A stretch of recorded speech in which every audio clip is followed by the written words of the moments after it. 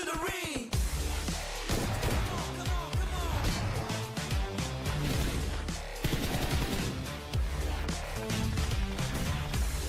Let's go.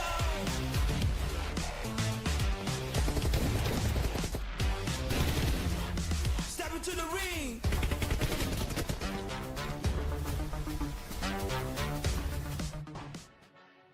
Day 2, ladies and gents, and we are about to set things on fire once again. Welcome back to the Ruthless Invitational Showdown Season 12. No arena, just pure brawl from the top 18 teams that we have here playing today. So back on the caster's desk, yours truly, Red Queen, together with another fave, back on the chair with us, Sir Cloud. Oh yeah, glad to be back. I had an off day yesterday. You had an off week, so we are back together here for the finals. Day number 2 to be exact, ladies and gentlemen. And of course, the finals will be across 4 days. And today is still one of those days where we are collecting those points and to set the match point by tomorrow.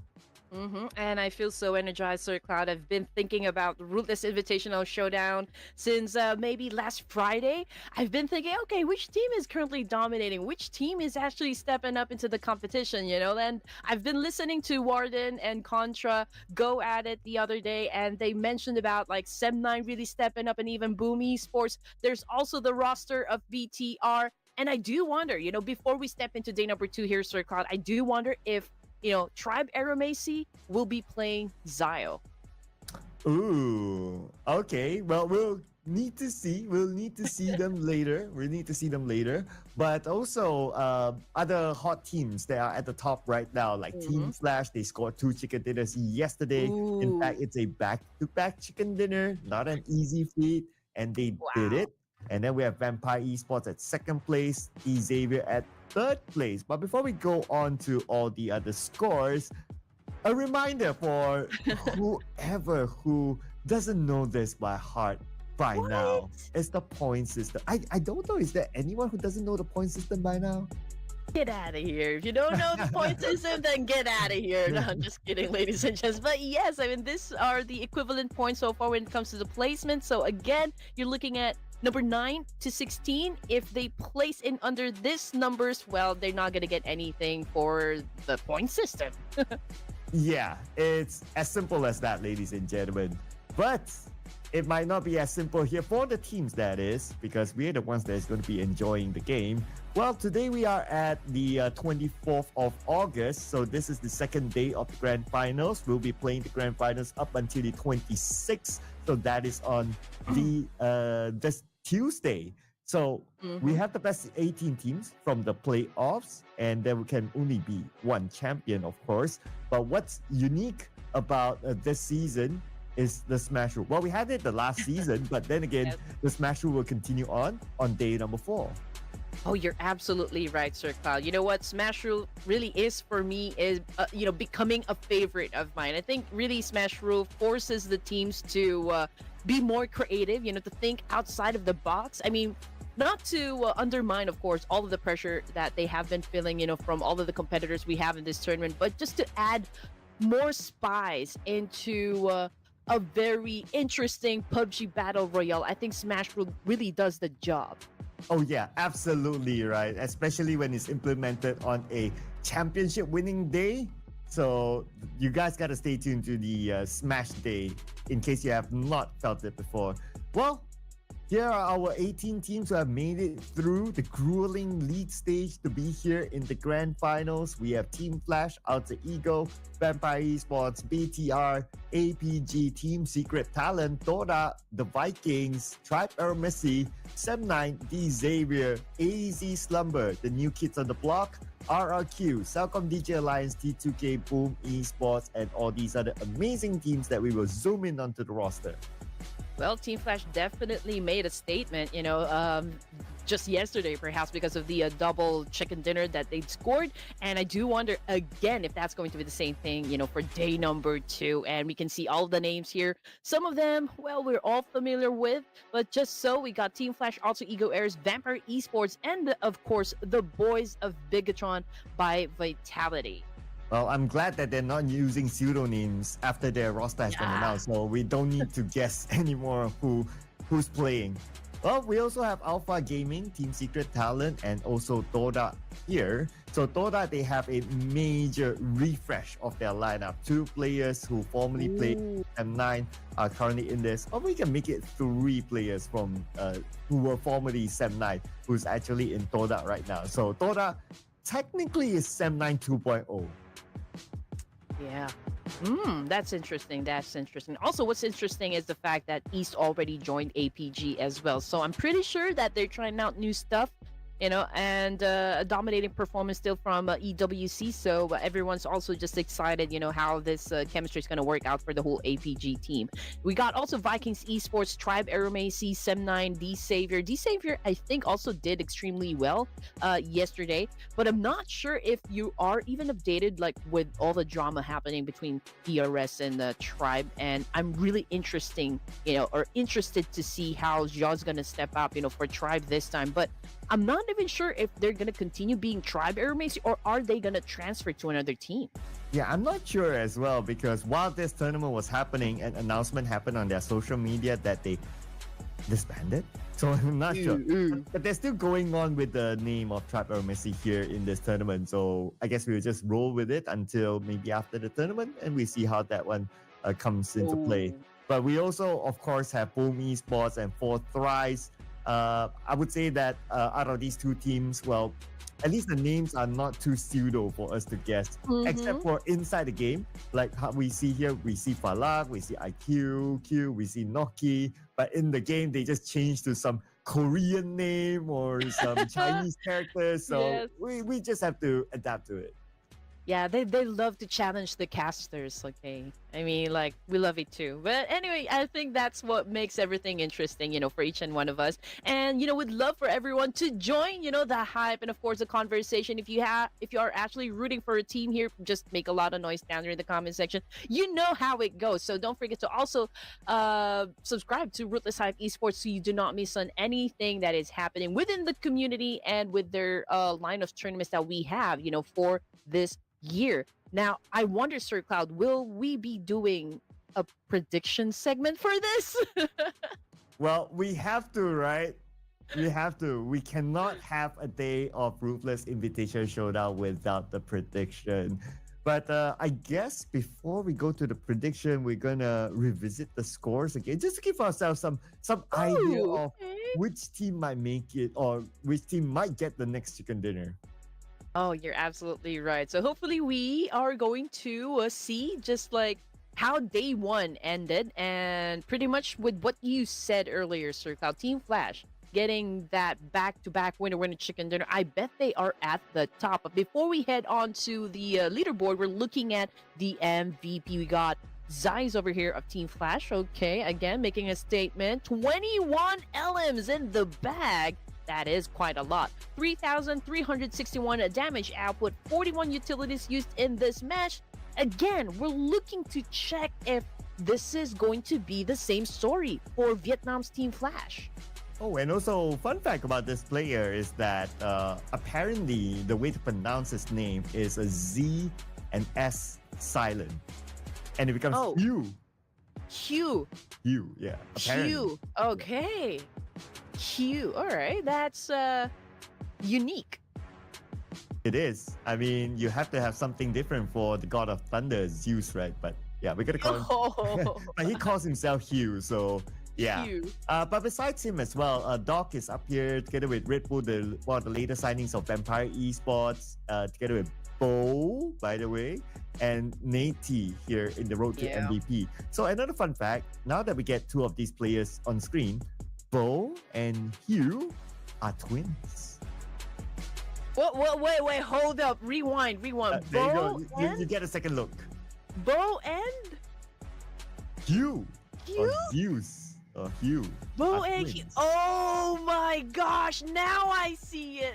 Okay. Oh, there's a twin connection happening for Team Flash. All right. Okay, maybe that explains their dominance, for this tournament. Perhaps, they are really cooking up something great, something explosive for Vietnam. Man, this is this great information right here, Sir Cloud. But you know what? I think I also need to mention this that for Doc of Alpha Gaming, I mean this guy, we all know how great he is when it comes to his individual stats, individual numbers. I don't think we even need to introduce who Doc is, of Alpha Gaming. But I mean, even if we are playing Ruthless, this guy never fails to really show up when it comes to the numbers, and I love seeing his name over there. But grand finals, overall rankings, Team Flash, double chicken dinner, 86 points, and at the top. Oh yeah, Team Flash currently leading the chart, but it is all about setting the match point. It's not going to be set today, it's going to be set tomorrow. So all these other teams can close the gap or maybe even be the one that sets the match point. So that's something that we will see throughout today. Other than them, you mentioned about the casters from before, talking about Sem Knight and Boom Esports doing well. They are on page 1, so that's a testament to their current performance. But on page number 2, another team that is piquing my interest is AZ or AZ Slumber. Oh. So just to give a little bit of a background, they came through the recent PMNC Malaysia, and it is their first showing here in the regional professional league, or in the professional league to be exact. But Slumber, this team, I have seen them as a community team forever. Like forever, they have been around. Ooh, okay. But yeah, I mean, AZ Slumber definitely did good during the playoffs. I think this is one of those teams that we keep mentioning, Contra and 9, when we were casting, day number 1 of the playoffs. And yeah, they continue to shine. And I do love the fact that we're seeing them play, for the grand finals. But this is how it's going to go down, ladies and gents. We're going to kick things off in Erangel. There's going to be 2 Middlemars in the middle and 2 Erangels. And then we're going to end the night for match number 12 here in the barren desert of Miramar. Yep. So we're going to have 3 games per map. And we're going to start off with Erangel. And here are our top Erangel performers. I mean, it's easy to just say, oh, Team Flash is the top performer because they're the number 1 team, obviously. Followed by D Xavier, and we have T2K and APG here as well. But when it comes to the average placements, D Xavier, they did slightly well than Team Flash, but average eliminations, Team Flash, they are a little bit more aggressive in bringing in the eliminations to the team. I agree with you, Sir Cloud. It doesn't mean that currently you're at the top, and we're not even sure if we're going to end the day your team still being at the top. There's a lot of ways that, day 2 can play out, but that's what we are excited to see, right? But before we head on to our first game this evening, this is going to be interesting because Sir Cloud still doesn't have any points, with him. Production is already at 4, and this is going to be great. Okay, I mean, which team do you think is going to win our first game, Sir Cloud? Oh man. I want to go with stats, but I don't know what version of the Xavier is going to show up. Sometimes they show up, sometimes they don't. So I don't know. But I guess, I'm just going to close my eyes, trust my heart, and let's start with stats. Let's bring on the Xavier. Okay.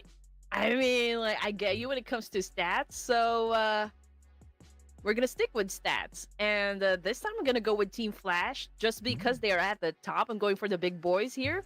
And I feel like they're not going to let go of that chance to really dominate now that they've already, I think, set up a momentum for them. So day number 2 should be quite a breeze, for Team Flash, judging if they keep the pace going on for them for day number 2. Yeah, and Prod went for stats as well. T2K. So basically, our picks here, they are the top 3 of the best performing Erangel teams. So, based on numbers, they do stand a good chance. But we are talking about 18 teams here. So anything can happen. It can be dictated by the circle. It can be dictated with what sort of loot you get. So, it's always so hard to tell. I mean, this segment of the prediction is always, yeah. It drains us more than you know. I don't know how to explain it. Yeah, I mean, I definitely get you, Sir Cloud. But again, guys, we are inviting everyone to please come and join us. This mini game that we always play. We'd love for you to join the prediction. Maybe you're gonna win the prediction. Who knows? But for us, we're gonna stick it to the big boys for now. I mean, T2K. I'm pretty glad to see them really performing. For the tournament, we have a lot of fans always down in the comment section showing a lot of support to the players of T2K. But lately, I'm still not have gotten over with the whole PMNC drama. It was, the outcome was like really unexpected. Although I'm not taking the spotlight, from Blez official and of course Nepex. I think they did wonderful. They've I've always called Nepex to be the wonder kids in Nepal, but like something like really unexpected happened between Tribe and DRS, and I would love to see how this two amazing teams is gonna come back even stronger. Well, are you allowed to fill us in on the on the Oh no, on the because because like DRS, two of their players actually just jumped into Tribe Aero Macy, so I think that's where the rival is has started, and nobody knows exactly what happened between these two teams or why the two players actually just transferred to Tribe Aero Macy. But they tried to settle the score, when it comes to the whole PMNC thing, and it was a back and forth situation between them, and everyone really enjoyed, the fight, the gunfights, the firepower, everything, with all of the clutches movements. But at the end of the tournament, it was Bluz official rather, which is a dark horse, and Nepex, who actually secured the slots to play in the PMSL.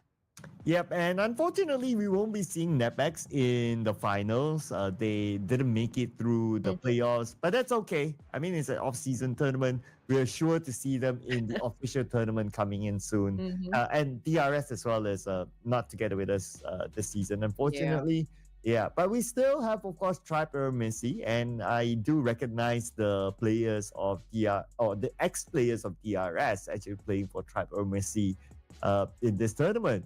And how are they doing? I guess, they made it to the finals, so that's good. So yeah, it's a matter of what will happen in the next few days.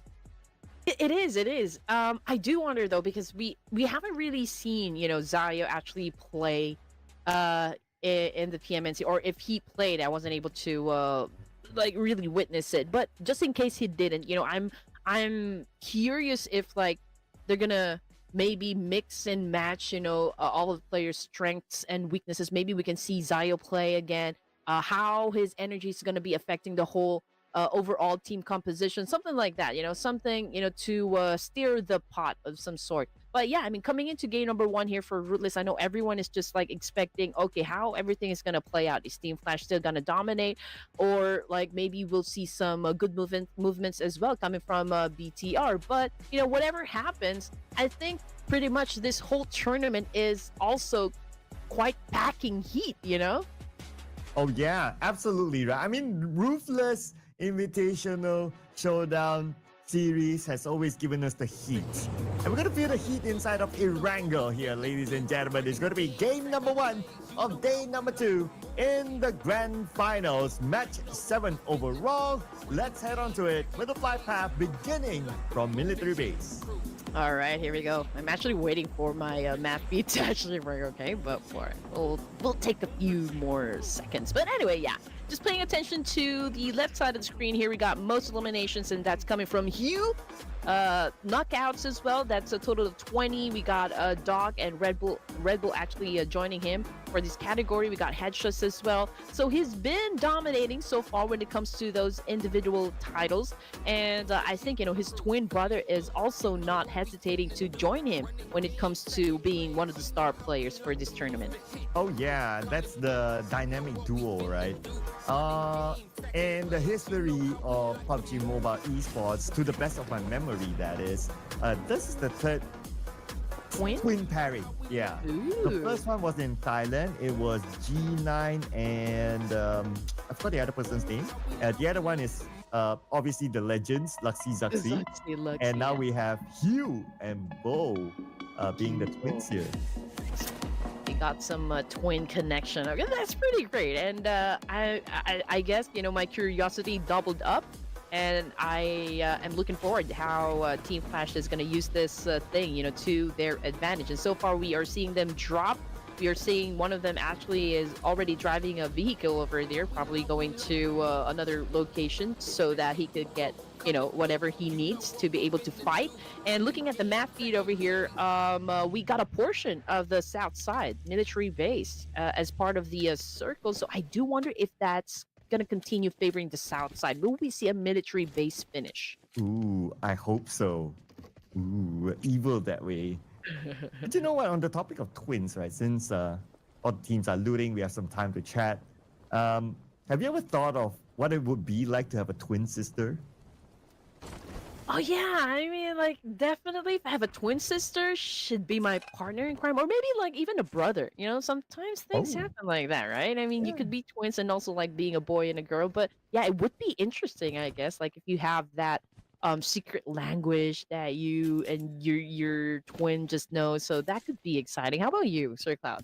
Hmm. I I I've kind of thought about it, like in our imaginary minds, like we will think that, oh, how would it be like if I have another twin? I don't know how to feel about it though. It's like, well, do we need to do the same thing together? Like, do Mm.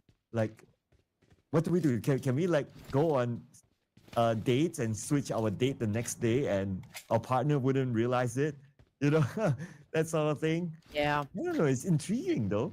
it is. It is, and from what I know, like there's also difference like when you're a twin, like if you're fraternal, like or if you're identical. So I guess there are some traits like where twins shows the same interest or like have the same set of skills and maybe talent. So Hmm. I don't exactly know. Maybe if there's a like a twin brother or sister down there in the comment section, maybe you could shed light on this one. But what's more interesting is of course one player from Alter Ego Air getting picked off. And I believe they're having an exchange up against Kodak over here. Yeah, correct. So we can see Man Up right now with a DBS about to secure that point. Job done for the side of Todak. Obviously, Alter Ego Air still trying to defend themselves, but very low in HP. But oh man, that was quite a shot. Todak, Man Up, currently knocked down on the ground. Cleon trying to provide a little bit of support, for his teammate. But he's cooking up an aid here to try to keep him at bay to buy little time for him to save his teammate. But Oh, another one bites the dust. Two down for the side of Todak. oh, okay. Lucky enough for him that the nade did connect and they were not wiped out. But here comes Badru. Or is he Badru? Everyone's speculating who he is. But anyway, the moment he shows up, he gets gunned down by 9, and it's only Rosemary, the Lone Ranger.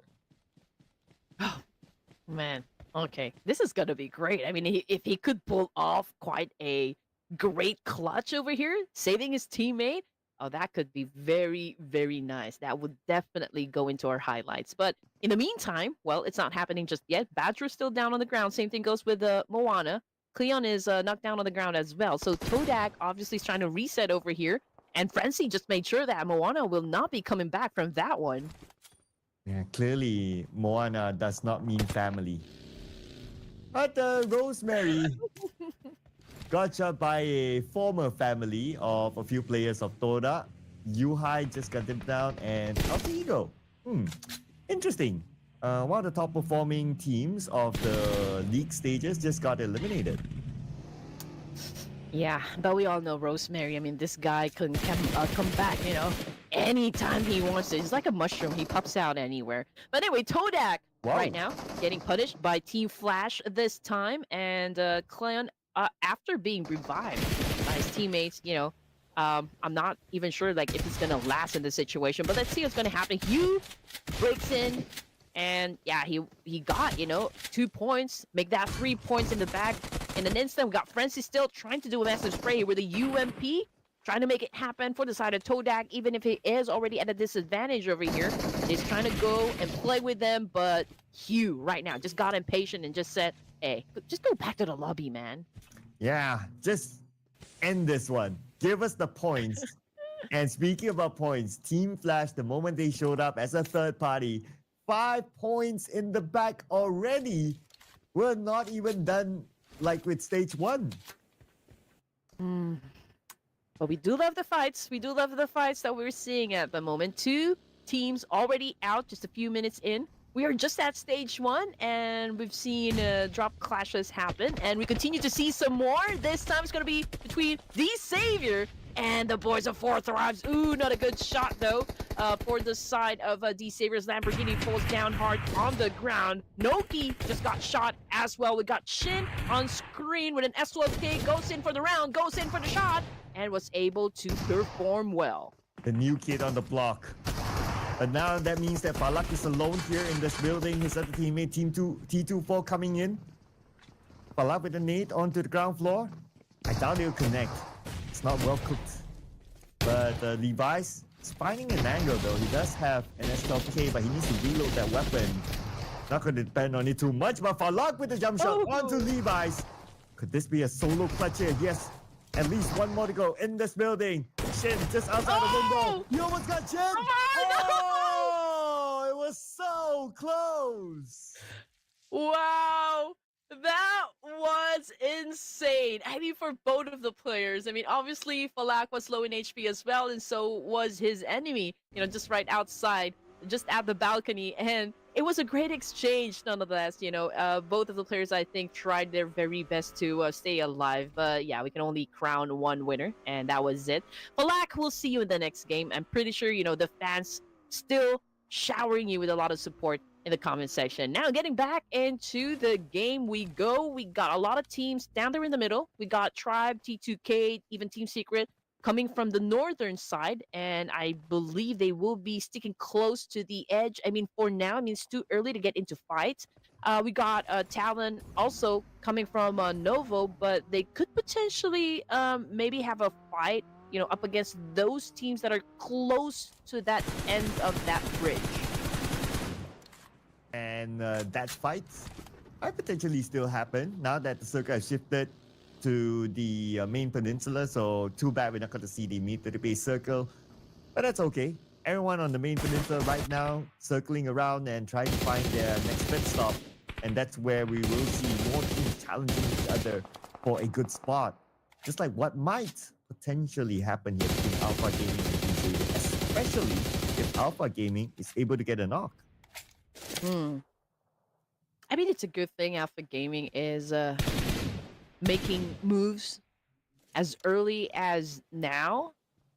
I mean, they don't really have to like exert a lot of I guess energy pressure, them being a super stacked team here, but everyone's still interested, like curious as to somehow how they're going to be dealing with all of the you know, situations here inside of the battlefield. We also want to see a lot of clutch moves coming from Alpha Gaming.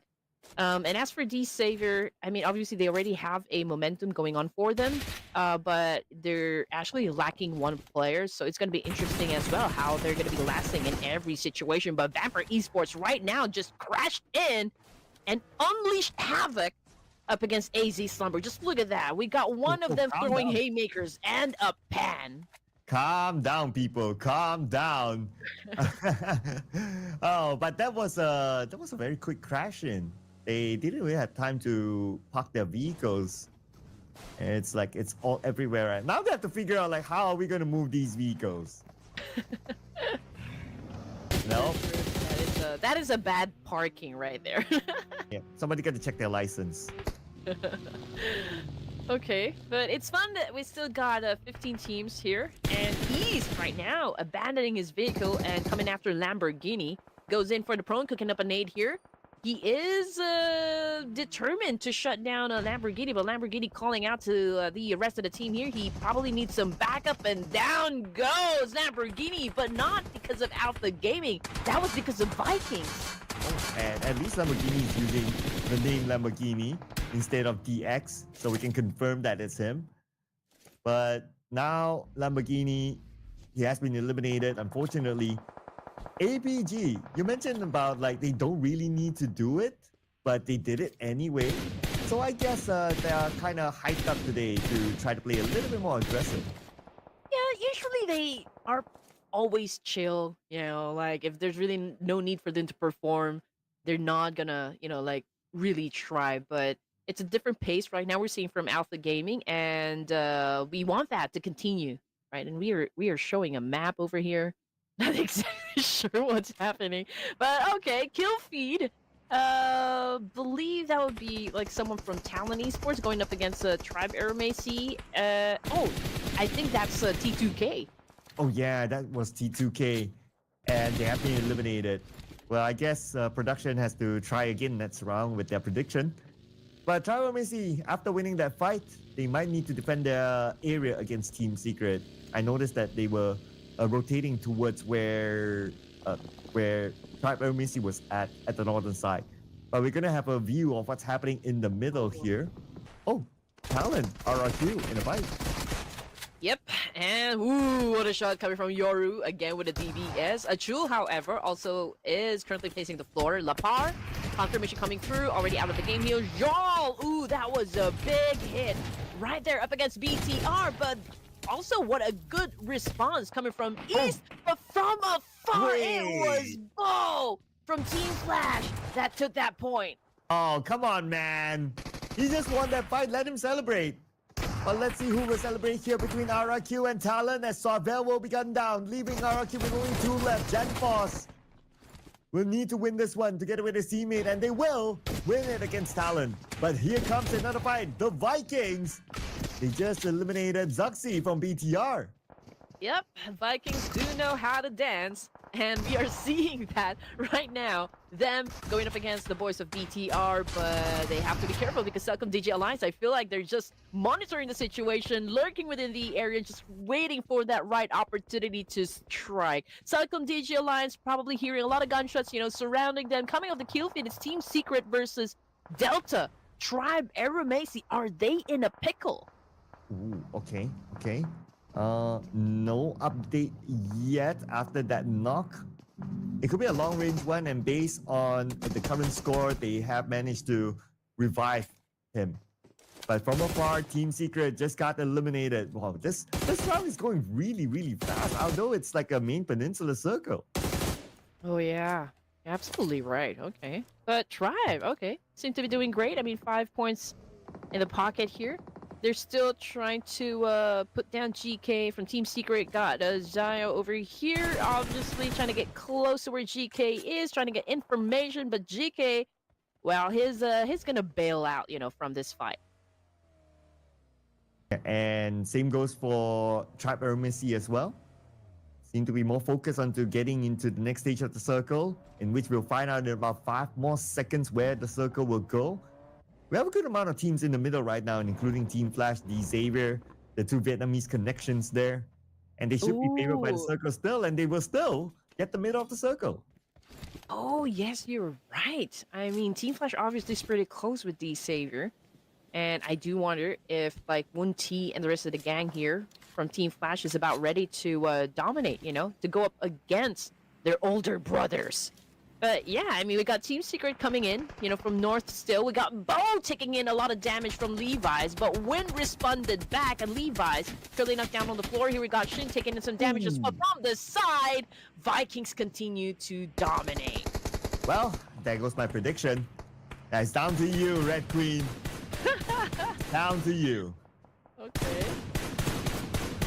Hey, I don't even want to say anything just yet, but this is a pretty awesome performance that we're seeing from Team Flash, although Bao is still currently knocked down on the ground, but obviously, Hugh here is managing, another team from outside the window. He is probably maybe gauging the situation if it's, like safe enough for Team Flash to pick up their teammate, but I'm pretty sure that they're going to do something about it. Zero's, however, already out from the game, so Team Secret playing with just 3 of their members. We're looking at 10 teams here for stage 4.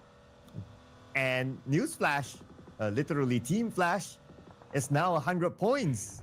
They've broken the 100-point mark. Interesting. But Vampire Esports, can they break Team Secret here for this high ground? Boom Esports behind them. Vampire Esports, they're surrounded by so many teams, and they're deciding on where to go right now. So it looks like they decided to pop themselves here to take this fight against Boom, and they will get that knock against Bombed, thanks to Mela. I mean, if you're in a position where you can actually pull off an, all-you-can-kill buffet, I mean, this is a pretty good spot, for Vampire Esports. I just hope that they can be able to always, defend it. Because there's a lot of teams there at the foot of this hill and lots of potential to score, like a lot of numbers, just based from the position. But Team Secret, I think they also know, that was a very good spot. And yeah, I think this fight is gonna happen because they're gonna challenge Vampire Esports for it. And GK goes down hard, coming from Dewey. Oh, 2 points. Oh, but somebody shot Chewie from behind. That's GK. So I guess it's a trade-off shot. Okay, you don't always get to see that. But now we have Lazarus, aka Schweppes, down on the lower ground with Yummy on the high ground against him, and he will be gunned down from the side. Red Bull trying to get GK. Let's see if this Molly can land. Nope. But he kind of forced GK to move away. But he has to move anyway because of the zone. Oh man, he has a lot of energy, living up to his name over here. Red Bull still trying to find the perfect angle for him. Unfortunately though, for Dewey, he has been taken by the Blue Reaper. But we're still looking at 10 teams here. Same thing goes for Mela. Lazarus, oh no, was able to put down by both, I think, Boom Esports and the Play Zone. So I guess when it comes to their location, it's not very good for them. Vampire Esports continues to just punish, Team Secret, but also in the process, I mean, Vampire Esports has been losing some other players as well. But check out the top left, Red Queen. We have at least 3 teams there. Used to be 4 with the fact that Doc has left, but 3 teams still at the potato hill. Circle shifts, 7-9 gets the circle, Doc goes straight into the middle, and Team Flash still has the circle together with the compound from before, and RQ on the southern side will be unchallenged. So more action that we can expect here from the potato hill. I just wonder if Tribe Aeromacy, since they're still outside of the zone, are they gonna go up against Boom Esports before they get inside the circle? I mean, Team Flash also, with their current location, I think they do have the opportunity to gatekeep a lot of teams that would be headed, towards that main entry point. So again, Tribe Aeromacy right now, I think this answers the question. They're throwing a lot of nades up against Boom. We got Zaya coming in. And he just eliminated that last player from Vampire Esports, if I'm not mistaken. Yeah, Delta took him out, so that's number 10 for Vampire Esports. Zio, knocked by the MVP, Yummy. Now Gante seeking revenge. Yummy will finish off Zio. But here comes the Vikings out of nowhere to finish off the final player of Boom Esports. But the nade from the top! And that came from Gante to knock down 2 from Vampire. From the Vikings. Oh, Giante making great decisions at the moment. We can see Celcom Digi Alliance back on the screen over here, trying to eliminate AZ Slumbers. We got a 966 Cuckoo Panade. Oh, and that was such an on-point one. And Celcom Digi Alliance continues to ram up some numbers, although one of them had an early elimination. So we're looking at 16 teams. And they're pretty close with the boys of Team Flash. So will we see a fight happen between these two? Ooh. We'll need to pause on that because right now we're going to focus on to Sorvel. Interesting enough, the name is Sorvel. The picture is not Sorvel. The actual player, I have no idea. So that's just a bit of a trivia for everyone. We don't know exactly who he is. But we do know exactly who these 2 teams are. Celcom Digi Alliance and Team Flash. And Celcom Digi Alliance, they seem to be kind of interested to take over this compound held by Team Flash. Absolutely. I mean, they're outside of the zone here, so this is an essential move.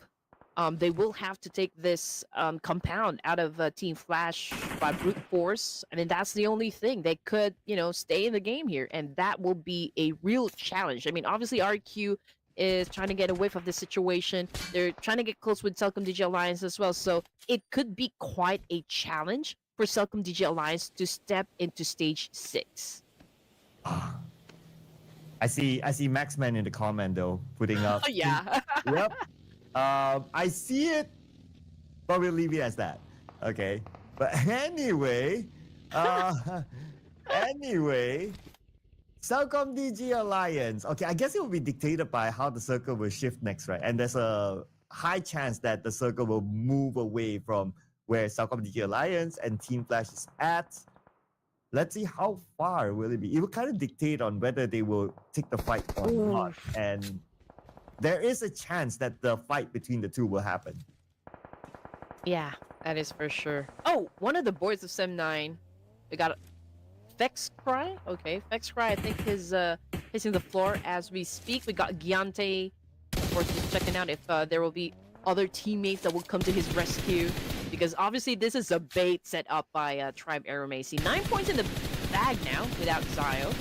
And we got Giante and Delta stepping up, you know, for the whole team here, bagging most of the numbers. And obviously, Giante is not letting go of this player over here, and it is almost as sure that he can definitely bag that point.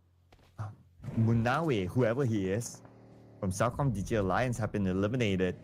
966, to the best of my memory, he's Adeluk, also down. My V Guinea, now the only one left here against Doc. Doc is also the final player of Team Secret, so he cannot lose this fight. But because he's in the middle and he has this little storeroom, I believe that will attract a lot of teams to him. Oh, for sure. But since it's in the middle, I don't think, you know, like a full team can actually get close. But if Celcom DJ Alliance can find the perfect timing for this one, see. Okay, so it's not gonna happen. Doc tried to respond with a nade himself, but Team Flash was just like really overpowering, you know, most of the teams here. And they do have the best chance to score another chicken dinner. But let's take a look at what's happened with the RQ. Okay, so obviously one of them got knocked down hard on the ground, and Sem9 just got eliminated with only 1 point. Oh man. Oh man. But they survived to a top 5 finish, so that's a handful of points for them. But right now, looking at the summary, Team Flash a full squad, Tribe Aeromacy 3 players, RRQ 3 as well, and Team Secret only 1 left. Still holding as long as possible. Doc right in the middle of the circle. Now on screen, we still have Doc trying to survive, but finally, oh, there you go. naded down by Tops. And that puts Team Flash on the rampage. Oh man, okay, here we go. Team Flash continues to impress us with their impeccable gameplay. And right now they have another chance at proving, once again, Team Flash can dominate E-Wrangle. I mean, obviously they have the number advantage compared to Tribe and even RQ here. But it all boils down on, again, execution.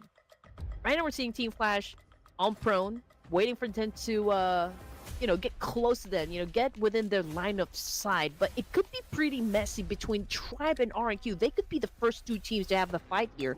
So it's a Mexican standoff, Sir Cloud. Yeah, and if that happens, Team Flash can come in as the third party. And like what you said, potentially that is gonna happen. Oh, but hang on. Looks like RQ, they got win from Team Flash. But are they gonna finish him off? Are they gonna change their focus on the Team Flash right now? Looks like they will.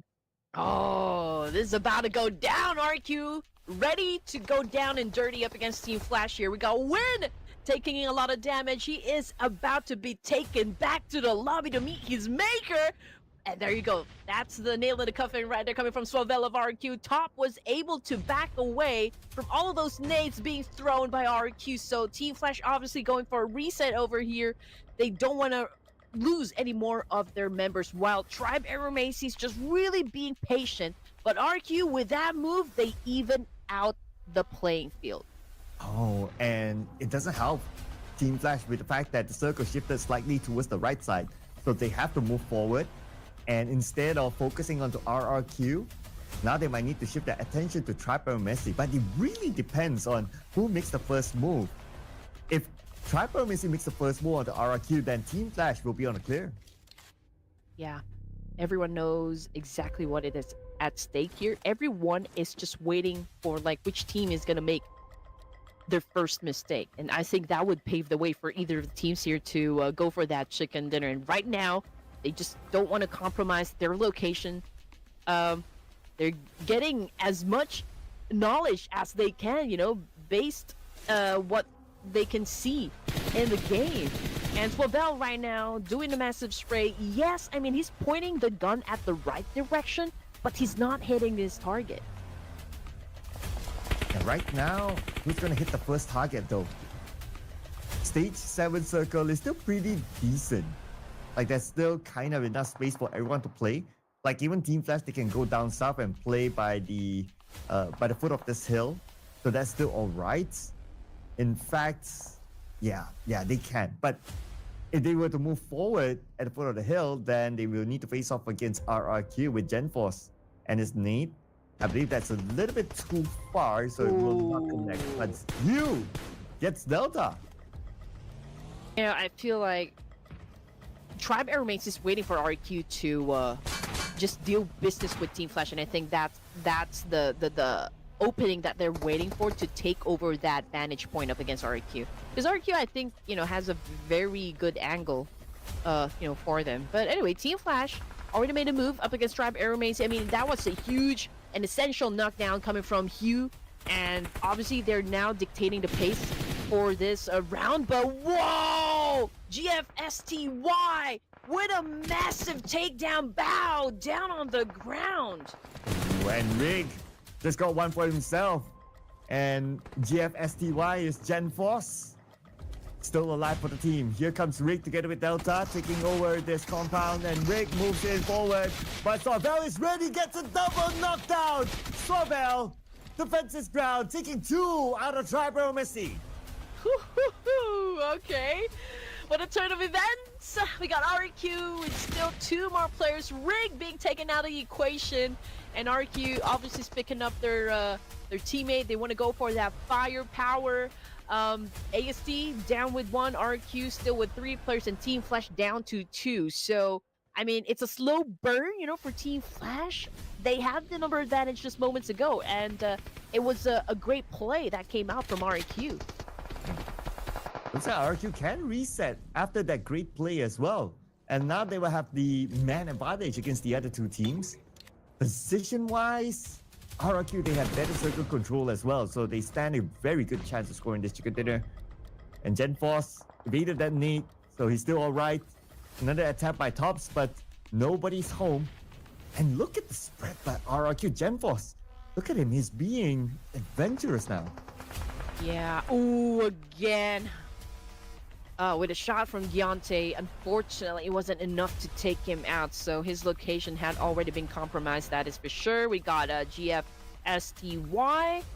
dodging the attacks coming from Tops of Team Flash and trying to respond with a nade himself. But Deontay, another takedown for RQ, but Swavel is just right behind, ready to support its teammate. And obviously Swavel is just asking his teammate to come closer to him so they could go for that revive. But this could be like also a way for Team Flash to just show force, Tops getting into play over here, being impatient, and now we got an S12K, Tops holding in his hands right now, trying to dance it off, and that was an accurate one. Good shot from Team Flash, and now Tops doing a massive spray up against GFSTY. Can he dance it out? Oh, can GenForce actually dance this one now? Looks like the answer is no, and Team Flash scores the chicken dinner. Red Queen brings home her first prediction correct. Alright, still we are talking about the numbers, and Team Flash right now showing us supremacy with in the leaderboard obviously, and with this massive game once again opening up day number 2 of the grand finals. These are your first winner chicken dinner, the boys of Team Flash. And they continue to dominate here. In the middle of this round, they broke the 100-point mark and they scored this chicken dinner, so surely they're above 100 points now. What a showing here by Team Flash. And you know what? Team Flash's performance here in the grand finals reminds me of D+ Kia last season during the league stages, where they were just that one team that dominates everything. And it looks like Team Flash, they are heading that direction. Absolutely right. I was talking about it day 1 of the playoffs, that during the last season, it was all about, the Korean connection, the Korean domination. And since, they're not playing for this season, it's all about Team Flash, making us feel the heat over here. Team Flash making it happen. They've been quite consistent, I guess, from the get-go. But then again, this is like 4 days worth of grand finals, Sir Cloud. Will they have enough gas in the tank? Ooh, yes. And the last day of the grand finals will be a smash rule being implemented, so that might switch things up as well. But if you're the one that runs away with the points, you create like a, I don't know, a 30, 40 point gap at the top by the end of tomorrow, setting the match point bar, then you stand a really good chance. But we'll talk about that more tomorrow, of course, when we set the match point. Now, it's all about Team Flash and also RRQ, Trapper, Messi, and the Vikings as the teams to watch. And RRQ, they played very well this round. It was just that their terrain was a little bit unfortunate. They were always on the lower ground against Team Flash. Yeah, and it was a tough, I guess, end zone. I mean, we're talking about Tribe and also Team Flash, so and also not having really the best advantage in terms of their position. So, I mean, it was still like a very good fight shown to us by RQ. And, you know, I just noticed that Q and Bo actually looks like Lamborghini. Oh. Maybe, no. maybe they're a triplet. No, just kidding, guys. Who knows? Ooh. But you have to admit, I mean, they look alike. Now I can't unsee it, you know. I can't unsee it. Gotta put a side-by-side comparison, so hopefully Lamborghini performs and he gets his picture up there so we can compare. But the one that's getting his picture up here is the MVP, Hugh again. We started the day with him, we ended yesterday with him, and now we still have him. 4 eliminations and a whooping 1,076 damage. I mean, just look at with the hair dye and everything, because I've seen this type of style from Lamborghini as well. But anyway, I'll leave it up to you guys. I'm just very happy with the fact that I was able to score my first team prediction of the night. Yeah, I guess that's what vacation does to you, right? It gives you the mojo to start the day back at work. Besides him, our other top performers, Suavel, which I'm not convinced this is Suavel. He's the coach, and this picture is not him, but he's the top performer. So whoever he is, you guys can speculate in the comment section. Could it be Satar? Could it be Ryzen? I don't know. But Gante is here as well. Trapper Messi with 5, Hugh 4, and his other teammate Tops with 4 as well. So we got 2 representatives from Team Flash up here. Again, it's a testament to the performance of Team Flash at the current stage. It is. I feel like they're not really gonna let go of their supremacy right now from like inside this tournament. And just looking at the numbers again, Team Flash with 22 for this round, for this match. RQ coming in at second with 18 and 16 for Tribe Aeromasi. So I guess it's still a win-win situation for Tribe Aeromasi, considering that, okay, they weren't able to bag the chicken dinner for this round, but then again, they dropped 11 elims, you know, for this round. But the one that dropped the longest elimination distance is Wunti from the Vikings, 319. I guess if we were to look at these numbers here, they're quite... we're quite used to seeing these numbers, like 3 airdrops looted because it's a regular kind of circle in the middle of the main peninsula. We have 70 eliminations, so that's that. Some players got eliminated by the zone naturally. We did see some of them during the course of the round. But what is most important here, of course, is the scoreboard. And Team Flash, now they're running away with it, ahead by 43 points against Vampire Esports. That is a huge gap right there. That, I mean, not gonna lie, that is a huge one. Vampire Esports 65. Okay, they are the team closest, you know, to Team Flash. And obviously, if they ever do want to dethrone Team Flash, I guess we just have to see a lot of great things happen, you know, coming from the side of Vampire Esports. They don't even need to score a lot of chicken dinner. They just have to really get a lot of elimination points and maybe find the perfect balance between like placement and score points or elimination points. I mean, Vampire Esports, we've always known that these guys can always deliver. I think we can pretty much say the same thing, like with all of the 18 teams that we have in the lobby so far. But like looking and waiting for which of these teams is really gonna step up, I guess that is what we watch out for. Well, at least Tribe Aeromasi, they stepped up in this round. Their best performing round so far in the finals. So they move up 3 notches at least. But we have still many more games to go, ladies and gentlemen. Before we continue on, take a short break. So don't go anywhere. We'll see you guys after this.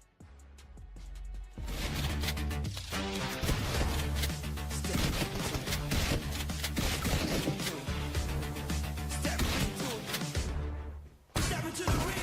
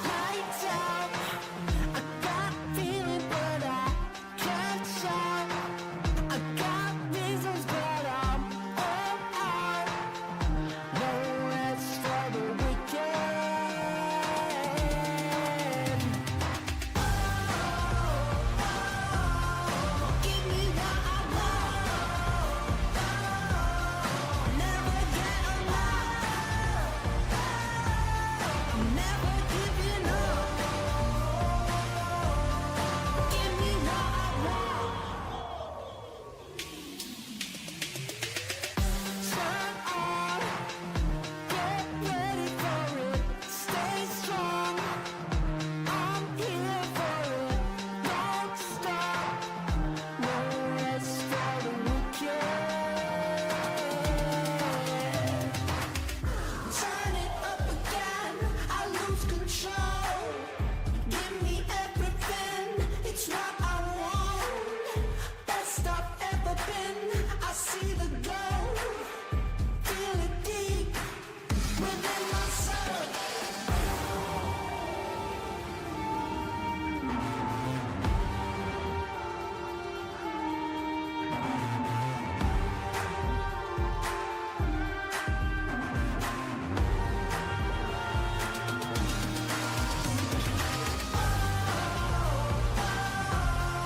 Give me what I want. Never get enough. I'm never giving up. Give me what I want. Give me what I want. And go it is, ladies and gentlemen. We are back for game number 2 of the Ruthless Invitational Showdown Season 12. Together with me, Sir Cloud, and the wonderful Red Queen. Red Queen, can you imagine? We're already 12 seasons in.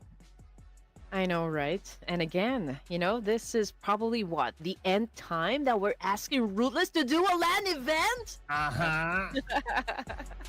Uh-huh. We won't forget about that though.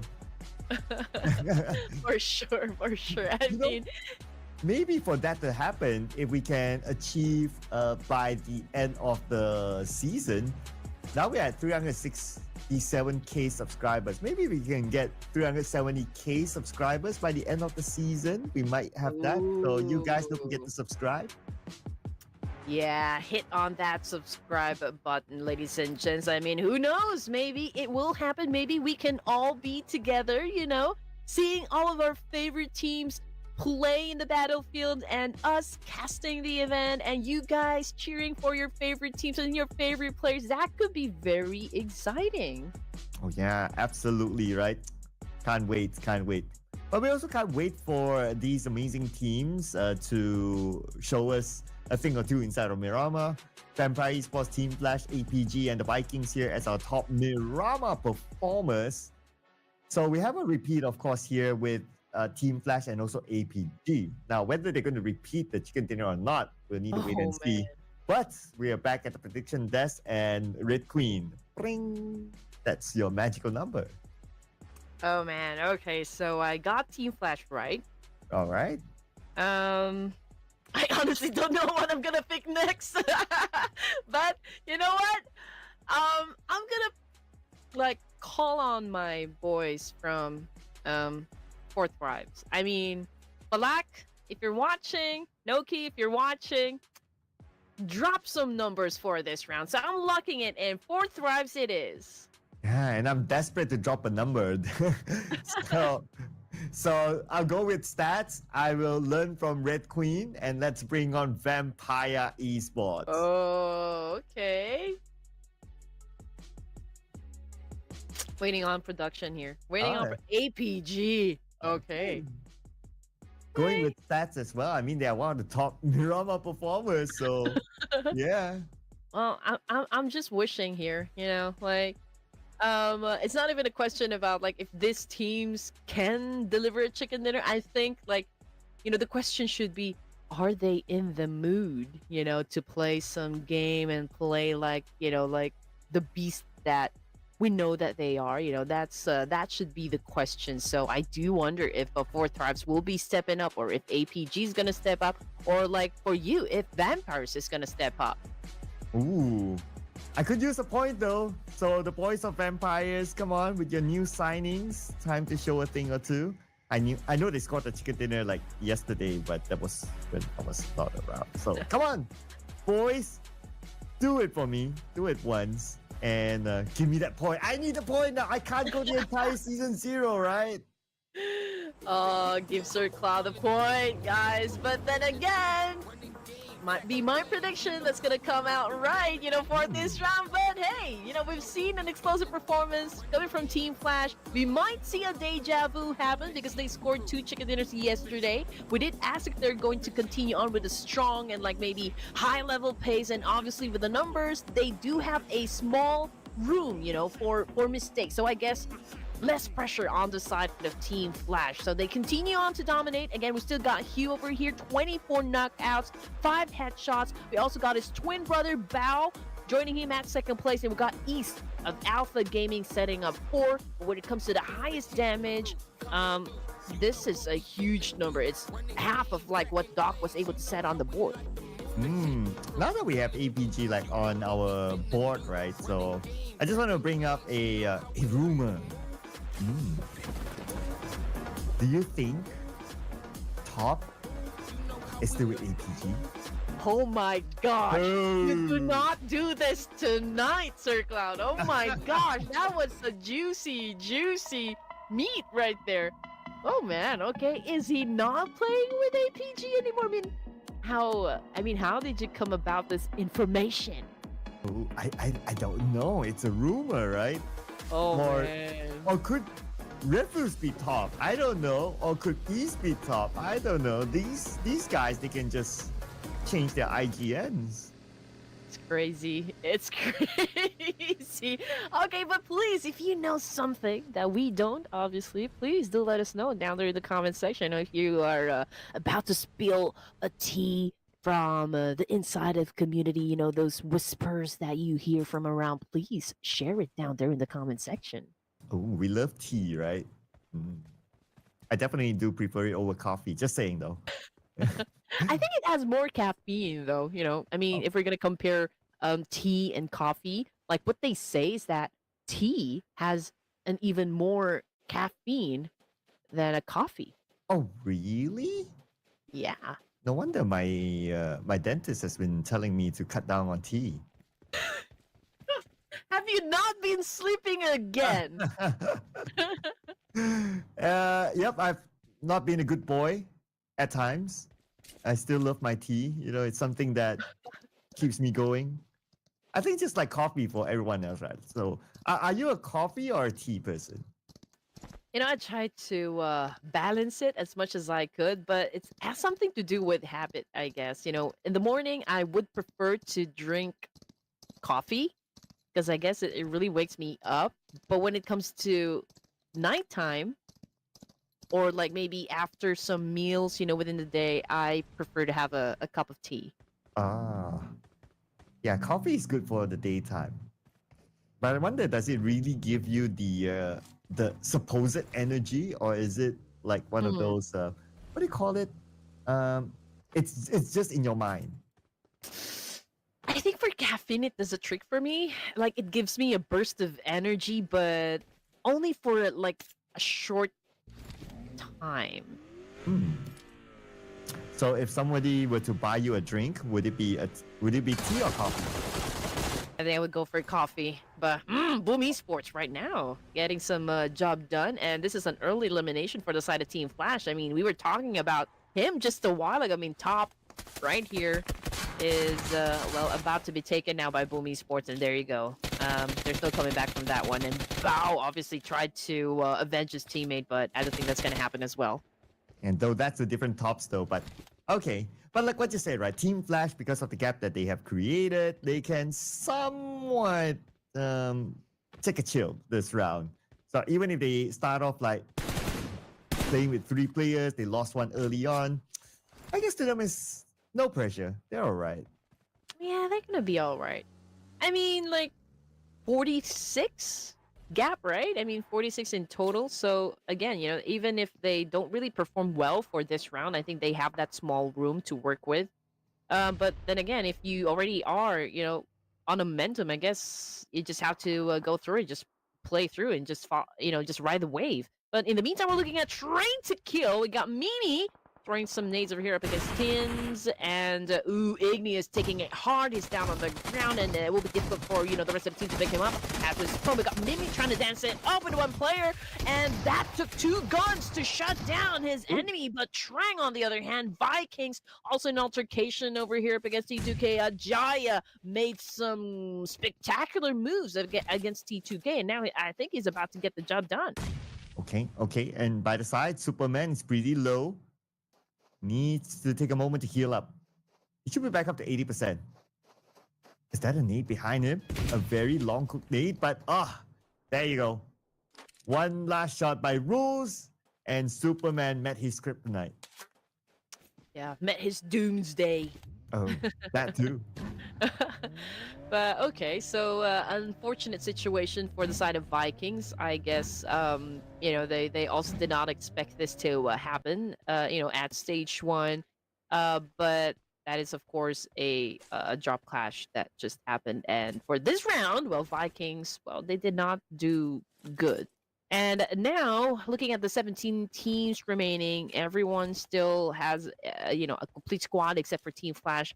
Also, already playing with only 3 members. We got Boom Esports, looting around. I guess La Bendita. Was that La Bendita or was that? Oh, I didn't quite see that one. But Team Secret, Los Leones. I believe they're around Los Leones.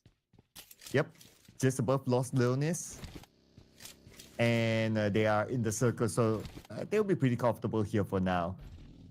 I don't expect them to be going around hunting for opponents. But if they do, I'm not complaining. Now we get a better view of where everyone is at. So it looks like everyone generally has a good spread, but seems to be a lot more teams on the right side between Los Leones and Impala, the high ground area. And Boom Esports, they're going to take that high ground. It's going to be a very good spot that they can monitor the movement of all the other teams around them. I think the only team inside Los Leones would be Celcom DJ Alliance, and I think most are a little bit hesitant to actually get inside Los Leones. Probably they're thinking that, okay, there might be a lot of teams just camping around the area, but you're right. I mean, Team Secret is close with Team Flash. We got Boom Esports as well. Alter Egos might join the mix as well, and even RQ. I mean, those are the teams that are over to the right side of the map over here. And from the left, well, we got 4 Thrives coming in, and well, they might have an exchange up against D Savior. But we're looking at Vampire Esports right now going up against the boys of BTR. Having a long range exchange. Yo boys, 4 Thrives. Noki needs to find a spot to heal. Okay, should be alright here. Yeah, there's a bit of a coverage, but on the minimap, D Xavier is chasing them, and both of them are low. Oh no, this is bad. Lamborghini, here we go with the DBS, and the rest of the team behind him. Unfortunately, he took the shot up front, and now currently not down on the ground here. We got 4 Thrives at the moment dominating. Oh, but we got Nogi getting knocked down on the ground, but that was a great shot. Once again, coming from 4 Thrives, and D Savior might meet the end for stage 1. Wow, this could be a big comeback here for 4 Thrives. One more to go.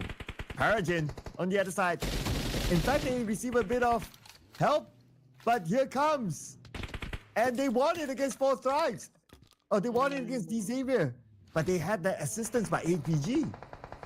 Yeah, and APG looking to get some kills as well. And yes, we are absolutely right. Alpha Gaming right now making a move up against 4 Thrives. And Noki getting picked up in this situation. We got Rifus cooking up a nade here. Could he potentially shut down 2 players from 4 Thrives? Completely missed the target over here. Obviously, 4 Thrives has the chance to defend themselves. And here comes the attack with a shotgun. Ooh, you do not just enter the building without checking them corners. And 4 Thrives, once again, was able to put up a very good defense. But we're talking about their last active member. And he's already on his way to make some more points for the team. Right now, he has to defend this ground, but it's going to be pretty hard, though. That's a shotgun. Very clutchable weapon. Oh, don't walk into the wall. No, don't walk that way. No! Not like that. We're not exactly sure what happened, Hmm. but yeah, he got roasted alive, and that paved the way for him to get damaged so bad that resulted in his demise. And the fight keeps coming in. Team Flash right now, Hugh taking some heat up against, or from Team Secret rather. We got Team Secret full force right now, going in for the pinch up against Team Flash. We got Wen with a DBS, Doki, GK down on the ground, back and forth situation. Who's gonna be winning the fight? And now it's going to be Bo 1v1 against Juke. Is he going to go for the heal? Not yet. He's still considering the Molly to buy himself a little bit more time. Oh, but he's low because of the Molly, and Juke landed the final blow. And at the end of the day, it is Team Secret. Oh, but it's not over yet. Hello, Cellcom DG Alliance. Oh man, they smelt blood. And yeah, that's what they went for. Ah man, they did not even let them reset. I mean, that's all about of course survivability. I mean, if you do have the chance to seize a moment, and you just have to go for it to get all the advantages, right? 11 teams remaining for stage 2 here, and we got, most of the teams at the top already taken out of the equation. I mean, D Savior, we got 4 Thrives, and even Team Flash. So that was a fast one. I mean, we just came to stage 2 and we're down to 11 teams remaining. Also, Ego Errors, okay, they've managed to go through some fights inside the match. I mean, obviously they lost Badru with 1 elimination point, but 3 still a solid number, for the side of Alter Ego Errors, and they have not been performing well, I guess, for day 1 of the grand finals. Perhaps we can see them go a little bit aggressive for the remaining matches for day 2. It's a very different performance from Alter Ego as compared to the league stages. The 3 players, let's see what they can come up with. At least they're not too far from the circle. They can still take a step in. But I would say potentially more fights might happen at the north. We'll look at that later. Oh, it's starting now. On the elimination feed, East just got Ajaya. And Ajaya is out thanks to Doc. That puts Alpha Gaming in a domination stage. 5 eliminations already for them. We are experiencing a little downtime, for stage 3, and I guess everyone is getting to a nice spot where they could potentially, get all the advantages up against those teams that will pass by, get that vantage point going on for them. We got Alpha Gaming back on the screen here, and we did see how Rufus was taken out, but it's still Jal, Doc and East here all together. We got Vampire Esports getting close to T2K. We got Rose with his buggy, getting information. It could be quite a challenge, to take Vampire Esports out of this compound. Oh, but Vampire Esports only has 2 players, so if there's enough information relayed to anyone around them, they might just take this fight. But so far, nobody is really pushing for it, which is understandable because everyone there is in the circle, so you don't really need to force that fight. But this fight might be forced here between T2K and APG. APG just survived into the circle, but that's more like a warning shot to tell APG, don't come here. Don't come here, or you shall perish. Ooh. But of course, that is still I mean, we don't know if that's exactly what's gonna happen. But AZ Slumber, okay, they're still trying to pick up their rhythm. Obviously, this is a tougher stage for AZ Slumber, but they did an impressive performance during the playoffs, and we're looking to see if they can pull off, just like that for the grand finals. As you all know, this is going to be an even tougher stage, especially for AZ Slumber and maybe some of the teams here. But then again, it all boils down at maybe outsmarting your opponents as well. So if you can actually determine like what formula really works for you and the rest of the team here, you need to be able to execute just that, or maybe capitalize on that one to always gain that advantage. But of course, execution is always a challenge. Yeah, it could be a challenge here for Alter Ego. Scoped down by Cleon, who a little birdie told me that he's dead. He tries his luck. I don't think he'll be able to hit that shot from that distance. But we'll check out the next circle now. And who will be favored by it? Shifts slightly towards the bottom left. So RRQ is in the middle, Vampire Esports as well. But the next clash point potentially might be up north where T2K and Sem9 is next to each other. And also on the right side, we have Alter Ego and Talon still there. Mm-hmm. RQ. Okay, impressive run just moments ago. And now they might be having a conflict up against Todak, but we'll wait for Todak to actually do the first fire. But T2K right now down on 3. We got Ajaya out of the game here. They're going up against Sem9. We got Mimi on screen. He was able to give a lot of damage onto his opponent over there. We got Ignews back here with an M416 spray, but he overextended his stay outside of the house. That's why he paid for that prize. Currently knocked down. And we're looking at T2K with 2 active members, but there's also like another team that wants to join in, and that would be the boys of APG. Oh, and they are looking at this compound. They might be interested to come in as a third party later, but not that late. East took down a member of T2K from afar, but the one that finished him off, Mimi, is going to be Satya, aka Fearon. And he gets Igneous as well. Wow, where did that nade come from? Is this O high or U high? Okay, Sem9, Satria. Okay, M416. I think he was able to get that point done.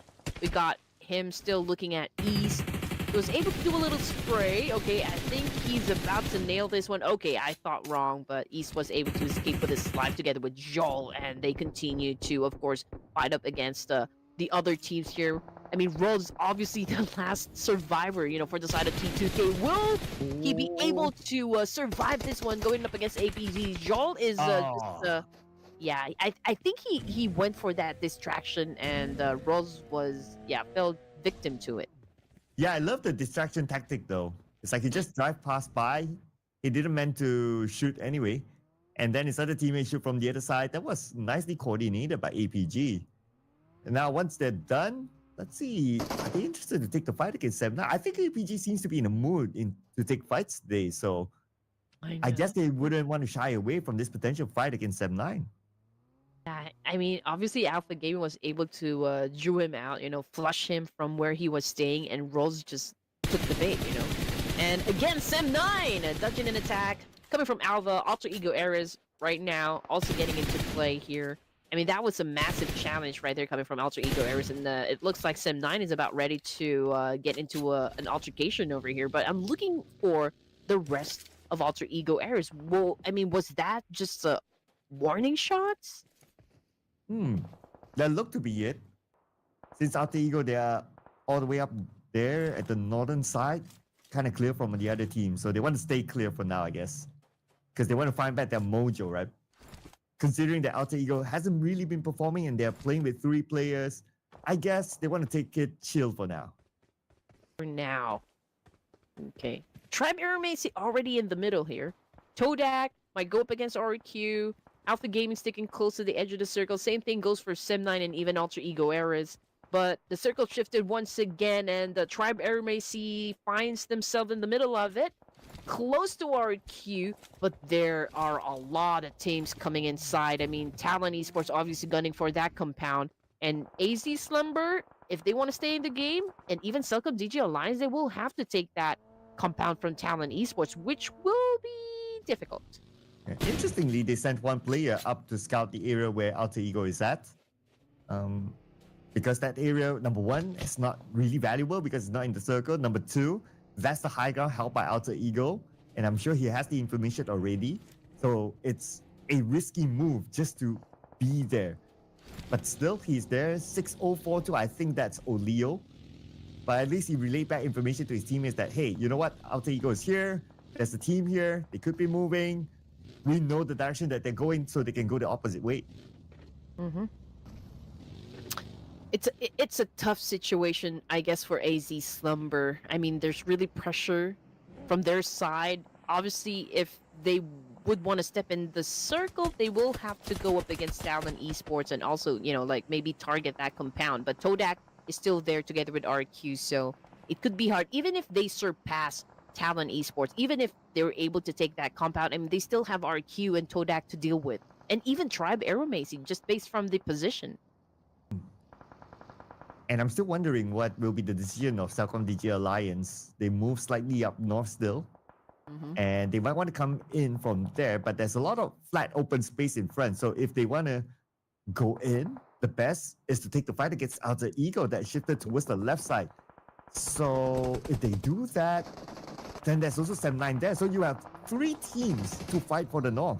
I think Todak is kind of choosing if they're going to go up against APG or AZ Slumber. So I guess that's a decision that they still have yet to make. But you're absolutely right. I mean, Sem9 obviously needs to go up against Alter Ego Ares as well. And Celcom DG Alliance might be just trying to get close to get information whether or not they'll be taking up the fight. But, oh man, coming off the kill feed though, it's Tribe Aeromacy shutting down a player from Celcom DG Alliance. And here comes the shot from afar by Mizi. Will he be able to land anything? Oh, but the elimination feed, Celcom DG Alliance in a fight, not only with Alter Ego, but also Tribe Aeromacy at the north. A fight that we expected to happen. You see them on the minimap right now, and they seem to be fighting for territory. Now we have a good view. Sem9, Celcom DG Alliance, and Alter Ego. Okay, so I guess this is going to be a 3-way battle. We thought that it's just going to be between Sem9 and Alter Ego Ares, but Celcom DG Alliance has another idea in mind. And we're looking at Sem9 throwing a lot of nades up against Alter Ego Ares. Moana is just like maybe getting a little damage, but it was just a scratch here. But Celcom DG Alliance 64-2 dropping some spikes as well. And Alter Ego Ares continues to dodge those attacks coming from 2 teams. But it can't dodge the absence of the circle. It shifts towards the middle. Now we have 4 teams in it.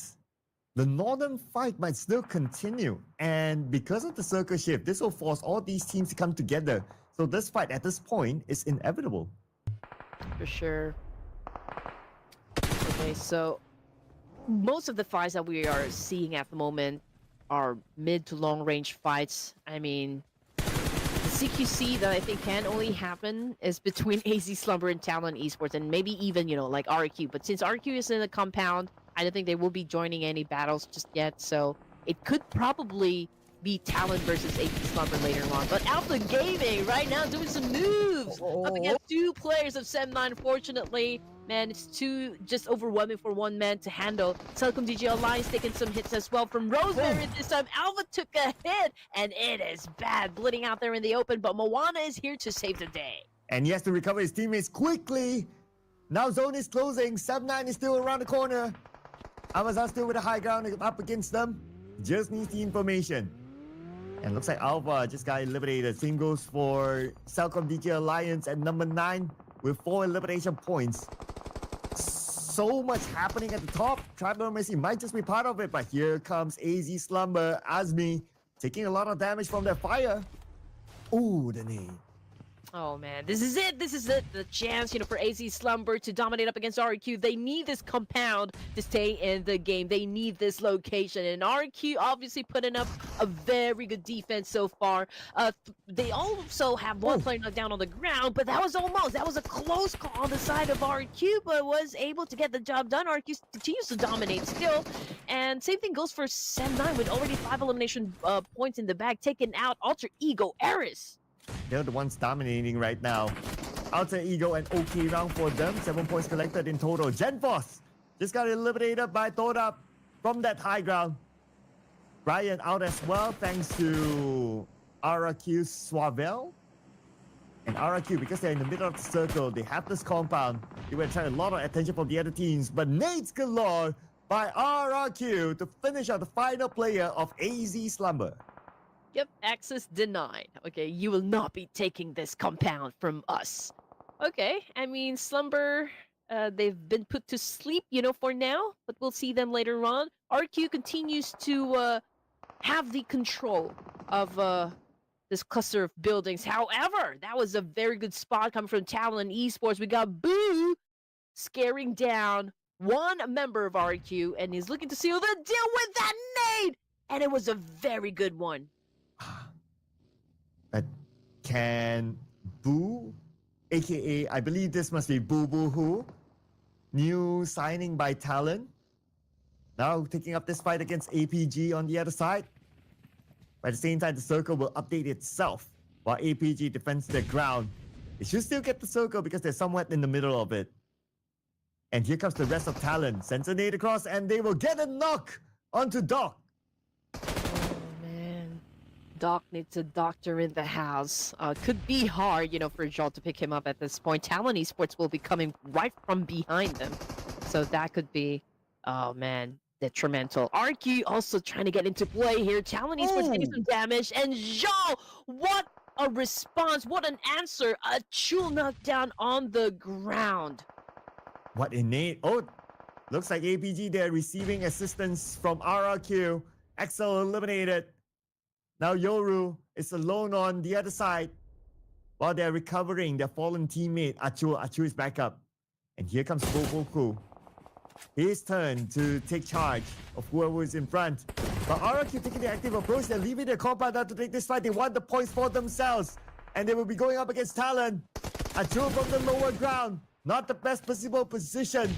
RRQ has a high ground advantage. And they were trying to defend it. But Yoru will say, I want to be the king of the hill.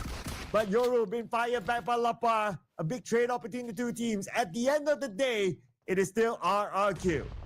Oh man, Joel took a nade on the face coming from Boo Talon Esports. But they're not out the woods just yet because RQ also trying to reset, still trying to dominate. And it's just a matter of time. Talon right now just doing their very best to last long for stage number 7 here in Miramar. Tribe Macy numbers, well, they still have it, but they have to go up against the boys of Sem9. And right now we can see a lot of smokes getting popped at the moment. Sem9 trying to gauge the situation, going for the off angle over here, and they're ready for a bloody fight up against Tribe.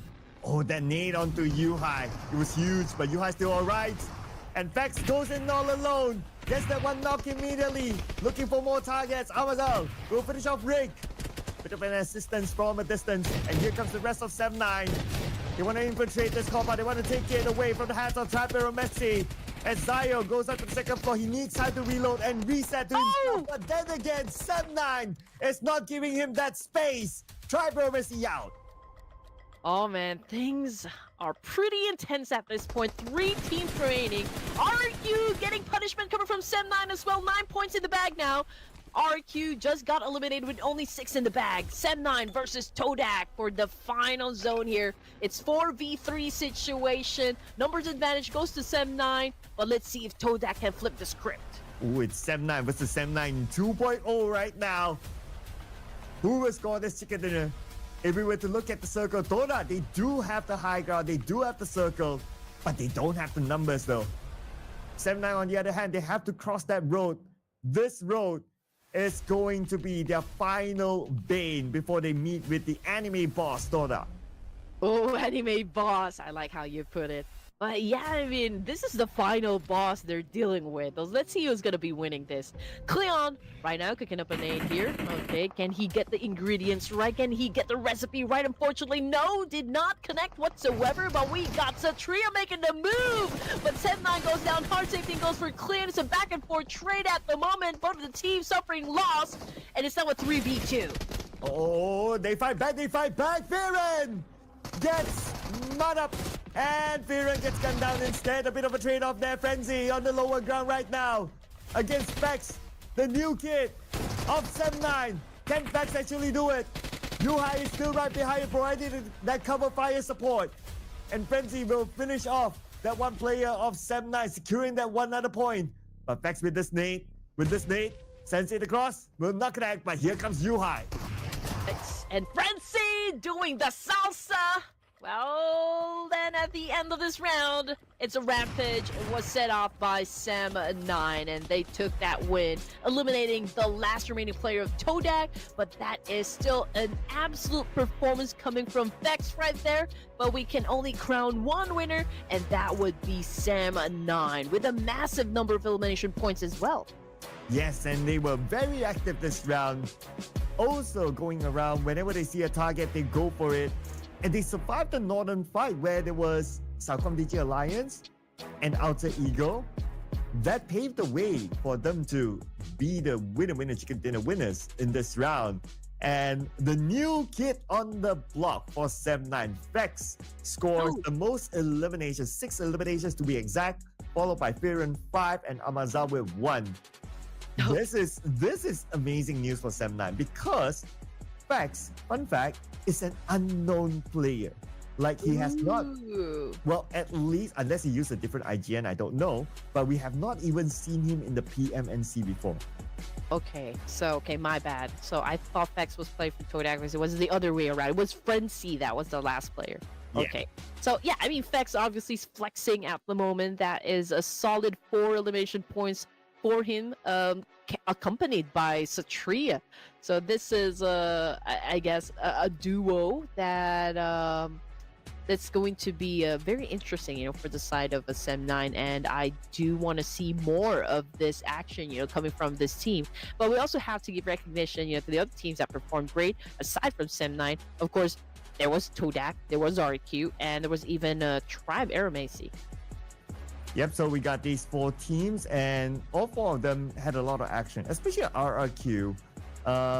They took the active approach at some point. They had compound, they had the circle, but they said to themselves, too boring sitting in the compound. Might as well come out and find fights. And that's where they fought with Talent and also APG. Now, we're going to compare the head-to-head between Firen, aka Satria, against IQ. Did I get it right? IQ, yeah. Yeah, there you go. Please, people, can you just, use proper names? It gets me confused. For sure. Oh man. Okay. Team contribution, however, this is dominated by Fourth Thrives here, dominated by IQ. Damage output, slight advantage as well. I guess there's a little gap when it comes to IQ's numbers, but the MVP again, we got Fex over here from Sem9 with 6 elimination points and 762 damage output for this match, and I guess is also pretty accurate in terms of like how he uses the throwables inside the game, and it's interesting, just like what you said, he's a wonder kid, he's a newbie, is someone Sem9 is currently flexing at the moment, and I am excited to see if he can actually maintain this pace. I mean, he's with the other performers, top performers, for this tournament. I mean, we got obviously IQ, we got Satria as well, Sem9, and I mean, this name is known in all places. I mean, La Par of RQ. Do you remember last season there was this very performing player called Man Parang? Man Parang, yeah. That's Fex. So Oh, yeah. There you go. There you go. Oh man, and he is extremely good, no doubt. He's shown it last season, and so far, at least for this round, he's showing it again. So, doing so far so good with his new teammates. Considering that he has 0 international experience. Whoa. Okay. I mean, it's interesting. Obviously, with the kind of performance that I'm seeing from him today, and with the rest of the team here, only goes to show that they have their rhythm down, they have their synergy down, everything is working out for them as a team. So I guess we can only expect great things, from Sem9. Well, Ade Luke is hoping to come up with great things, but at least he gets himself here on the board for the longest elimination distance of 370. Although it's a big map with lots of land, but nobody has got time to loot any airdrops. And we have a few players that got eliminated by the zone. So that's why it's 69 total eliminations. 181 throwables used. That's okay. If it's not 200, yeah, that's fine. But overall, nothing changed for Team Flash at the top because of the huge gap. For sure. We called it out already. 110. I mean, they're still the only team here with triple-digit scores, so that's quite a lot to catch up on. Vampire Esports 69, Alpha Gaming at 63, Sem9 with 60. So all close gaps, I can say. From top 1 to top 5 over here. We can even have RQ join in the mix as well. T2K, Fourth Thrives AST on the first page still. Coming up for the second, we got Vikings with 1 chicken dinner, 38 points. BTR seems to be at the bottom currently, but I know that they can still do something to turn the tides. I mean, Todak with that massive performance, they were able to climb up 3 ranks. What is BTR doing down there? That is a unusual sight for BTR. Oh, for sure. Yeah, but well, I guess it is what it is, or they are trying to do what BTR does best. Come back at the very last moment. So who knows, right? So all of you out there, I know BTR has a ton of supporters. Continue to support your favorite team. They might make that huge comeback. But whether they will or not in the next round, we'll find out after this break.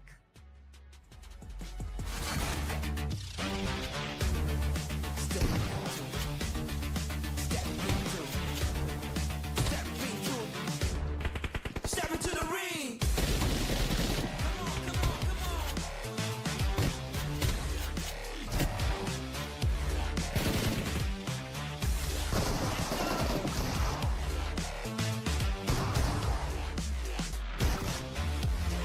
Step into the ring.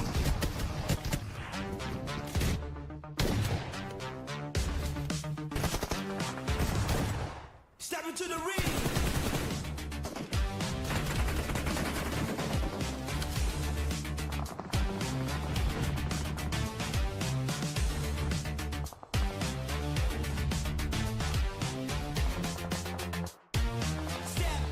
Step into the ring.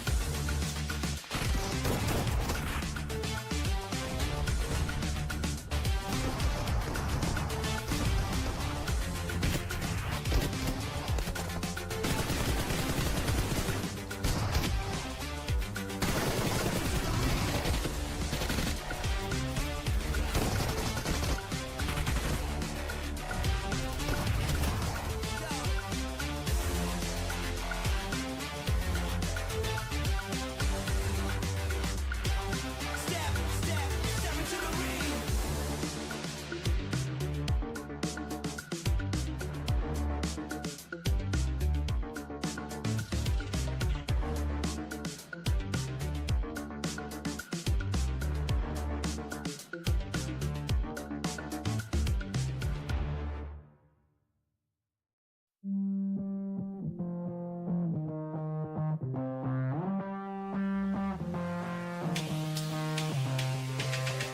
Lights out. I got feeling, but I can't shout. I got reasons, but I'm all out. No rest for the wicked.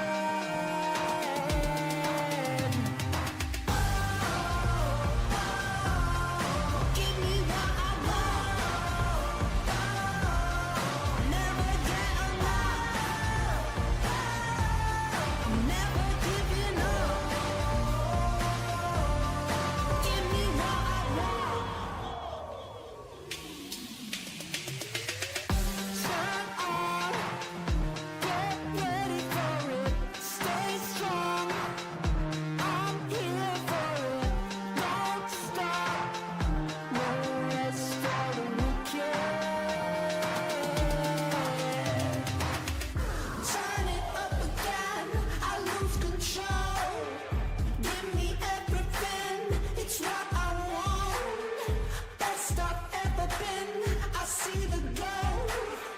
Feel it deep within my soul.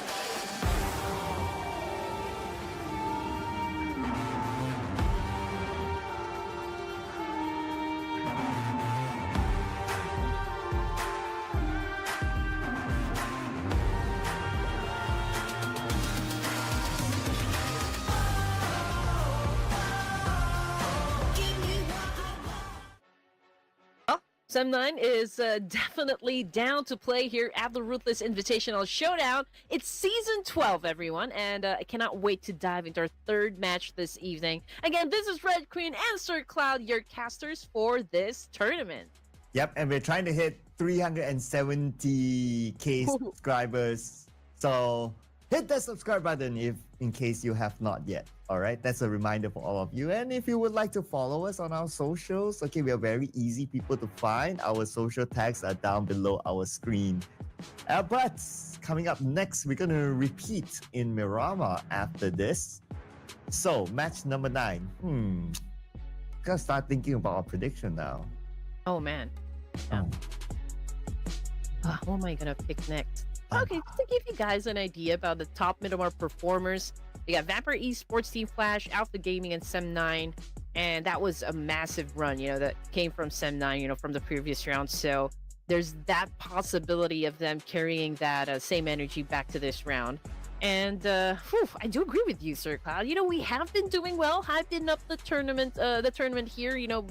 Engaging with all of the players and the teams, and just like really telling a story that is quite interesting for everyone. So please do not forget to show us a little bit of love and support by visiting our social media pages at Red Queen Andy and of course Sir Cloud MY. Please do give us a follow, a like, and a share as well.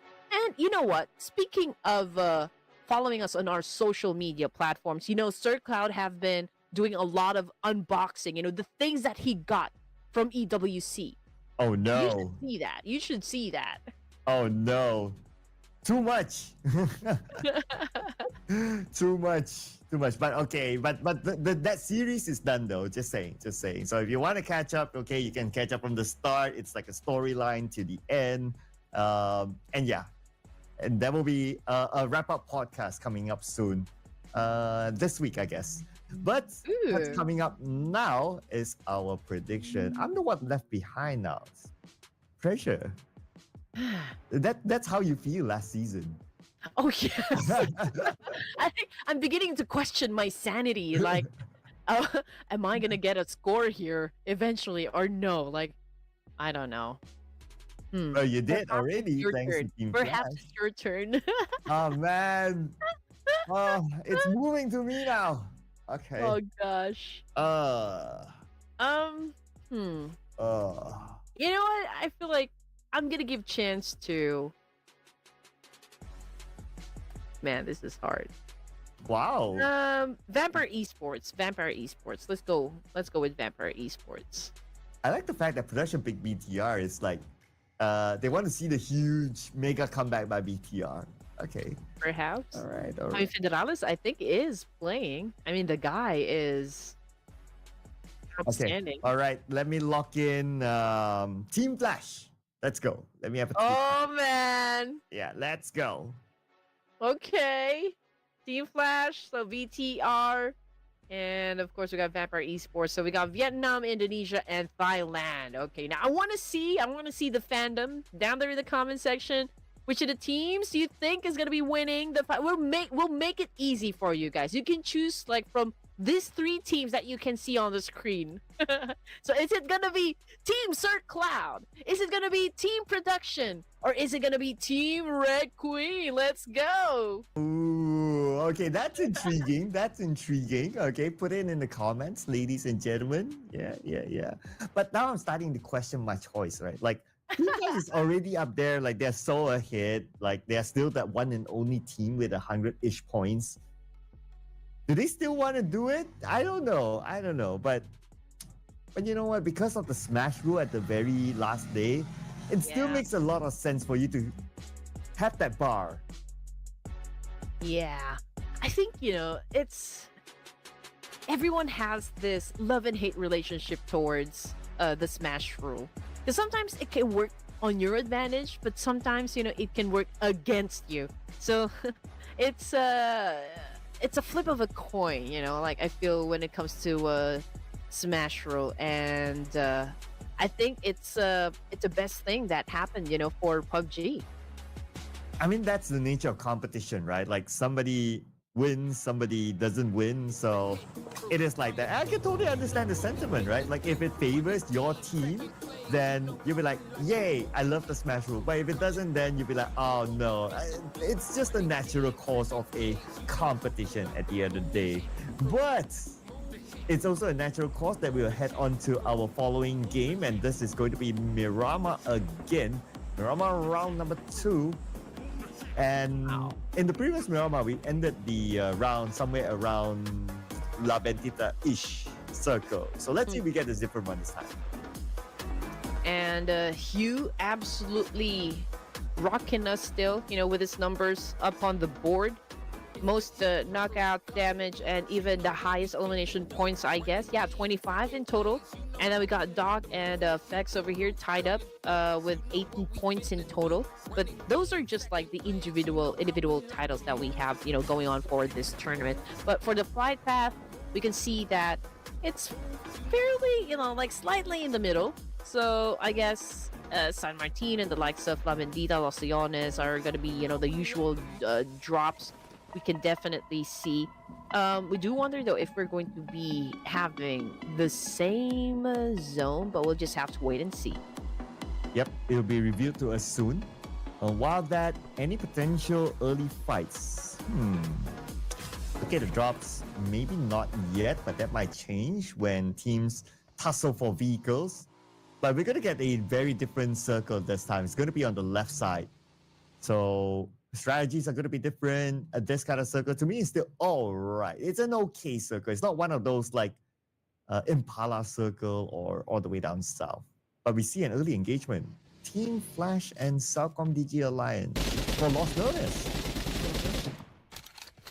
Hopefully we see a lot of action happen still. I mean, there was a drop clash that happened, like a couple of drop clashes that happened during our first Miramar.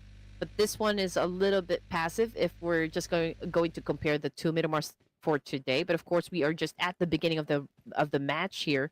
And obviously nothing is still happening. No team is pushing anyone just yet. But Los Leones, we are looking at Team Flash and Cellcom DG Alliance. Boom Esports pretty close to that same spot.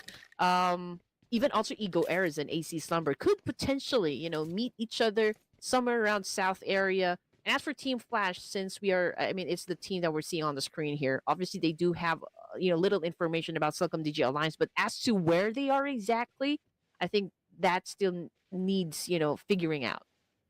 Yeah, because it's a big city, right? So naturally you can like hide among these buildings, and it will take some time. But what we're sure is that the circle is away from this area. So it's something for the teams to consider to not stay here too long.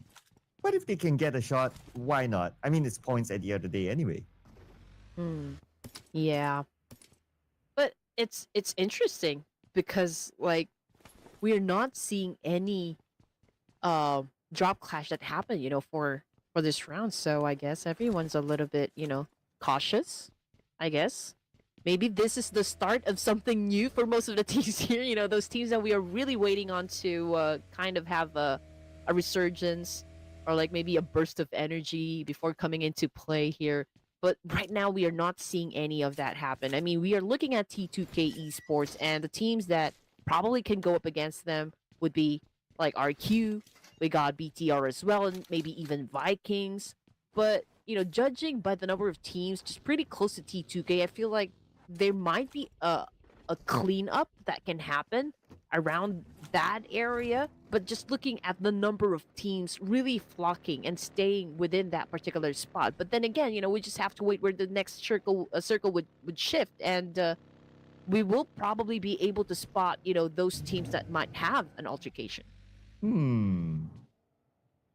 The potential might be around San Martin area. That's one potential, but it really depends on how the teams will rotate, right? Because, yep, it is Miramar. It is a big map, so naturally the teams will have a lot of options to rotate. Anywhere else might be a potential. Now, it depends on how slow or how fast Toda would move down south. And if they were to stay there, then they can potentially be gatekeepers to like Alter Ego, that might potentially take the southern route in the circle. Okay, so I mean, just looking at the teams here, I do wonder since, Team Flash is currently at the top spot here, will they be really pushing themselves to stay at the top?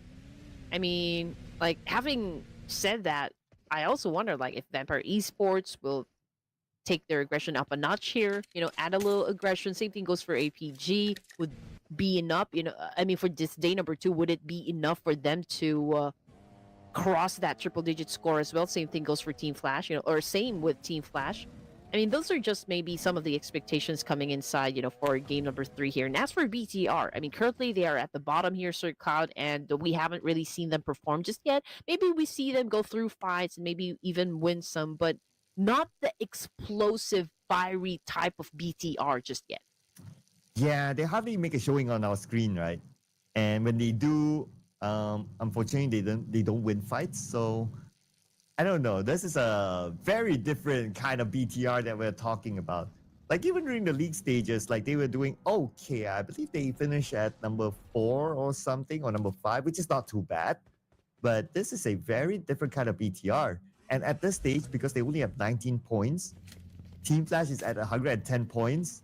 Even for them to smash it, I don't know. But we'll talk about that more later, because right now we're going to focus on to D Xavier and Talon. Okay, D Savior obviously trying to flush out Talon. Pathogen goes in for that spray. Fortunately, it did not connect, but we can see like a couple of members from Talon Esports a little bit low in the HP here. I mean, we got Axel, very concerning, yes, and he was able to be spotted by Lamborghini of D Savior, and D Savior capitalized on that one, and they will not be letting go. Same thing goes for a Chill of Talon. I mean, he's currently not down on the ground here. We are seeing a back and forth trade happen between these two teams, and Talon seems to be, well, the one losing the fight. And Paragen is down, but then again, they still have enough manpower against Talon. And Talon, I believe they only have one player left who's on the outside. Yep, there you go. That's Boo Boo Hoo on this high ground against Lamborghini. 2 nades. Oh, man. Down.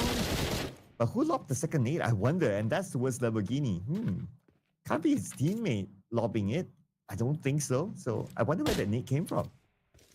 I wonder what Boo is going to do in this situation. I mean, obviously, D Savior will be hunting him down. And, for like a whole squad to come after you, that could be like really intimidating. But let's see how, long he's going to be surviving this one. We can see Lamborghini is trying to find another angle that could work for him. Maybe trying to find a way, where he could probably get to where Boo is at the moment. But from the Q feed, I did see a name pop up, but I wasn't able to really read it, so maybe there's a player down there somewhere. Okay, but what we're sure is that up there is Boo Boo Hoo, and he just got eliminated. I guess like what we discussed, it was very difficult for him to get out of that situation, so he's out, and that means Talon is eliminated with 0 points. Okay, here we go.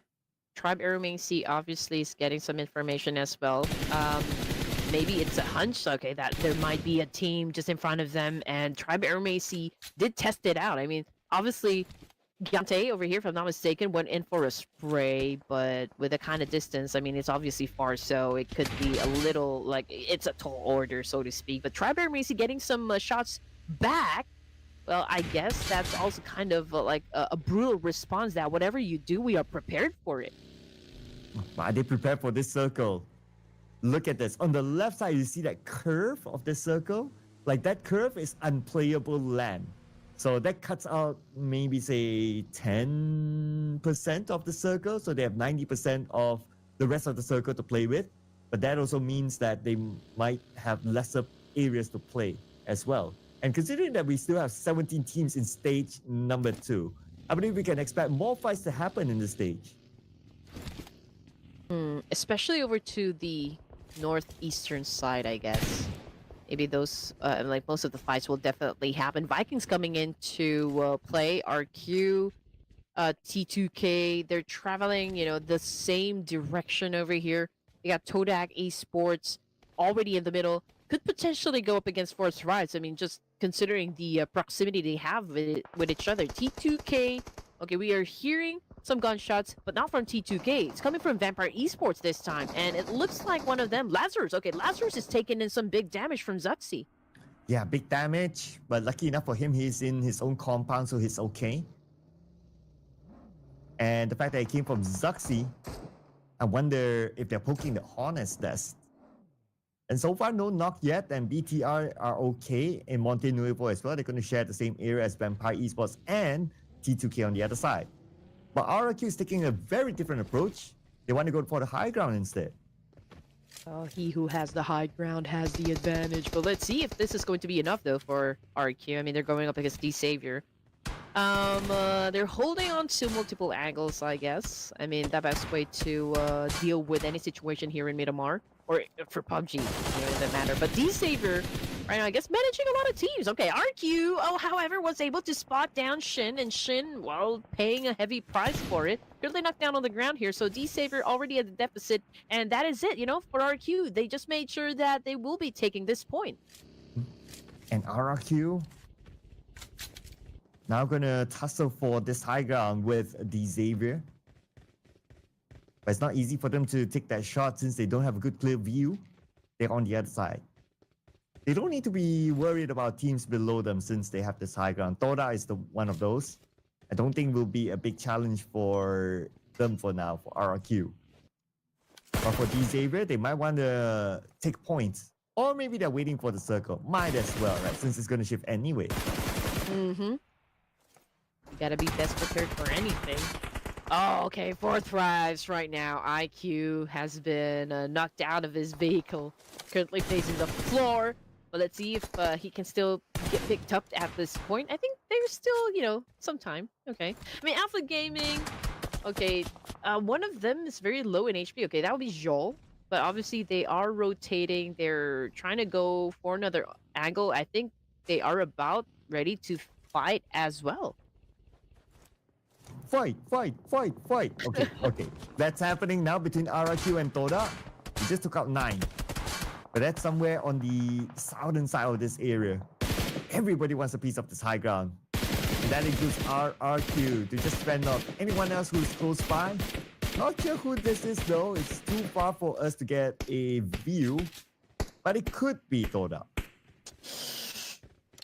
Could be Todak. T24 not having a great day so far. I mean, he just got taken down by Red Bull of Vampire Esports. But, AZ Slumber trying to go up against the big boys. We got APG over here trying to defend themselves, and that was such a road rage that just happened. And Joel immediately just fell down on the ground here. Same thing goes for East. So 2 active players. Rifus now make that one. Doc is the last surviving member of APG. AZ Slumber must be doing really great, but they're getting a little help coming from the boys of Alter Ego Eras. Oh, everyone's helping each other, but they're gonna claim it back right now. Alter Ego just took out one out of AZ Slumber and they took out the second one. That's only Meezy in the building. Alter Ego coming close, hard and fast. Oh man, Alter Ego Eras knows exactly when to join a fight. And AZ Slumber, well, they don't really have that much time to lick their wounds. And Alter Ego Eras just capitalizing on this one. Alva getting some damage, but he immediately was able to respond. 5 elimination points in the bag now. Sem9, Tribe Aeromacy going to head to head. Vex obviously got knocked down on the ground, and just like that, we didn't even see what happened. AC Slumber just got eliminated with only 3 points in the bag. And AZ Slumber out. The new kids on the block. And Alter Ego, they're starting to chase AZ Slumber, and they can potentially even chase Bull Meesport since they have been eliminated. They are now at 38 points. Could this be the rise of Alter Ego? Just leaving it out there. Could be. I mean, we all know Alter Ego Eras can be great. I mean, they went up against, like a great deal of clashes during the EWC, and just like 6 matches in, they were able to perform really well, which, of course, impressed the crowd. So 4 thrives back into the Astronaut over here. T24 IQ already out, and they're trying to flush out the boys of Vampire Esports, but do they have enough firepower? I mean, obviously they're down to 2 members, and could be hard, to go up against a fight here. But if you do have some of the advantages working out for you, pretty much just like the vantage points that we can see coming from 4 thrives, I think they have a shot. Yeah, and now with the circle shift, let's see if they will have that shot as well. Looking at the circle and the position of the teams, North will be another potential clash point. D-Xavier and RRQ. That score has to settle. But on screen, Vikings! Woody just got taken out by Badru from Alter Ego. And Alter Ego locks in point number 6.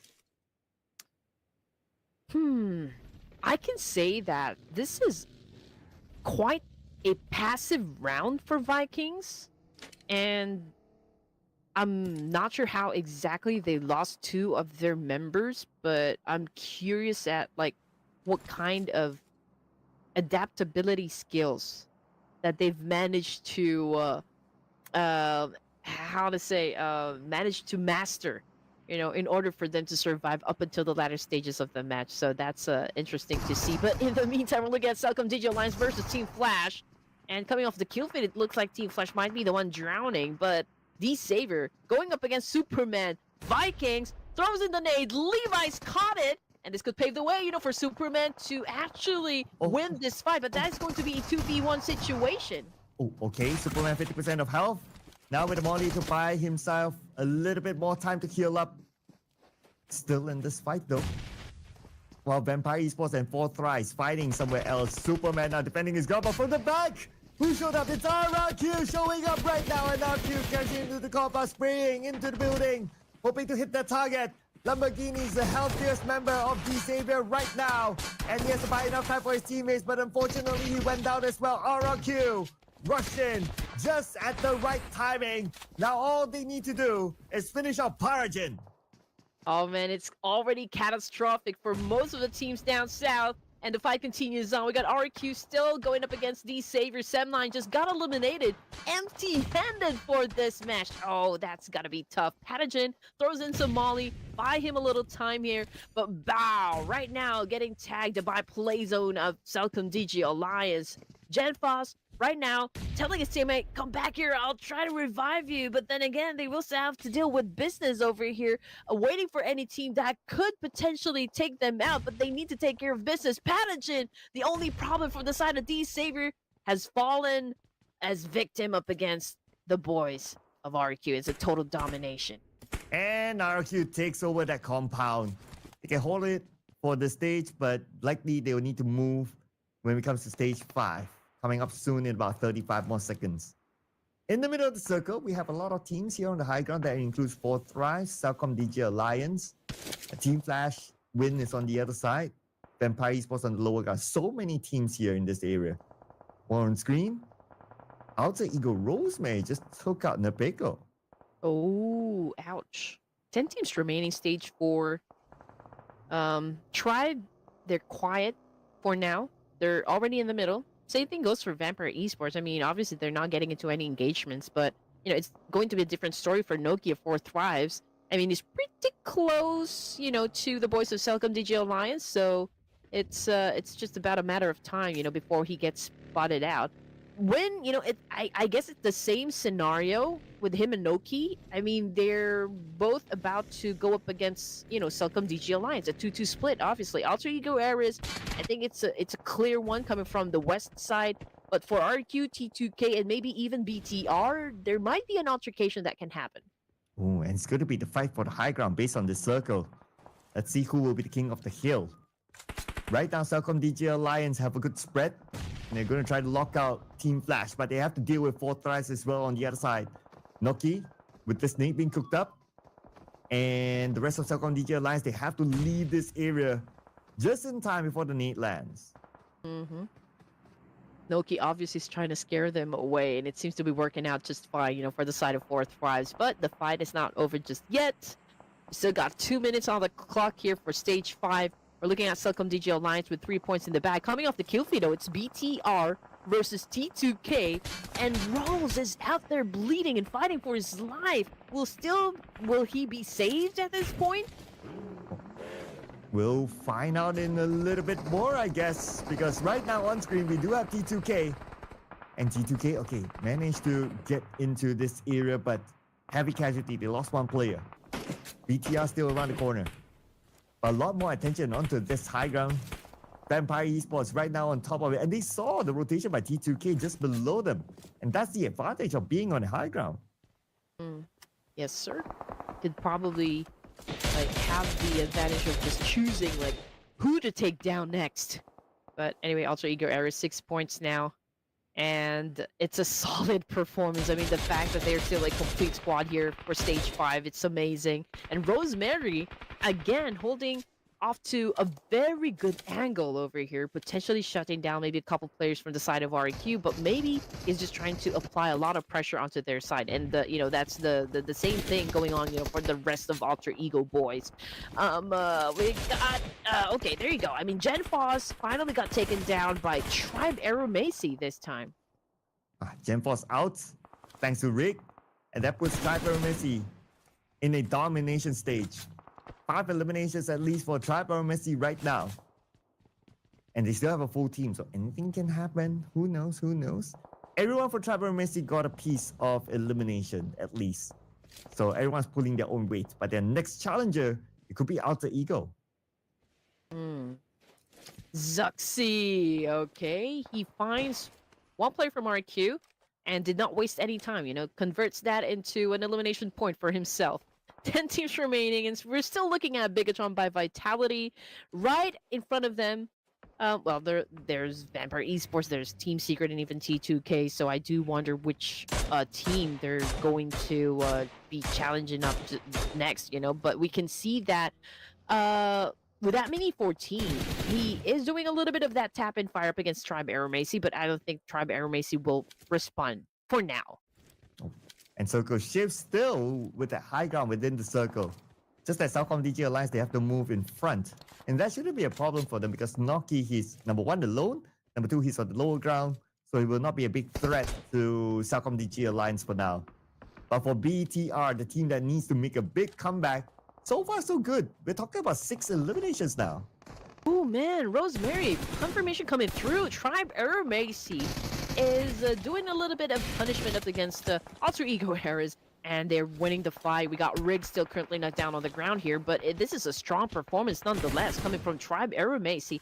2 of them knocked down on the ground, so there's an obvious need for them to kind of reset and recuperate in this situation, but I hope that there's still a lot of time for them. But looking at the situation over to the side of Bigatron, 7 points now.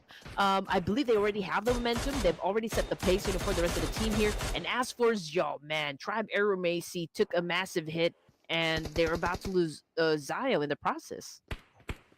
Noki, is he going to pull a surprise here? Okay, Adelus looking the other way though. It seems like he kind of forgotten about Noki. And he could be the one to surprise them. He has 40 bullets in the chamber of his Scar L, 4 in reserves. So he has to make his shots count.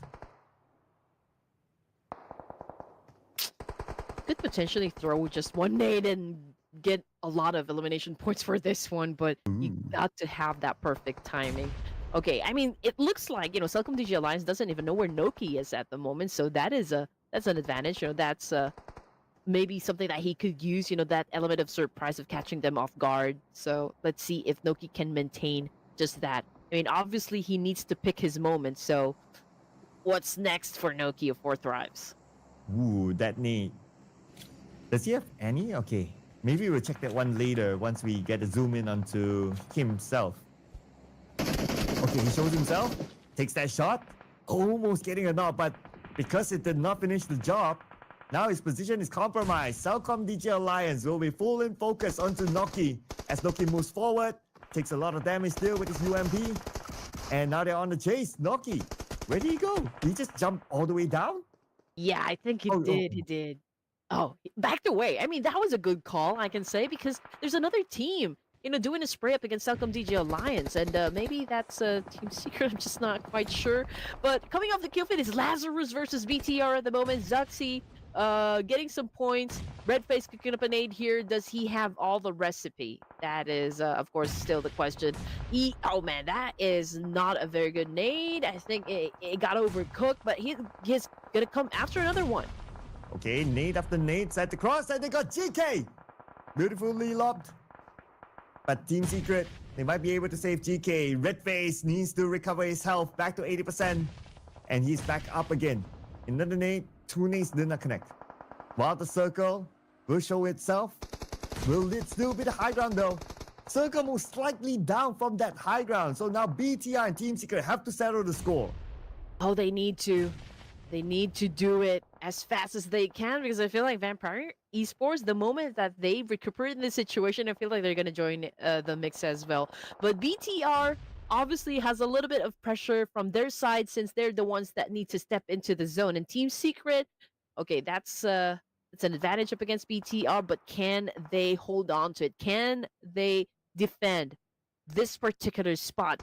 Will they let BTR in? Celcom DG Alliance trying to get into position as well, right behind Team Secret, and they could potentially shut down Team Secret from this angle too. And Red Face is with his nade. This might take a while. Oh, but on the other side, Team Flash just got eliminated. Number 9, no elimination points. It's a rare sight. Team Flash, no points at all this round. I think. Oh, okay. So forget what I think. Coming off the kill feed, it's still BTR versus T2K. BTR obviously fighting for the right to survive and play still for this round. But yeah, I believe we are really seeing them work hard, for this place. Team Secret obviously popping a lot of smokes here to conceal their exact location so as not to make it easy for other teams to take them down as well. I mean, Celcom DJ Alliance probably is also having a good time here, punishing the boys of Team Secret. They're managing 2 teams here, both aggressive ones, so it's just a matter of time here, Sir Cloud. Oh. It's a matter of who will land that nade. But both sides, they are somewhat, or maybe some of the players are on the outside of the blue. So if that's going to be the case, then they'll be forced to move forward anyway. But Celcom DJ Alliance, they have to butt in. Take it out Zuxi from afar. He's going to be out in look. And looks like BTR, they're not in a good position at all. Oh, they are not. They are not. But Celcom DJ Alliance trying to get lucky still. This fight happening between Team Secret and BTR. You just have to seize that moment. Redface doing his best, saving his teammate. But we got one of the boys of BTR clipping knocked down on the ground. And it's not easy as well from Team Secret. I mean, judging by the situation, there are a lot of teams pointing their guns at them, at these 2 teams. So it is turning to be quite a bloodbath. Oh, it's an absolute bloodbath on top of the high ground. Razy managed to get down to the lower ground, but now his position compromised and eliminated. BTR number 7, but at least they scored 9 elimination points together with them.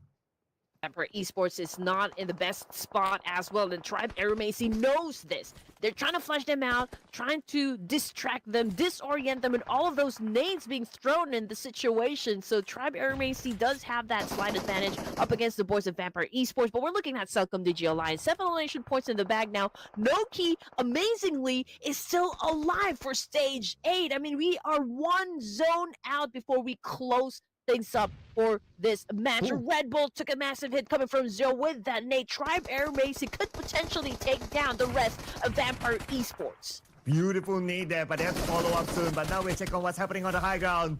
Well, Oleo locks in another elimination. 4 thrives eliminated. Now it's Tribe Aeromacy and Vampire Esports for the fight of this compound. Man, you guys are insane. We got a total of 18,000 viewers right now watching the final 4 teams get that chicken dinner. Again, we are already at stage 8. We got Zio again taking down Red Bull with another nade.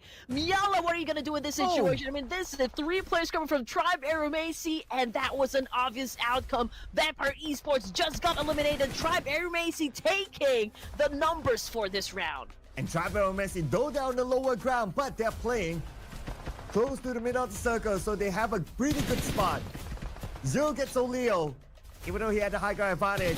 But now they don't really have the space. Look at this stage 9. Celcom DJ Alliance really close to the edge of the blue. And the blue will put pressure on them right now. Tribe Aeromacy finally popping off. We got 16 eliminations in the bag just because Zaya is actually playing, for this round. So it is amazing performance we are seeing coming from Tribe Aeromacy. And here comes the dance off between Delta and Alter Ego Errors. Alpha gets knocked down hard on the ground, but still 7 elimination points in the bag. Tribe Aeromacy down to Celcom DJ Alliance, who's going to be winning the fight. Okay, here comes, and Delta wins that 1v1. Celcom DJ Alliance, only 2 active players left, and they are forced to move down to the lower ground. Delta will take front against the 2 players of Celcom DJ Alliance. Here comes Delta with the high ground. Double knockdown, double elimination, delivering Tribe Aeromacy their chicken dinner. Tribe Aeromacy be flexing them guns. We got them at the top of the leaderboard for this match, and with an amazing whopping elimination points, just to add on top of that one. Tribe Aeromacy making their presence felt, and I'm pretty sure the crowd is going insane down there in the comment section. So congratulations to Tribe Aeromacy. Woo! What a round. They won the earlier fight with Vampire Esports in their own compound. And then that was to secure the middle of the circle, even though they're on the lower ground. It doesn't matter because that's how the circle works. It gives them the advantage going up against the teams on the high ground, including Cellcom DJ Alliance. And look at the amount of eliminations. Delta himself, 9 eliminations. I was wondering, okay, how many clashes, did Tribe Aeromasi go through? And, Lost count. obviously, like, with this numbers that we can see on the screen here, only goes to show that with every clash that they actually went through for this round, they all made it to the top. Whoa. And with what, 18 eliminations in total for Tribe Aeromasi? And the Chicken Dinner, that's 28 whooping points. That's a lot of points for Tribe Aeromasi in this round. Now, because of the gap that Team Flash has created, for them to be number one, not yet, but we can definitely say that they are getting close. Oh, yes. And also, just, I feel like it's euphoric to even witness the teams really performing for us. And again, even if this is just an off-season tournament, I do love the action that I'm seeing coming from all of the teams here. And this is such a blast, coming from Tribe Aeromasi. And I do love seeing Zayo play for Tribe. All I can say that he is a fine member of Tribe Aeromasi. I feel like this guy definitely has the potential to become one of the greats, from the community. And I'm excited, for Zayu really taking up his position over here for Tribe Aeromasi. Oh yeah, and it's exciting to see how he can not only himself perform, but also together with the team perform as well. And we're going to compare Tribe Aeromasi with Cellcom DG Alliance, number 1 and number 2. It's 20 eliminations for Tribe Aeromasi, so that's 30 points this round. Wow, that's a lot. As compared to Cellcom DG Alliance, 8 eliminations. But I guess they were kind of in the standoff for a long time at the high ground. And that's why they didn't really get the chance to gain more than 10 eliminations. Mm-hmm. But we gotta give it to Delta over here, coming from Tribe Aeromasi. That's 9 points, coming from this guy. 1,228 damage output is a lot to handle. I mean, this guy definitely popped off this well, making Tribe Aeromasi really look good towards the end here, bagging the chicken dinner. And it will always be about teamwork, I guess. Oh yeah, absolutely, right? Teamwork makes the dream work. It is a team game at the end of the day. It's not a solo game. But if you have players like Delta and Zayo performing like this, well, definitely benefits your team a lot. But besides them, we also have to congratulate Lamborghini and Zuxi for being part of the top performers. And this is one of the better rounds of BTR. Oh, for sure. Yeah. And just like what I said, I already mentioned this one, that whenever I see top performance, on screen here, I just feel like there are different types of kaijus, those monsters from Japanese, like those animes that you guys watch.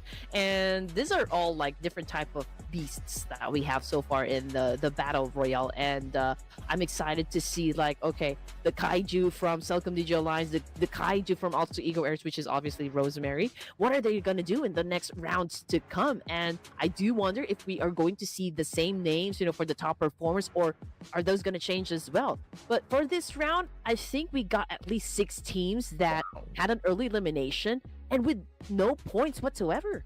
That's a lot. That's the most that we've seen so far. Teams with a 0 down there. And this is also one of the longest elimination distance that we have seen so far. 393, getting close to 400. So that is very long, very, very long. Coming together with it is 206 throwables used, so that's more than 200. So it looks like this round is pretty different as compared to the rounds before based on these stats. Yeah.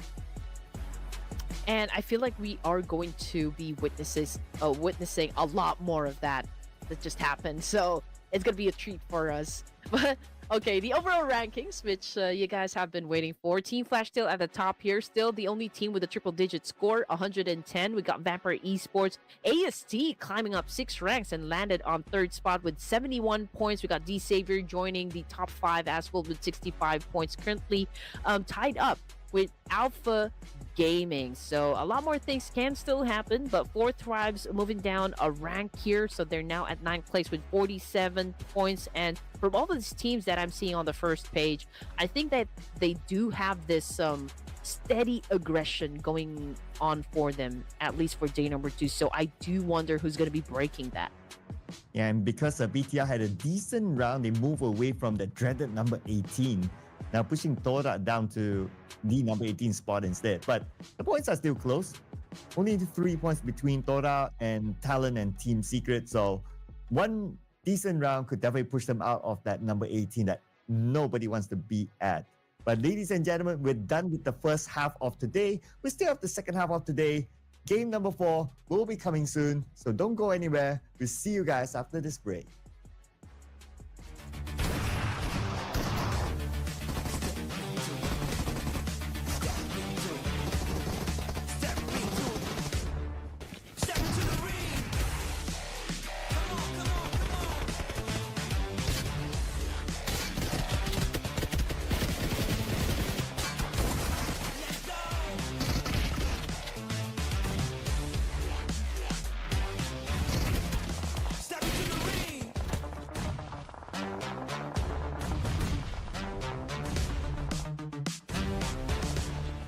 Step into the ring.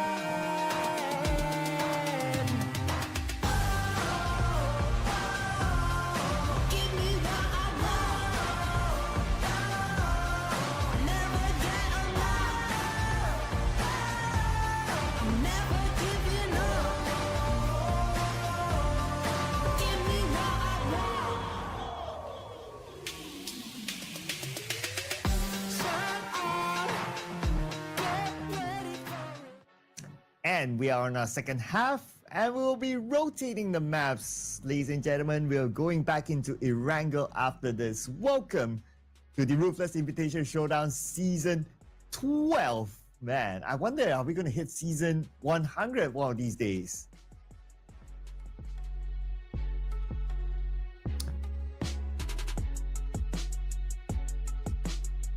Yep. In case you can't hear Red Queen, I can't hear Red Queen as well.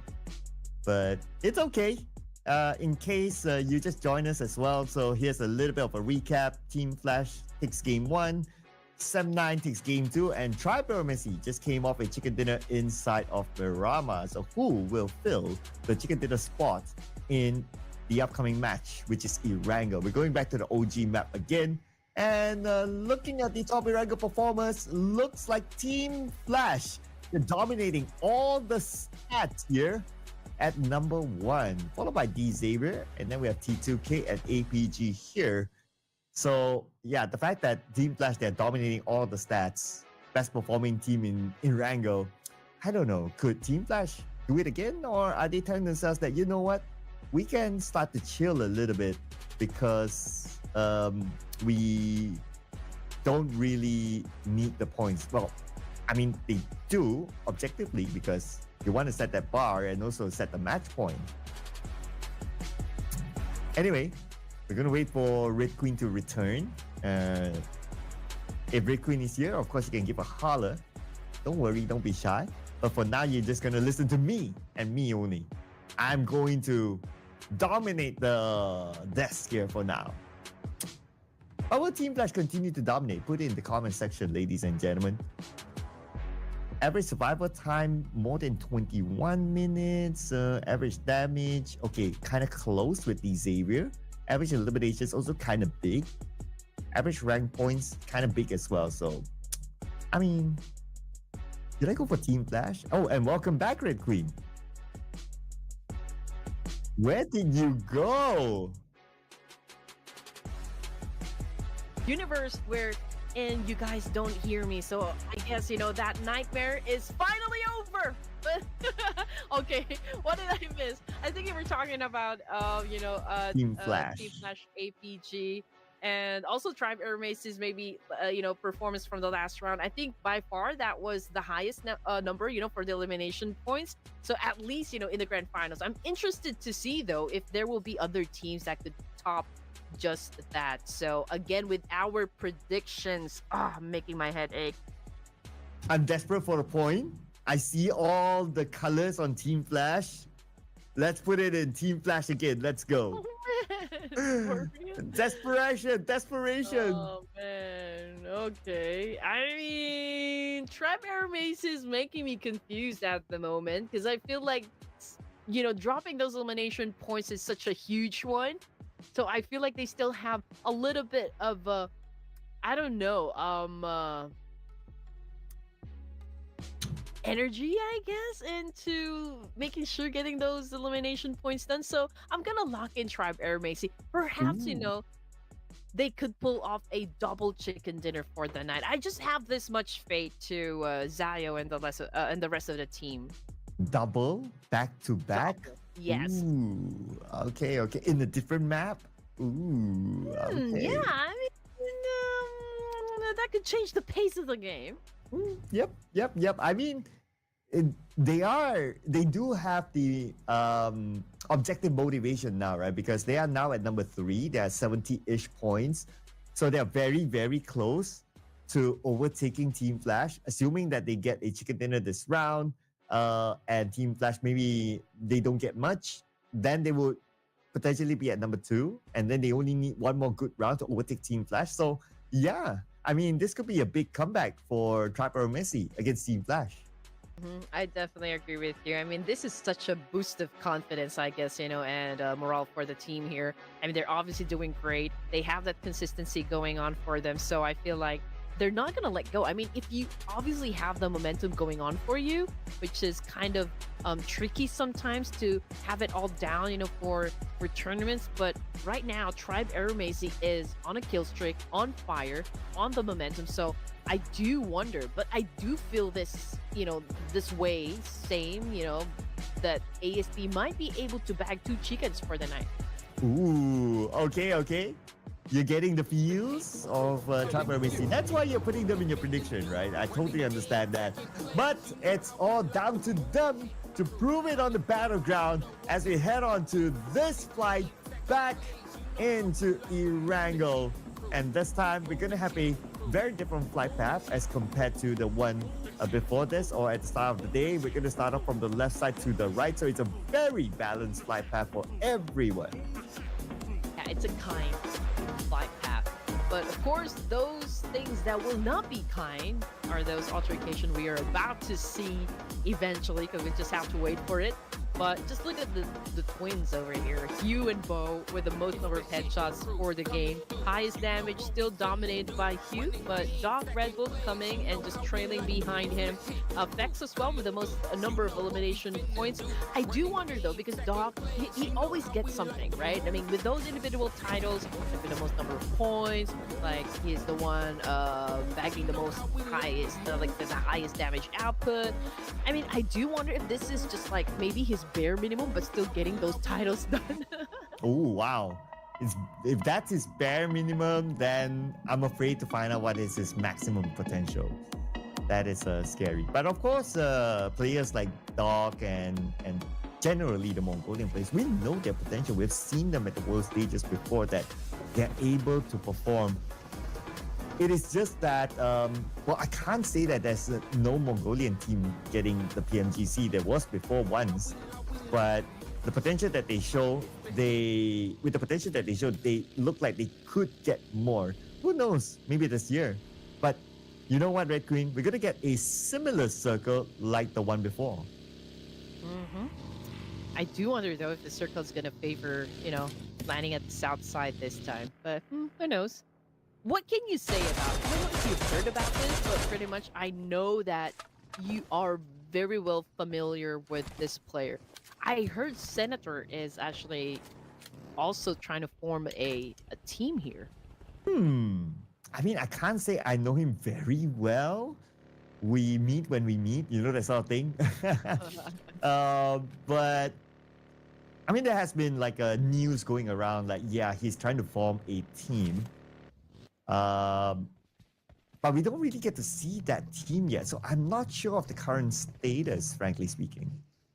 Maybe you guys, if you know, you can put it in the comment section, because we love tea. Well, I love tea, and Red Queen loves tea after a meal. So why not? I mean, if you know something, please do share it with us, and maybe we could talk about it. Hey, we got some juicy tea and delicious tea also spilling, from game number 1 and game number 2. So maybe it's your turn to share something explosive to us. But hey, we're just making things interesting for everyone.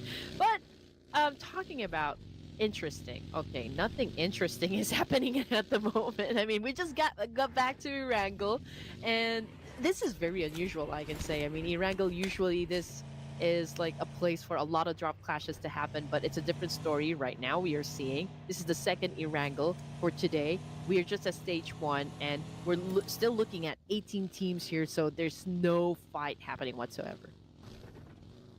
Yep, and I guess this kind of tells me that because these teams have played enough games in this particular lobby together since yesterday, so everybody like kind of knows like, okay, this is your drop point, this is probably where you start your rotation, so we try to avoid that. But maybe I spoke too soon, because Alter Ego found Cleon of Dota.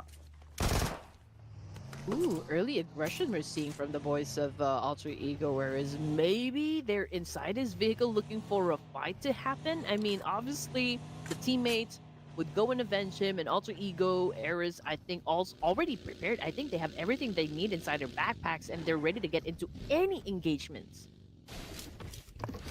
Absolutely, right? And plus Alter Ego, they know they need to chase the points.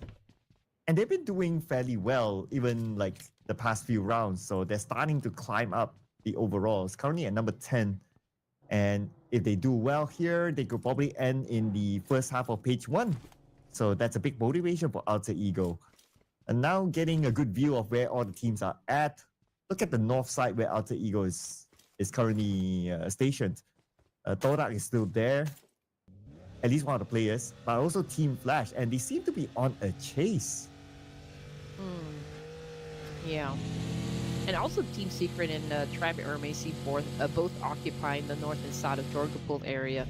And for APG, another team down south, like, just imagine what can happen if, in case, the circle actually lands back into the main peninsula, then they will have to deal with a lot of teams that could probably greet them at the end of the bridge. Oh, come on. Give us a mid-base circle. We skipped that one before. But Alter Ego is not going to skip this opportunity to lock in another point. Man, 3 players in one vehicle chasing one player. It feels like they are having this playing classic mindset. Oh. Based on what I'm seeing, I think they're just smelling blood, like they're kill hungry for this round. I mean, they're already, in their vehicles looking for a fight here to happen, and they're hunting down the remaining players of Todak, which is quite aggressive, I can say.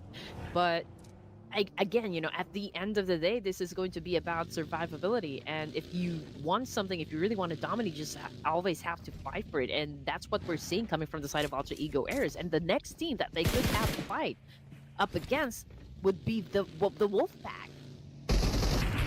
And here comes the Wolfpack against Alter Ego. Alter Ego 4 players just rushing in onto where the Wolfpacks are at. But they have a good spread and they counter back onto Alter Ego. Because of the spread that they had, Alter Ego, they couldn't deal with the multiple angles, especially from the side, and Boom Esports took them out. Yep, Boom Esports was able to really sink in their teeth, and was able to win that fight. First team to be taken out would be the boys of Alter Ego Eras. Let's see if Vikings can survive this fight up against AZ. Slumber got me over here, okay, trying to make a move, but unfortunately it did not work out. AZ Summer continues on with that tag play and was able to get someone knocked down on the ground here, but the fight's not over just yet because we're looking at Vikings and they're also looking to retaliate. Here comes the Vikings with their horned helmet. Rushing in, trying to flush them out with a molly. And they got Azmi. Okay, that's a good start for the Vikings. But the smoke is slowing them down from going up to the second floor. Now they are thinking of more utilities to try to flush them out. But Red Bull got Mizi. Vampire Esports? Did they just shoot from that far distance out of the minimap? Ooh, okay. Things just keeps on getting interesting over here. Okay, Vikings Esports already out. Got Superman trying to find an angle here. Todak, VTR going head to head, coming off the kill feed. We got Woon T waiting for the right opportunity. Right, but it may take a while. Superman on top of the house, but couldn't find the right angles to work best on the side of Vikings over here. This is gonna be a 1v1. It seems to be dropping some points. Okay, I think Superman was able to evade that fight, but let's go and check if Vikings will be able to pull off, or maybe even score a victory over here. But the Vampire Esports, they're coming in as well. Mela with an 8. Second floor perhaps. And Mela got Brian down on the ground. AZ Slumber, where are they going to go right now? They're surrounded by at least 2 different teams at this moment. Mela gets Azmi. There's only one left. It's going to be Zontix. Can he actually pull off a big one here all alone against Vampire Esports? Ooh, and also Red Bull took down a player here coming from AZ Slumber. And it looks at Vampire Esports. Well, they're doing really great up against the Vikings over here. 5 points in the bag now. And as you can see on the screen, they are really dominating, but woo, what just happened? Red Bull goes down on the floor, but I mean, it's still okay. He's getting picked up by Miola in this situation. Or is it Miola that's getting picked up? But either way, I mean, obviously Vampire Esports is recuperating. Patagon, I think he took a hit. Levi's took down La Par, so this is a back and forth trade between RQ and D Savior. Xavier now by the beach side. They want to win this fight. But RRQ, they need to come together closer in order for them to take this fight against D Xavier. They lost that one player, so they're playing with 3. Same goes for D Xavier, so it's an equal fight now. But both sides, I believe they will hold their ground until they get a knock advantage. Again, timing is always key. And we're looking at RQ. Okay, where is that fight happening? Okay, it's over to the, south of the main peninsula. Okay, but there's a lot of teams also flocking in that particular spot. So probably, those other teams are listening to all the gunfights happen. But we're looking at D Savior over here. And Shin obviously getting some damage from another team out there somewhere. Is boosting up, getting ready for a fight up against RQ. Lamborghini also trying to slowly get inside this house, but he's taking his time. He's not rushing into any decisions. Very cautious, but decent. Levi's took a massive hit up, coming from Swavel, and that could pave the way, for RQ to win this fight. Okay, that could be a start of great things for RRQ. Lamborghini in front of Swavel. Dances around, Lamborghini goes down. But 4 tries, they want a piece of this party. They are here right now, and the moment they arrive, they get the Beko. Oh no, Falak making a move, and Falak, at the beginning was able to score a point in an instant. And now Falak and the rest of the gang here from Fourth Prize getting to shut down the boys of RRQ. They're trying to do a sweep over here for both the teams, RQ and D Savior. Obviously, Fourth Prize aggression is on. They're doing everything to actually flush them out, from this compound. Ooh, 3 teams want a piece of this compound. And Bubuhu from Talon just casually passing by. Not going to be having any part of this fight. But is this compound going to be valuable still? We'll find out in this next circle. And looks like it will. The compound is still in the circle. Fourth Rise continues to throw a lot of nades, especially to D Savior. RQ, they're taking their time, they're also not being reckless at this point. I mean, for RQ, like, okay, if you want to get us, you just have to come inside. And mind you, we are, ready. We are anticipating the attack. Let's see if they can be successful in taking down, Fourth Rise, in spite of the fact that they are at the disadvantage over here. But that was, like, very lucky on the side of Swavel. He was not able to get hit by that nade. But he's stuck in the room now. So that's not good news as well. But Falak is not going to commit onto him. Instead, going to finish off Genforce first. It's going to be their easiest target. Get a Molly just to ensure that they lock in the elimination point. Now it's only Swavel on the second floor. And Falak, with this nade, he knows exactly where Swavel is. He just needs to find that angle, and he will! One nade to finish off RRQ. Wow! That was beautifully done, not gonna lie there, coming from Falak. That was all aggression right there, and very on point with that nade. He really is the king of nades. 3 elimination points, 4 Fourth Prize. We got D Savior just getting beaten up at this point. I mean, obviously it's a 4v1 situation for the side of D Savior. He is getting hunted by the boys of Fourth Prize. Falak leading the charge. Still trying to put down Shin, but taking in a lot of damage from other teams as well. Falak goes down, courtesy of a chill of Talon Esports this time. Ooh. And the final play of D Xavier got a little bit of assistance. But Noki is there to pick up Falak, so he should be alright. Shin finally finished off by IQ. That is the end of D Xavier. Number 13 with 1 elimination point. After all that action, only 1 point for D Xavier. And this is going to be an even tougher situation for the side of Fourth Rise. I mean, obviously they just, was able to reset, but they also need to get the information that they want, from the side of Talon Esports. Currently, they are being surrounded, but this is such a great timing, for the side of T24. He was able to counter-attack Talon Esports despite not having any advantages at all. Well, here comes the rush in here by Vampire on the APG. But because of this uneven terrain, they don't have a good view. Zul, gunned down not by Vampire, but by Rick of Triber Messi. But the one that will lock in the elimination point. Let's see. Drops gets refused. No. That's going to be another point for Vampire Esports. 7 elimination points right now for the Bats. Okay. I mean, this is, what we like seeing coming from all of those teams here. Well, now that we have gone through several stages, I feel like slowly and steady they're turning on their aggression. So it's about time that they pick up the pace and start getting those elimination points that they need. In the middle there is a team right there. That would be Team Flash. Okay, they're pretty close to the boys of Sem9. But before we head on to that one, let's see if East tier of Alpha Gaming will be surviving Vampire Esports. But look who came into play. Tribe Eramacy, just taking control of that second warehouse. Oof. 3 teams right now around the area. Vampire Esports sending Red Bull out to scout for probably an alternative route to get into the circle, because they have to decide in about 10 more seconds. Right now, it's more about them just being around this warehouse area to see if they can get any exit frags. But since Red Bull, he found an alternative way in by moving up north and coming back into the circle, they decided to leave and follow him, which I would think it's a very smart move. But this is a solid performance coming from Fourth Rise at the moment. I mean, 4 points for stage 4 with 12 teams remaining. I think they are at a very good pace, at a very good momentum. Again, we're just looking for consistency over here. Coming off the kill feed, it's Celcom DG Alliance versus Boom Esports up top.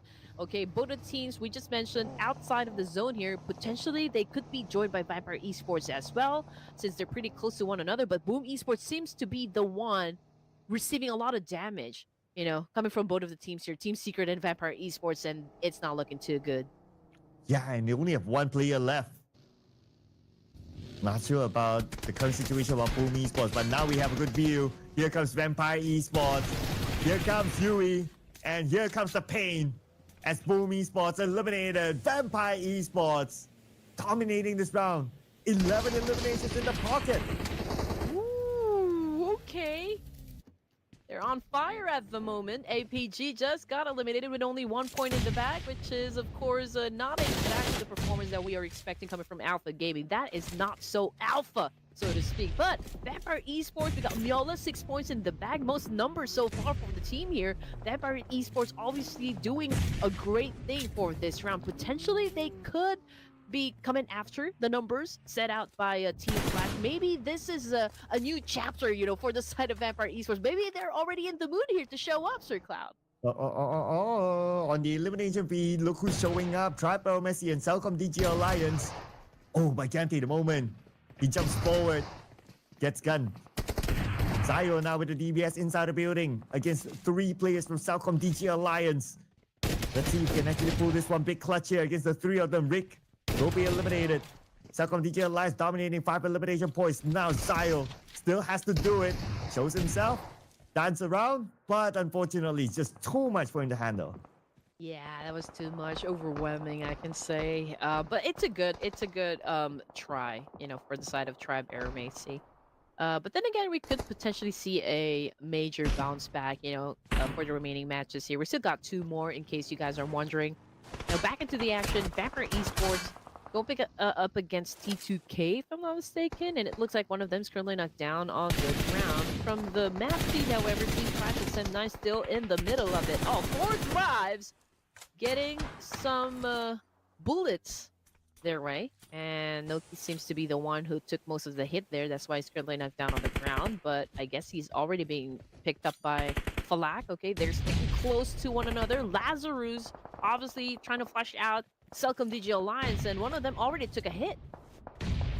Yes, and that's not good news for Celcom DG Alliance because Vampire Esports, they're rushing in. They want to finish up the job, just sending all their utilities into the smoke. And look at the amount of damage. And on the other side, looks like the Molly did the job. Celcom DG Alliance out, and Vampire Esports now 14 eliminations. Ooh, yeah, they're on fire, obviously. Vampire Esports. Okay, here we go. Team Flash is still alive, okay, but they haven't joined any battles just yet, so maybe they are conserving energy. Team Secret, okay, I believe they were able to shut down at least one, but no confirmation just yet. But we got Falak making a move here up against Downland Esports. Potentially might be able to knock down Axo. There goes the spray, but oh! It came a little short. It wasn't enough to knock him out. Oh. And it was close, Falak almost got it, but now he has to be aware of the other members of BTR. He sees Zuxi. Zuxi wasn't looking at him, and he gets that one knock pretty easy from that distance. But they have to figure out how they're going to get into the circle. The job is not over yet. That was a good spot coming from 4 Thrives. I mean, he immediately sees Zuxi, and he just took the win right there. But BTR right now resetting, and 4 Thrives not gonna let that happen. They now are about to crash this compound. They're about to take it away from BTR, who's gonna be winning the fight. We got IQ jump shot, and that was fantastic. Nice start. Looking for a nice ending as well, getting red face on the other end. Falak gets knocked, but the follow-up happened right after. 4 Thrives wins the fight against BTR, taking them out. Number 8 for elimination points. And 4 Thrives, so far so good as well. They're already at 8 eliminations. 7 teams remaining for stage 5. We got 50 seconds on the clock before we move into stage 6. Axel got knocked down by Vampire Esports, but Sen9 tried to rebut as well up against 4 Thrives. Yoru, Talent Esports, experiencing some road rage happen from the side of Red Bull, and it seems to be working out just fine. Formula's working out for Red Bull over here. Somebody turned off the lights because Vampire, they look like they can see every single target. And every single target that they see, they take out. Next is going to be fourth prize. Here they come. The moment they show up, Noki goes down onto the ground. It's going to be IQ left and Vampire Esports. 18 eliminations and counting. You're on another level here. Okay, Vampire Esports decided to play with us under the sun. Oh, they must have those day light rings going on for them. Okay, they're doing just fine. And probably, the remaining teams here already feeling their presence inside the game, and Vampire Esports continue to ram up those numbers. But Team Flash, okay, first one to get their hands on that compound, north side of farm. So potentially they could be targeted by, Team Secret and maybe even G2K, because those teams that we just mentioned are those teams that doesn't have any compound to their name. Ooh, look at this long rotation up north by T2K. I don't think they'll be able to find a good compound to land because all those compounds are taken by a team. So they have to make do with the position that they have up north. What's going to be interesting is the right side. We have three different teams. We have Team Flash there, Team Secret, and also Sem9 on the south. So this fight might happen anytime soon. But Ajaya found Red Bull. Oh man, T2K found an angle that could work for them. T2K, amazingly, even with just 2 points in the pocket here, getting into stage 6 shows a lot of heart here. And I just really want them to get to the latter stages of the match here, just to have a chance to get that chicken dinner. But Vampire Esports spotting down players from Talent, so that was a great shot as well. 5 teams remaining, final 5 teams for stage 6. T2K, how many players do they have? They're still a complete squad. Oh, but T2K, that number could change unless Rules can do something about it.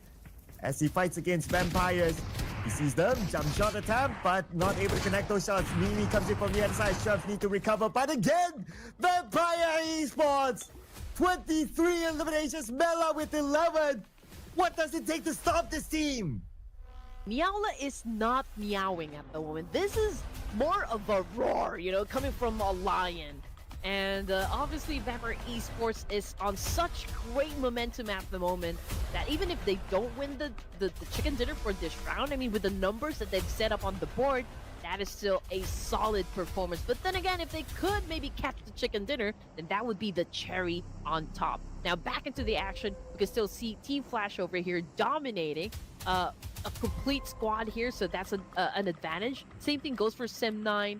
But yeah, let's see how Team Secret and Vampire Esports would be turning the tides here. But I feel like, the first few fights will happen between Team Flash, Sem9, and Team Secret. And I guess Team Secret would be in the world of trouble just in case they don't get favored by the zone.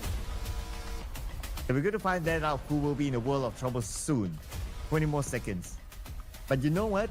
Now Vampire Esports, they must be feeling bored because they're all the way on the left side. They've cleared off everybody there. So if they want action, they have to move towards the right.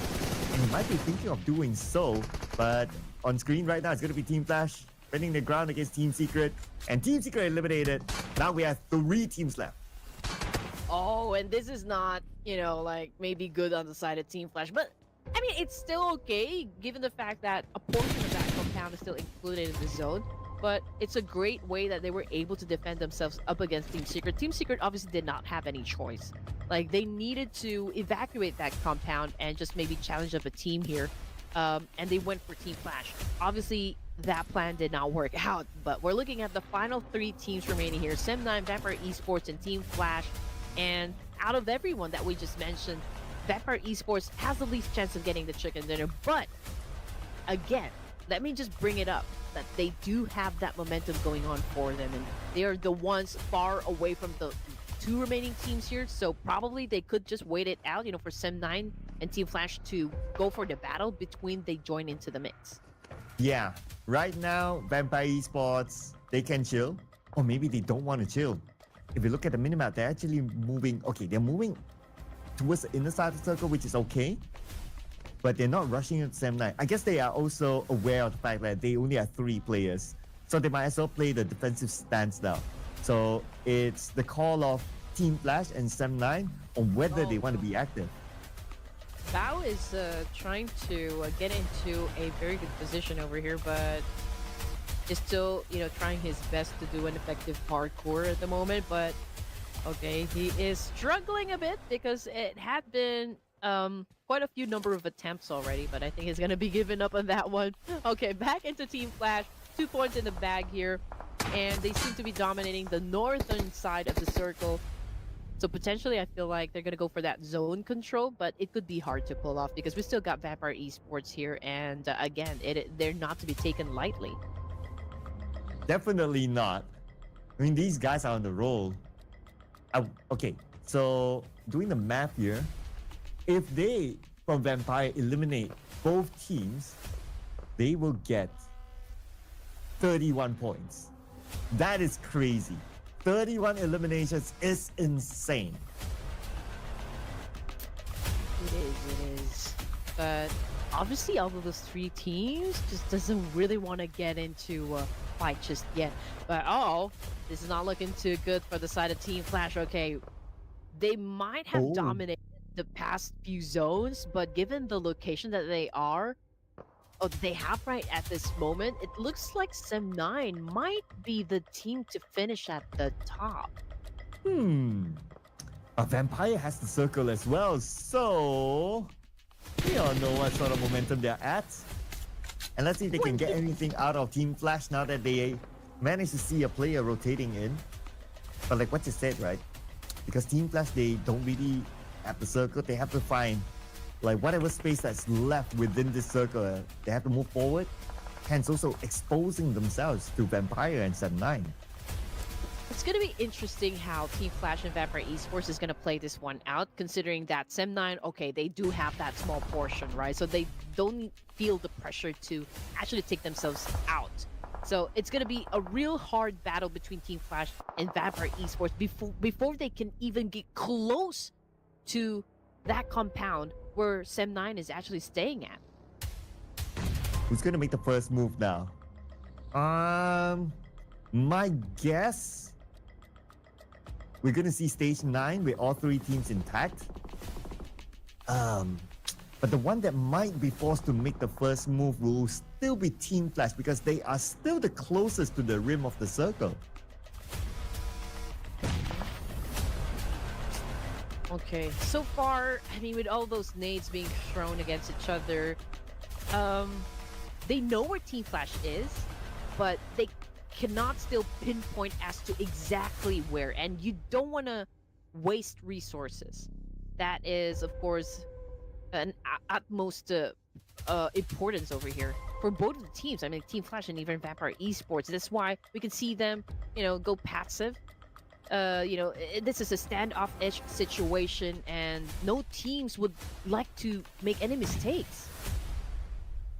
Oh, but after looking at the minimap that was expanded for us, it does look like Sem9 might be the team to move out of their comfort zone.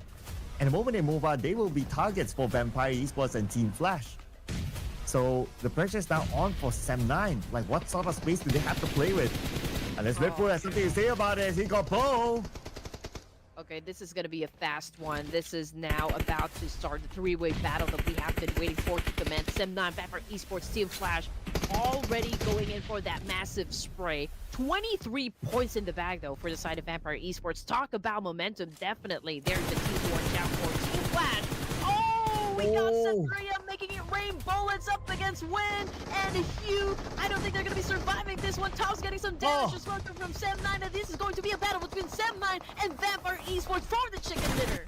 Well, there goes my prediction. It came close. Now let's see who will close this one off.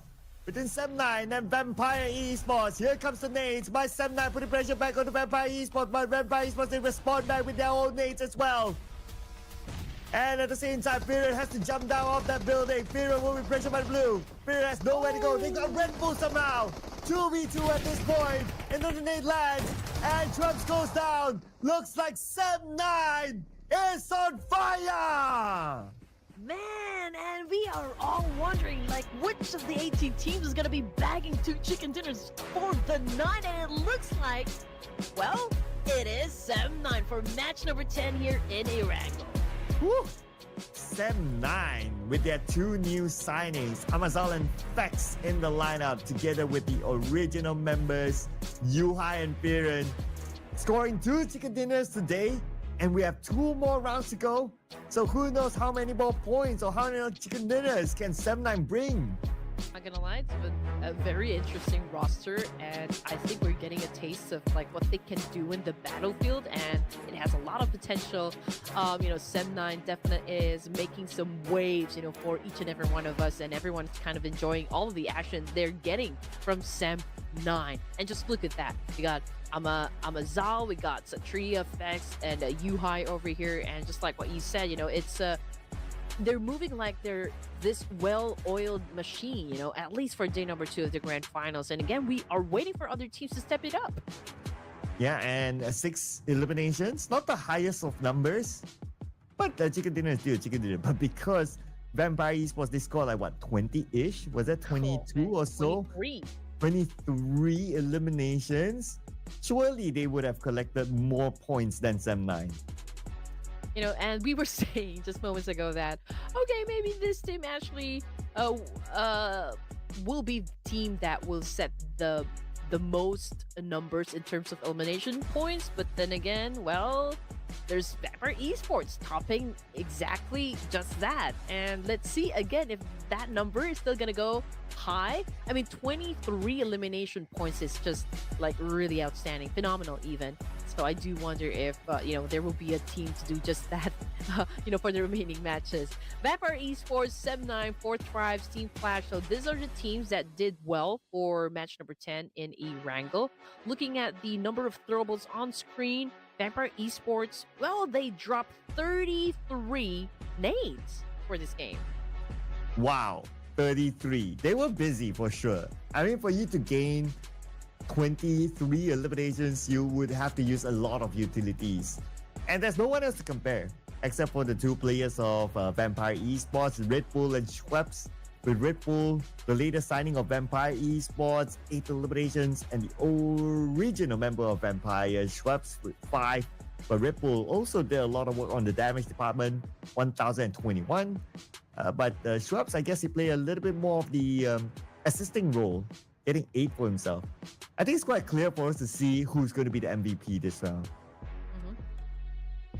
I feel like, Red Bull has been doing a lot, for Vampire Esports. I think he's pretty much down with the consistency, and even like just having the motivation to gather as much elimination points, for this tournament. But okay, it's Miala. Okay, very obvious. 13 elimination points for this guy. Man, for this match alone, 1,500 or like 1,590 damage output, 29 utilities used in this match. So he was the one leading the charge, I guess, for every engagement that we've seen so far Vampire went through. Yeah, the peak performance of Mela, and this is what he's able to show, right? Bringing in the points for the team. Basically, he scored more than half of the team's eliminations, if you kind of think about it.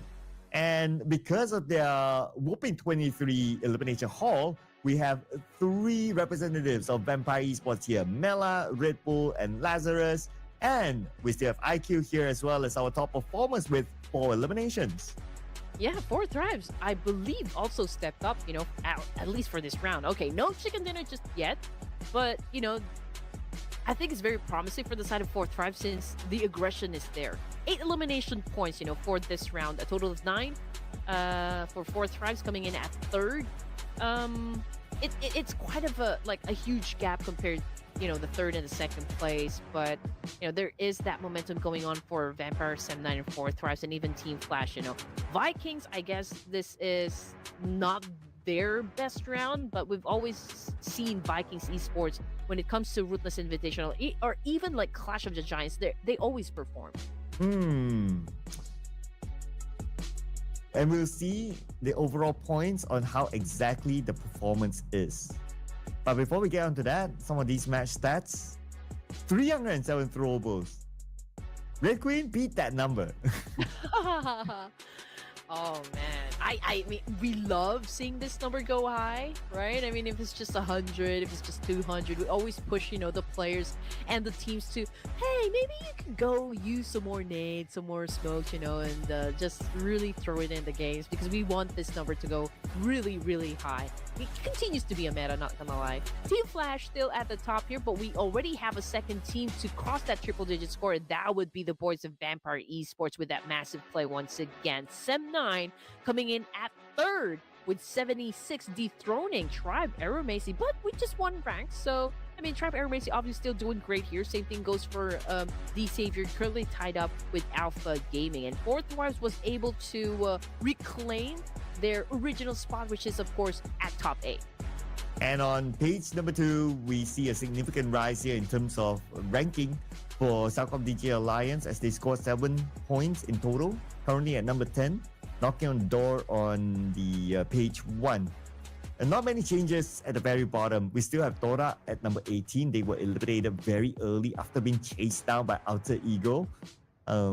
Don't know what got into Alter Ego, but they just went on a rampage very early on just to be eliminated by Boom Esports, and they went out with only 2 points. So overall, they went down by 1 spot to number 11, but they shared the same amount of points with Southcom DG Alliance.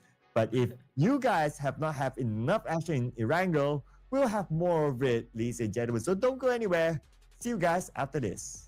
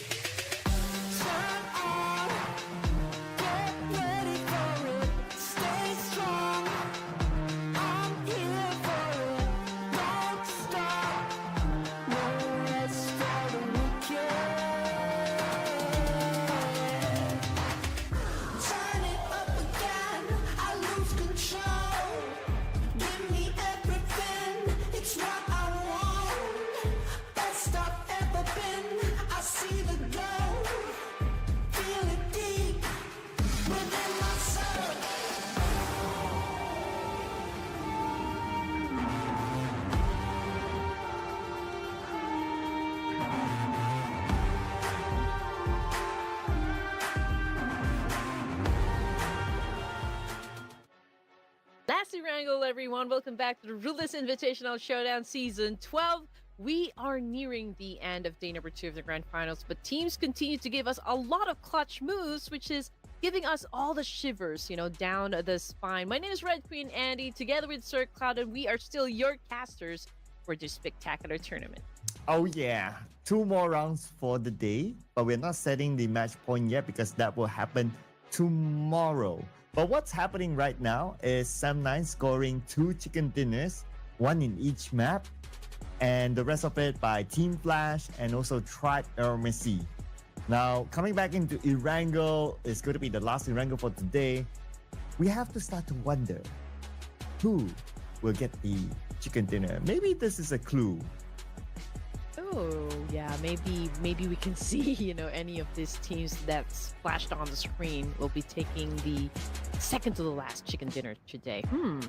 Okay, I'm checking. The Saber, Vampire Esports, Sam9, all strong teams. So the numbers all favor Team Flash, right? But I don't know. I feel that they are starting to chill.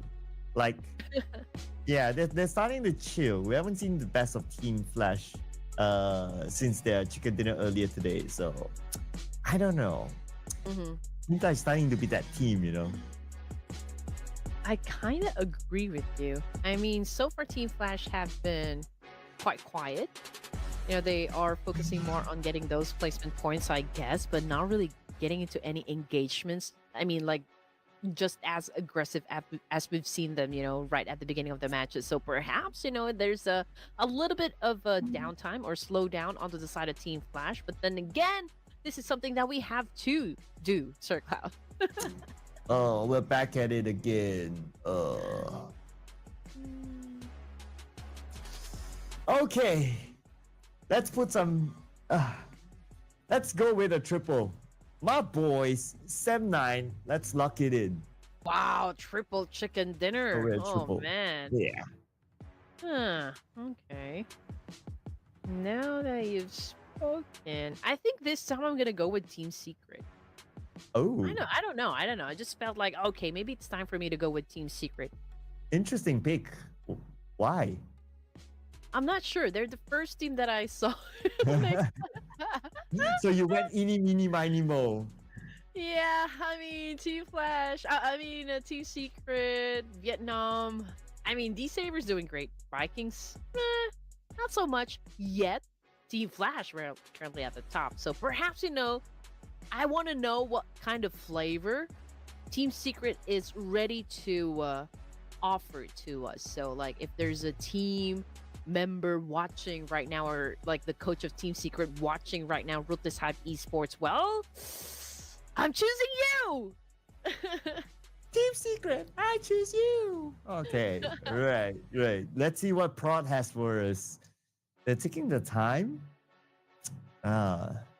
They know how hard it is to guess. I wonder what they're gonna put up.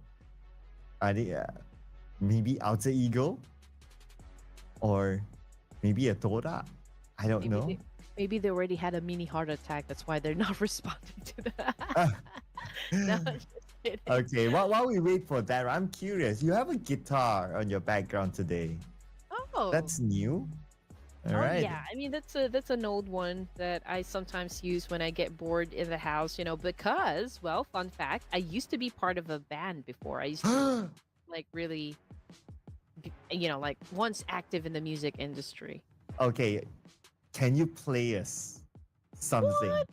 Like a quick it's one. out of tune at the moment. It's out of tune at the moment. Come on. But okay, maybe I can promise you, Sir Cloud, that I will post maybe a story of me singing soon. With the guitar? With a guitar, yes. Okay.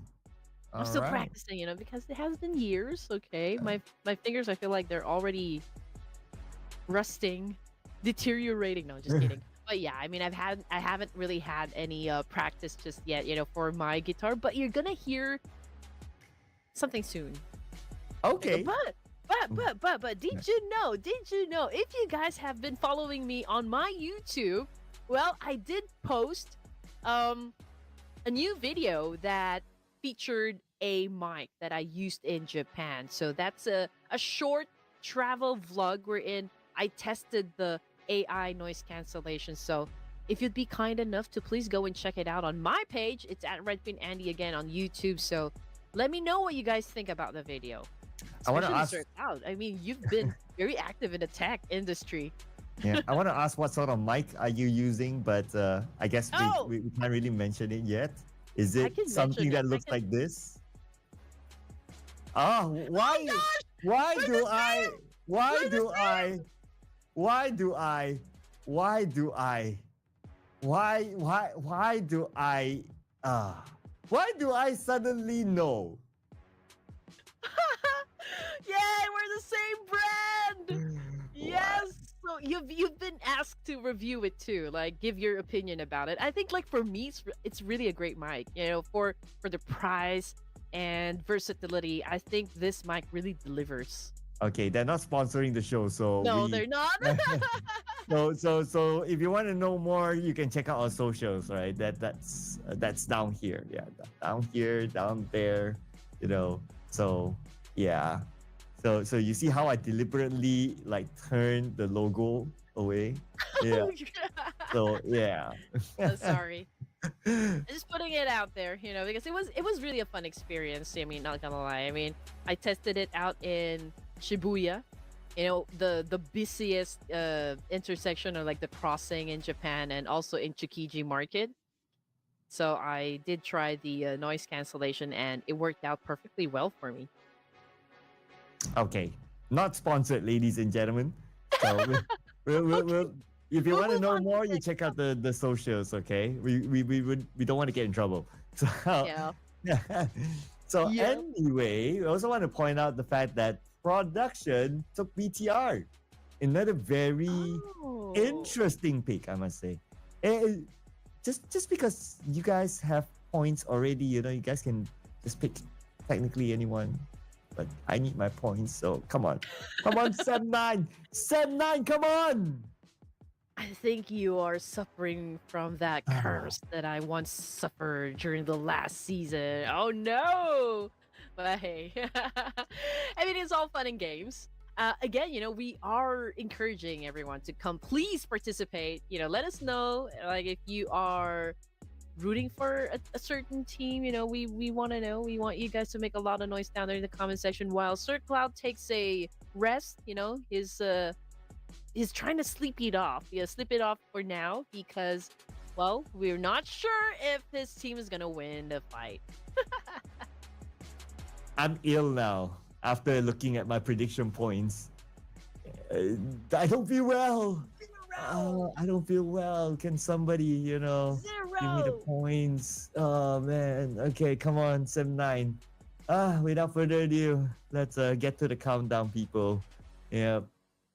Thought we should get it soon. But Let's take the fight. Let's take the fight. because This is your captain speaking. We are Yep. ready to fly. because I heard the voices in my head, you know, saying that, you know, we probably will start soon. So anticipating the countdown. But since we have more time, what sort of new toys do you have behind you? I noticed like there's toy? another new toy behind, like towards your right. Oh, like the blue one?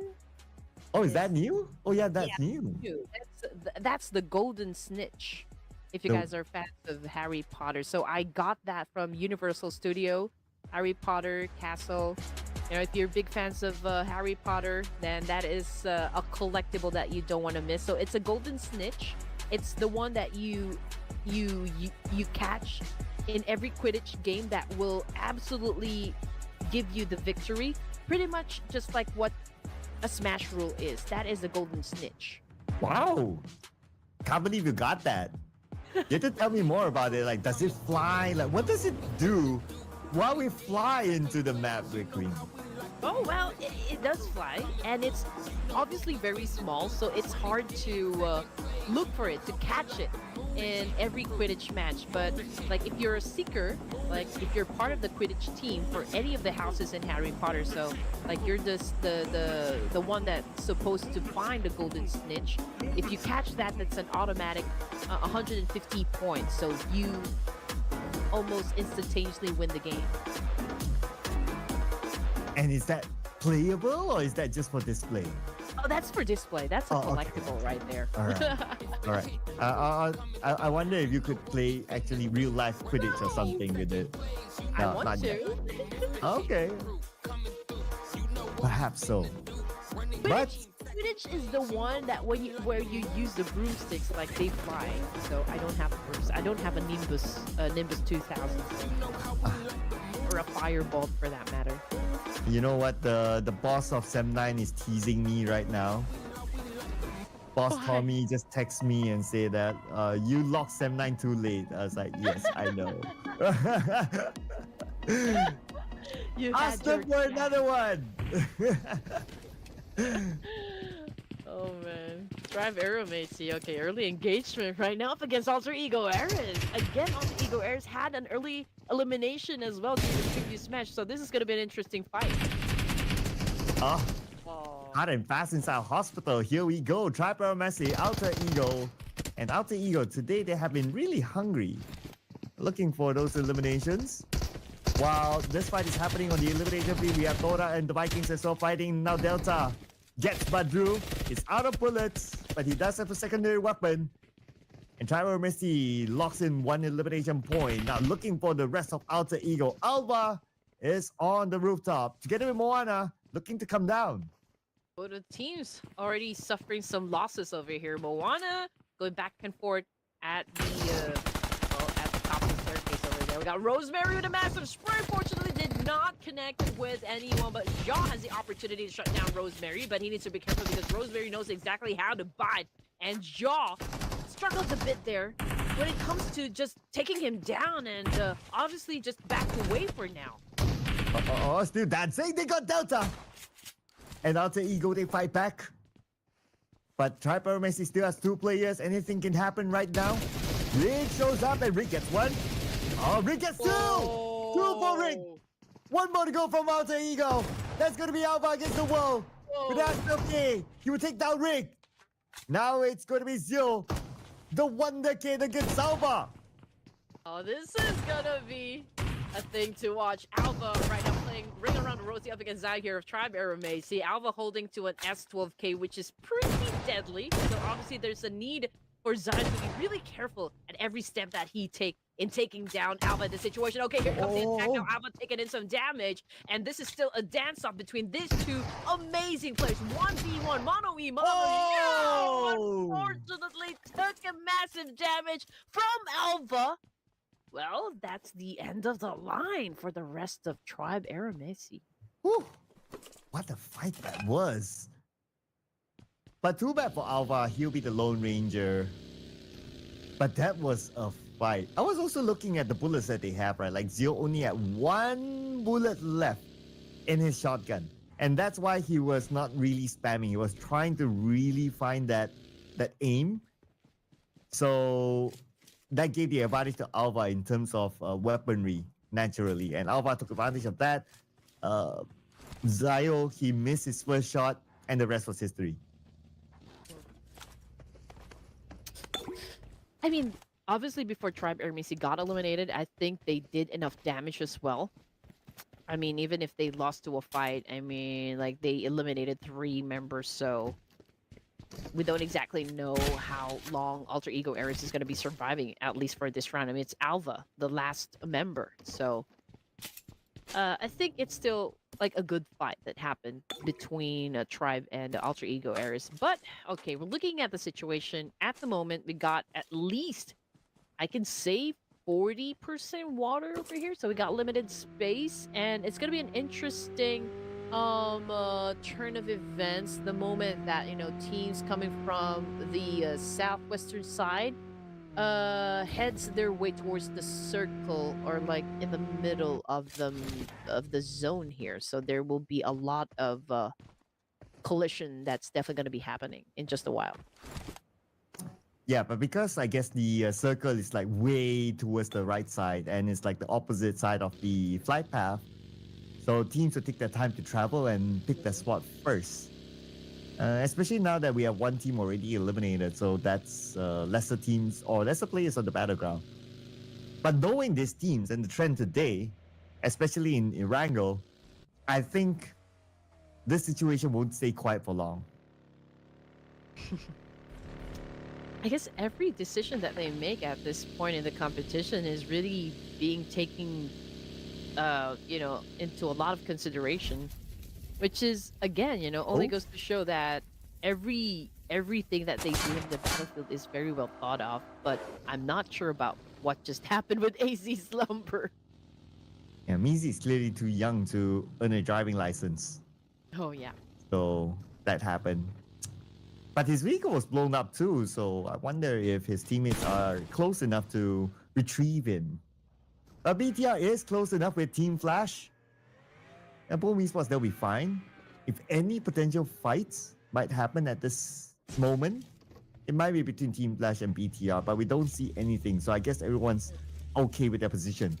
But looks like Tora found Brian from AZ Slumber. Oh no. Yeah, and that's a point right there and then. Brian already out. We're looking at Boom Esports at the moment. Currently in the middle. Close to BTR, close to Team Flash, close to even Dingo Savior. So this is a fight waiting to happen. Flash waiting to happen. Boom Esports right now open fires against Tops of Team Flash. Tops just getting information, not showing any interest or intent to actually taking up a fight up against Boom Esports. Maybe for now it's just information gameplay. Yeah, while they decide on like, okay, do they stay or do they move based on the rotations of other teams? But Team Flash, interestingly, they're playing a 2-2 split now. So we have Win and Bo in one area and the other two players totally on the opposite area. So they just want to like have control on wherever they're at there. That's like towards the right side of the circle. So that they have options when the circle shifts on where exactly to go, whether to go towards the inner side of the main peninsula or towards the right side. And we'll see if these areas pretty much doing the same thing, just that they have a 1-1-1-1 split.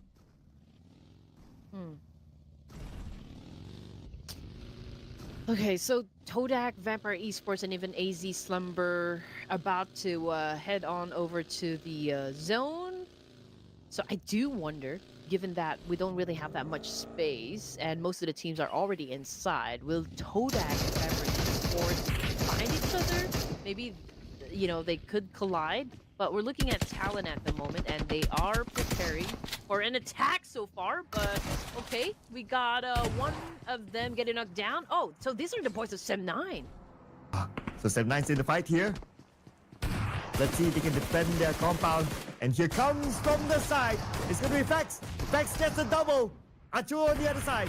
Sem9 doing so far so good. Still with the full squad against Talon. Only Acho left, and Sem9 defends their crown. This compound is theirs to take. Okay, very promising performance. At stage 2 here from Sem9, looking to dominate. Picked up by Vitality, currently still at the bottom of the leaderboard, but this is not going to help him now. There's Nancy already down on the floor. We got Razy doing a massive spray, trying to buy some time here, trying to pick up, I guess maybe coming up with an effective plan on how to pick up their teammate. But Redface took a hit as well from Doc of Team Secret. And now Doc also, well, 2 casualties, not even like casualties just yet, but 2 players knocked down, zeros as well. So it's not looking good, for the side of Team Secret. But Wow. what a shot from Doc. Nice shot. Precisely done. But not out of it yet. Federalis with the snake. Sends it across, but Dog relocates himself. No longer behind the tree. And now they are going to fight in this warehouse. 1v1. Here comes a nade. Federalis counters with the DVS. And he will not miss that one shot. Federalis will pick up his other teammates. BTR will be back. You only got one shot. Do not miss your chance to blow. And Federalis just gave us that.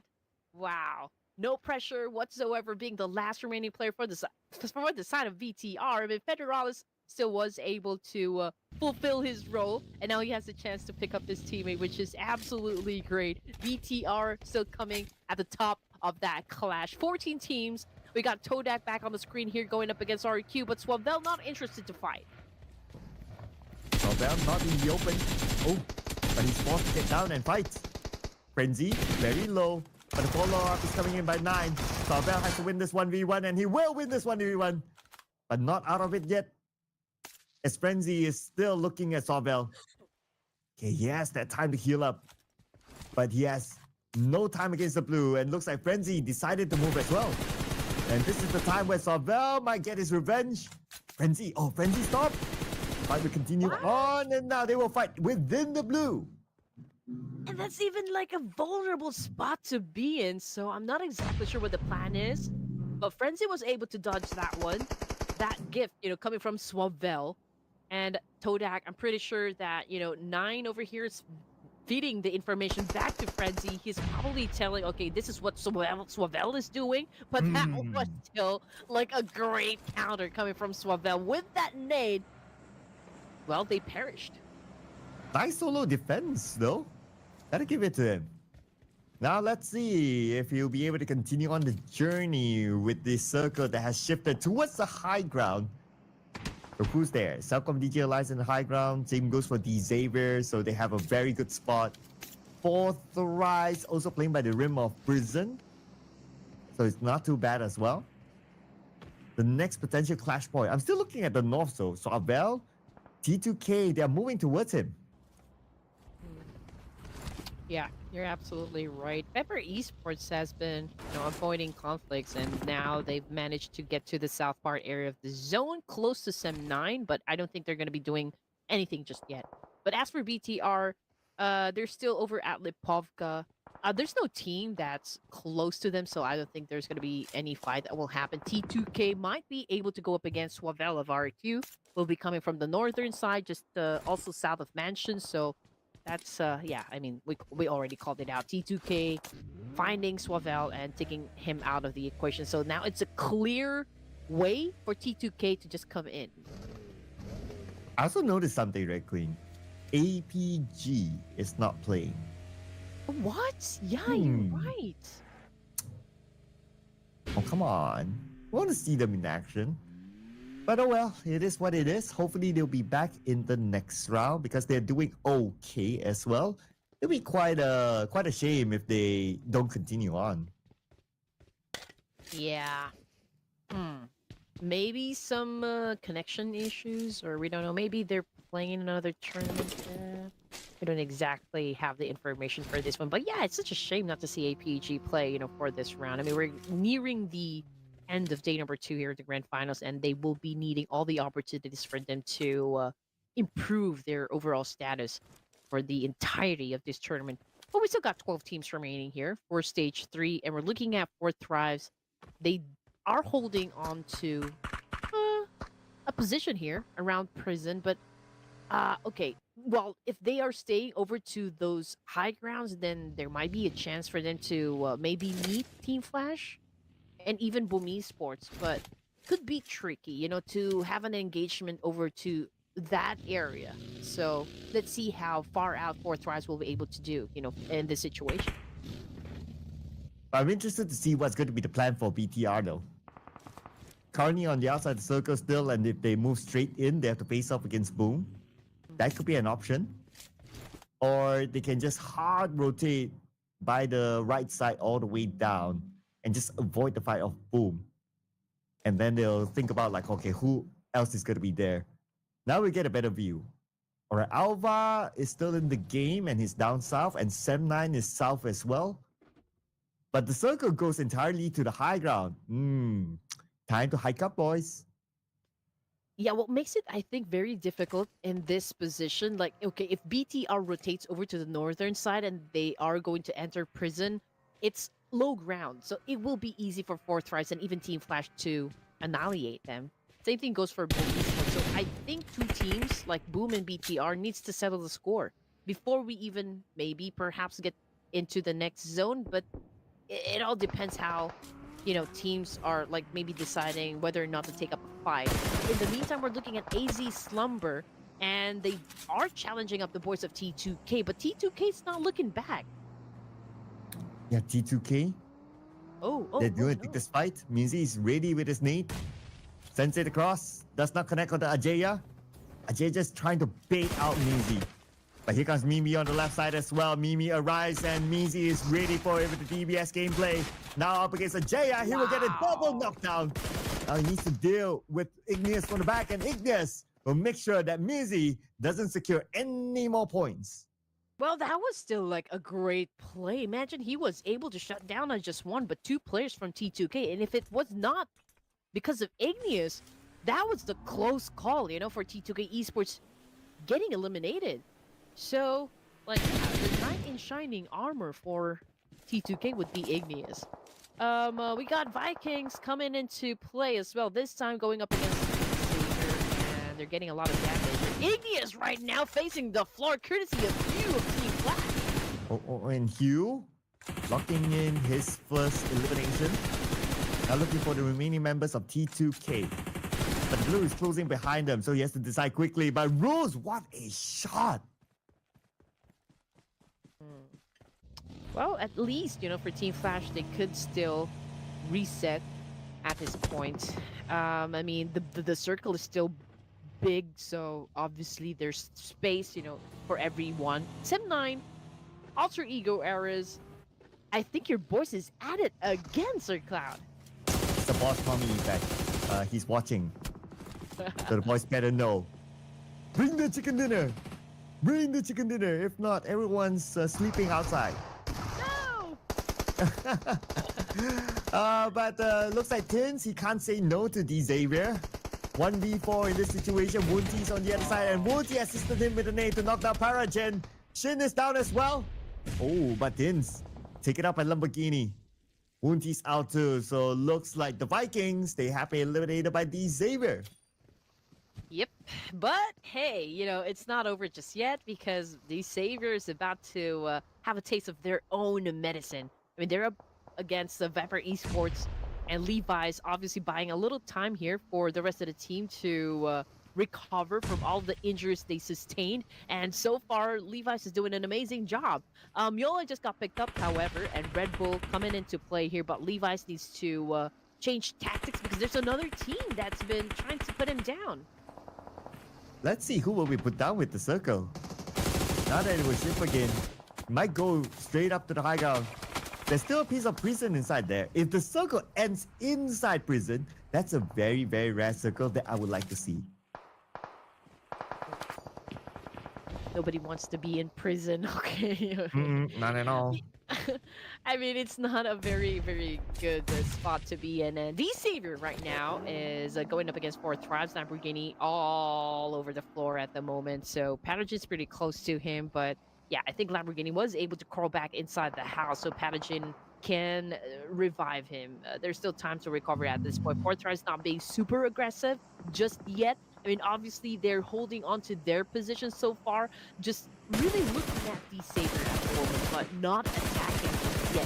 Vampire Esports, however, we can see like a continued spray coming from Dewey here, trying to flush them out as well. But Celcom DG Alliance about ready to also retaliate at this point up against Vampire. Oh, somebody's shooting Red Bull from the side. Another team. We'll check on them later because right now T2K is in action with only rules left. Up against Team Flash. Oh, wait. No, this is another area. Okay, this is on the left side. So we have Team Flash here. And 4 Thrives around the area. Let's see who will get that first knock. Everyone's trying to find a good angle here, especially Team Flash is still rotating around. There's a lot of fights about to go down. I mean, there's Team Flash, there's 4 Tribes, D-Saber, we got Celcom Digital Alliance, Vampire Esports, and even Sem9. BTR, I don't think they're going to be joining just yet. Lazarus, however, already cooking up a nade here. Can he be accurate? A road rage situation. Dewey being nasty. And what a way to take that elimination point from Celcom. That hovercraft was so slow. It was like moving at 1 mile per hour or something. But, okay, that just happened. Anyway, Celcom DG Alliance, they respond back by taking out shrubs. And we have Red Bull here on the other side. And they got one. Oleo's down. Wow, on the other side, Iftar. Now cooking up his nade. It's such a fight right now. And here comes Becky. Gets naded down. Mela is going to be the final player for Vampire Esports. It's going to be a 1v1 now. Mela with 50% of health against Iftar. Full health. But we have Sem9 coming in. Oh no, Sem9 again, probably gunning for the third chicken dinner of the night. Oh man, that could be amazing. But anyway, it's such a great momentum that we're seeing for Sem9. We got Vex back on the screen here, throwing a lot of nades. Obviously, they're dominating as well for the side of Team Flash. 5 elimination points now in the bag, but the fight is still between Vampire Esports and Sem9. We got Miola just down on the floor here, waiting for the opponents to come and strike in from the inside. I'm not saying anything about that. But anyway, these Xavier and Sem9 now, okay, in the fight. The snake by Yuhai, lobbed across. They're gonna go in for it, but there's so many other teams here. Look at the southern side, so crowded. There's still Iftar for Second DG Alliance, and then you have Mela from Vampire Esports there as well. While we monitor the situation of the circle, they will move towards Boom. Oh. I mean, this could be something great, you know, for the side of Boom Esports. They have most of the zone here, so they could apply a lot of pressure, especially for those teams that are still having to fight here down south of the map. So it's going to be interesting for Boom, for this round. Vampire Esports just got taken out. That was the last member, Miala. And, well, we will be seeing them play for the last game, but that was a solid performance. 5 elimination points in their pocket, and they got eliminated during stage 6, but from afar, man, that was a great distance to watch. Team Flash, was it? Team Flash was able to set that, right? Yeah, it was Team Flash. They had to fight him from that distance, locking another elimination point for themselves. And with the fact that Vampire Esports have been eliminated, so now Team Flash have the chance to widen out the gap. But the next opponent is going to be Boom Esports. Tops gets 1, 2 more from Boom. It's going to be Yummy and Pombit, the duo that has to do it against Team Flash. And Tops passing by. He's all right for now. Hey, Yummy, can you be Yummy? Up against Team Flash over here. S12K, okay, it's a great weapon of choice. Partnered up with an M416. But we're looking at Tops at the moment. It's been popping up those smokes. They tried to make it harder, you know, for the other teams to shut them down just because they can see where they are exactly. Oh, we got Bao over here trying to sneak an attack up against Boom Esports. Yummy is, of course, just really keeping a close eye on to like whoever from Team Flash is gonna be making a move here. And Yummy holding hard on to his guns over here. But okay, Bao already pushed up. We can see the spray, but Top took most of the hit there, and now he's currently knocked down on the ground as well. Oh, and we have Boom Esports now. They managed to recover. So 3 players now against Bo, and it's 1 nade that they need to finish out the final play of Team Flash. Team Flash eliminated. Now we have 5 teams left. Top 5 here for the chicken dinner.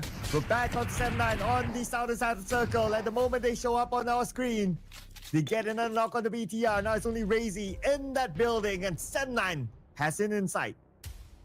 I mean, obviously one of them is going to knock down, or they're going to make that 2 because of Rose coming in hot, you know, with that nade. And this could be, you know, something that could turn the tides up against Sem9. I mean, Rose doing extremely great over here, just pushing havoc up against Sem9. And again, we got a Bahar of Blue Esports trying to respond up against Sem9. So this is a 3-way battle happening at the moment. Boom Esports obviously was elimination from north down to south. They're here to seal the deal. Oh, Rules did a lot of damage to Sem9. But finally found out by Pombit. And because of Rules, now Sem9 only has 1 player. Boom Esports 3 against 1 from Sem9, 1 from AZ Slumber. They have the best chance of locking in the chicken dinner. Boom Esports paving their way to make a comeback. Yep, finally. I mean, during the playoffs, they were extremely great, and we would love to see that energy back for the grand finals. And now they do have really the chance to bag the chicken dinner over here. I mean, the moment that I've seen, like, okay, they got favored by the zone, they are occupying majority of it, and all they needed to do was just really apply a lot of pressure onto those teams coming from the south side to stay in their place and make it hard for them to penetrate the circle. And that's exactly what Boom Esports did. And now they're hunting down this last player remaining from AZ Slumber. But they, I mean, like, obviously all the advantages working out for your team, and you just have to be patient, play your cards right. But then again, there's still a chance for AC Slumber to maybe pull off a clutch. That's a nice copium there. But Azmi, the final player of AZ Slumber. Well, if he's able to pull off a clutch here, 1v3, it's going to be insane. We're talking about Boom Esports. And Boom, they're trying to locate him. They still have no idea where he's at. Oh, he sees one. Oh. Bajar. Bajar? Bajar? You see him? Oh, pulls the trigger, gets into the vehicle just in time. But then again, Azmi has enough bullets in the chamber to knock him out, take him out. But that alerts the rest of Boom Esports. And boom, boom, boom, they go to claim the chicken dinner. Okay, that was a great play. That was a great play. It's just that he's totally outnumbered by the Wolf Pack here. And again, what a great game for Boom Esports, stepping on the gas and taking up their aggression up a notch, which we all love about Boom Esports. And again, they've done extremely well, during the playoffs and showed us a little bit of that energy back into day number 1. But then again, for day number 2, getting a chicken dinner, that was a top-notch gameplay from Boom Esports. Whew. What a round this was. Lots of fights that happened around the hillside. But at the end of the day, it was Boom Esports that stayed away from all the fights and show up at the very end to claim their chicken dinner. Now, how many eliminations did they get? Let's check this one out. It is a total of 7 eliminations. Not the highest of number, but a chicken dinner is a chicken dinner. And I'm sure Boom Esports wouldn't mind that. Oh, for sure. Now, this is quite interesting because day 2, and we can see a lot of teams still showing us interest of really performing great, for their fans and for all the matches here. Again, we always look for not just the winner chicken dinners, but also all of those 1v3 clutches, 1v4s, the surprising movements, coming from players, and just how effective, other teams with their new roster and maybe even setting up their new chemistry and synergy for the team as well. So everything's coming into play. And again, we're almost done, for this day. We're about to jump into the next match, the final match, for day 2 of the grand finals. And again, we can't wait to start, the final round. But before we head on to that, we're looking at Boom Esports, Sem9, Team Flash, and even Bigatron by Vitality, because, well, these are the teams that did well for the Erangel match 11. And it's also nice to see BTR up here, right? Finally, we're starting to see some level of momentum or some level of consistency from BTR. Thanks to also Federellas, who won that warehouse fight that gave BTR the chance to continue to survive this round.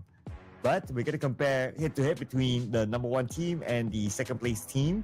Thanks to Azmi as well. They managed to climb up to a second place finish, and that's AZ Slumber with 1 elimination. But I totally understand that because for the most part of this round, AZ Slumber, they have been playing with 1 player.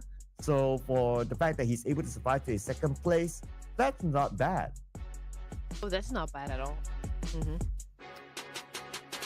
Okay. Boom Esports Yummy. Okay, he's the one that bagged the MVP title for this round with only 4 elimination points and 568 damage output with 13 utilities used in this match. Now, we haven't really seen so much of Boom Esports for day number 2, but the fact that they were able to secure a chicken before we ended things up, I think that, Boom Esports is showing a promising run as well for the Ruthless Invitational Showdown Season 12. I mean, after all, Boom Esports is such a staple name in the community.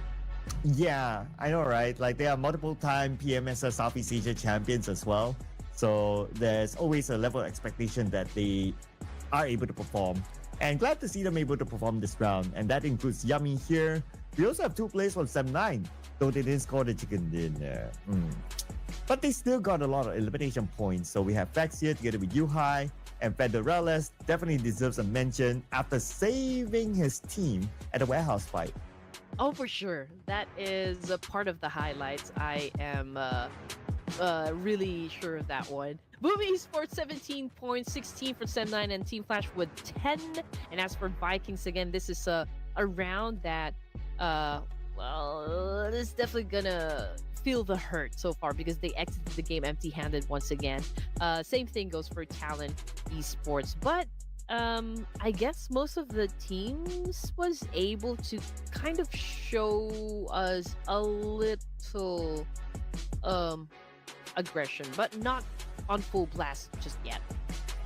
Well, let's see if they'll be able to pick up the pace and do what BTR does best. A huge comeback towards the end. Let's not forget it is Smash Rule on the last day as well. So, well, if they can just close the gap a little bit and then smash it at the very end, that's a huge comeback for BTR. But we will talk about that, of course, in 2 more days. Now, on the overall charts, nothing much has changed at the top except for the fact that 7-9 is now getting closer to that 100-point mark. They're only 8 points away. But we also have a movement here between T2K and 4Thrice, where T2K did slightly better than 4Thrice in this round, and they move up to 8th place. You're absolutely right. And again, I think 4Thrives has been trying to also exert a little bit of energy as well. It's just so happened that they're not always being favored by the zone, and also there was some questionable movements, but then again, maybe they're trying out something new, those experimental moves that we always keep talking about when it comes to off-season tournaments. Maybe they're doing just that. So rest assured, 4Thrives will be performing for us. We still got a lot more games for this tournament. And again, looking at second page here, at number 10, we got Boom moving up 2 ranks with 58. Same thing goes with AC Slumber and BTR. Well, they are no longer at the bottom of the leaderboard over here. They do have moved up. They have moved up 1 rank, so they're now currently at 14th place. And the bottom is tied between Talon and Toda, both having the same amount of points. But will that change in our final game for today? When we come back, it's going to be Mirama. So don't go anywhere. See you after this break.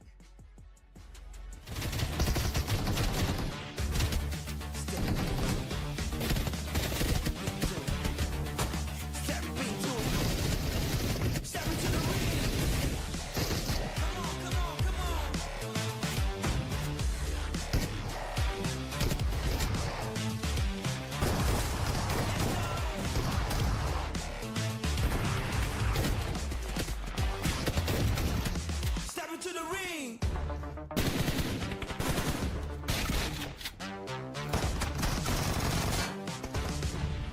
Step into the ring.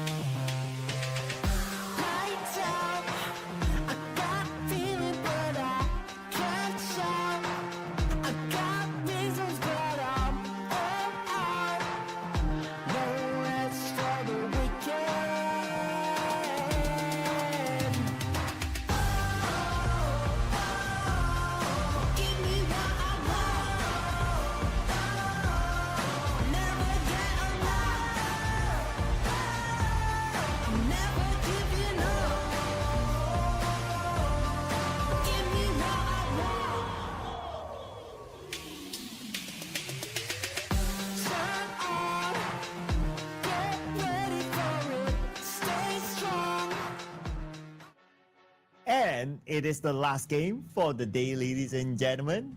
Welcome back to the Ruthless Invitation Showdown Season 12. And we will be heading on to Miramar really soon. Oh, it's still very hard to know who will score the next chicken dinner. I don't know. It's hard, really hard. And, well, at least I have a 1 point. Oh, yeah. Just kidding. I mean, production has 4. Yeah, production has 4. That's not fair. But who's gonna get the last one? I'm giving up hope now. You can tell in my voice like I'm giving up hope with the prediction. Well, to give us a little something, I mean, like, top Miramar performers, since we're headed back to our final Miramar this evening, that would be Vampire Esports again, Tribe Air Macy, we got Flash, and Alpha Gaming. Now, we also haven't seen much of Alpha Gaming. I mean, they didn't play during the previous match, so we don't even know if they're going to be playing for the last round. And also, well, we haven't really seen an explosive gameplay just yet coming from Alpha Gaming. So, yeah, I mean, these are our top choices, I guess. I don't know. What is my top choice now? What would it be? Headache. I think I'm gonna lock in Team Flash.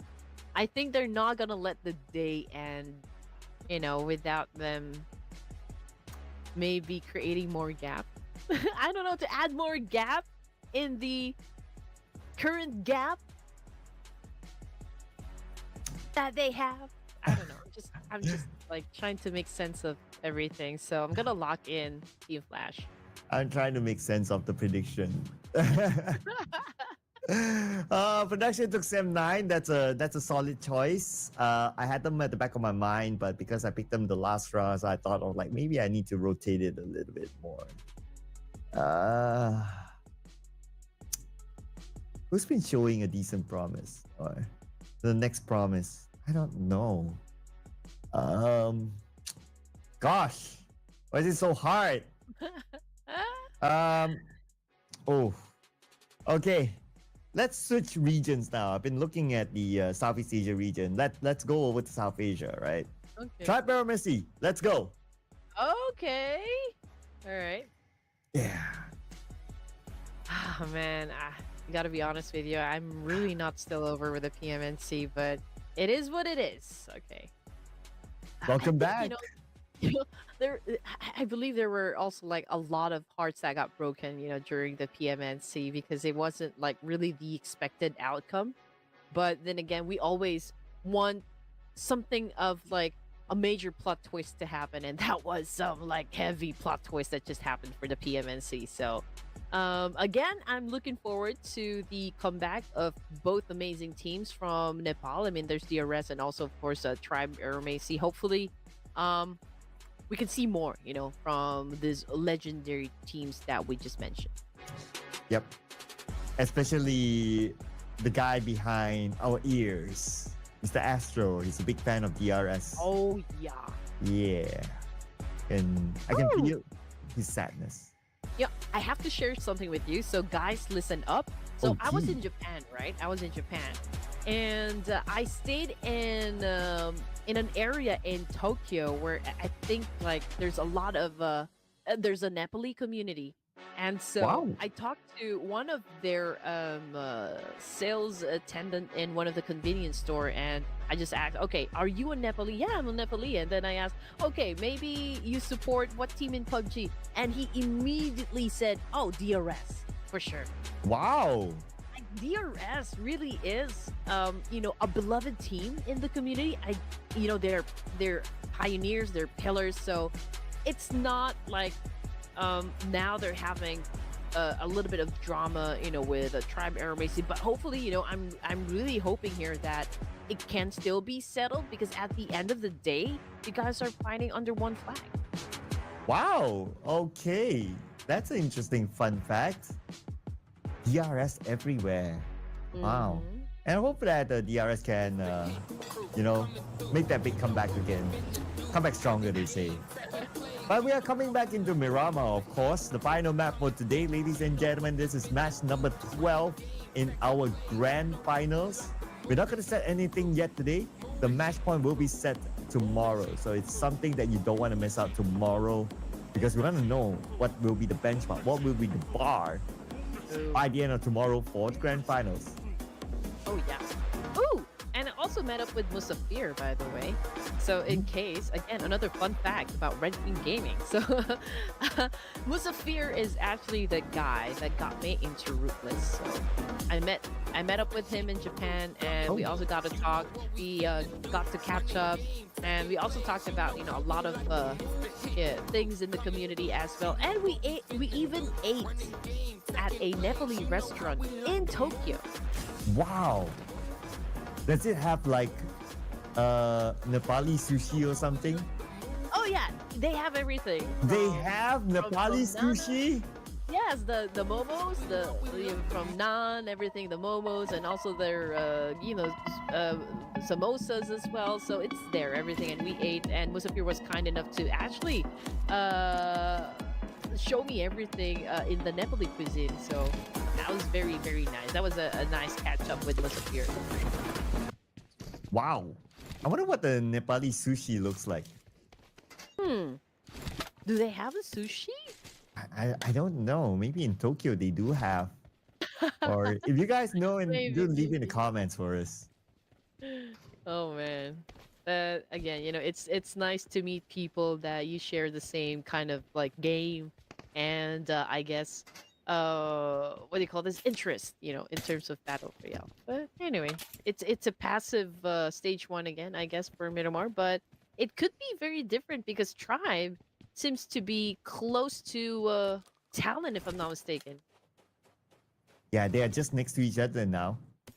And they're very, very far away from the circle. The circle was at around Los Leones.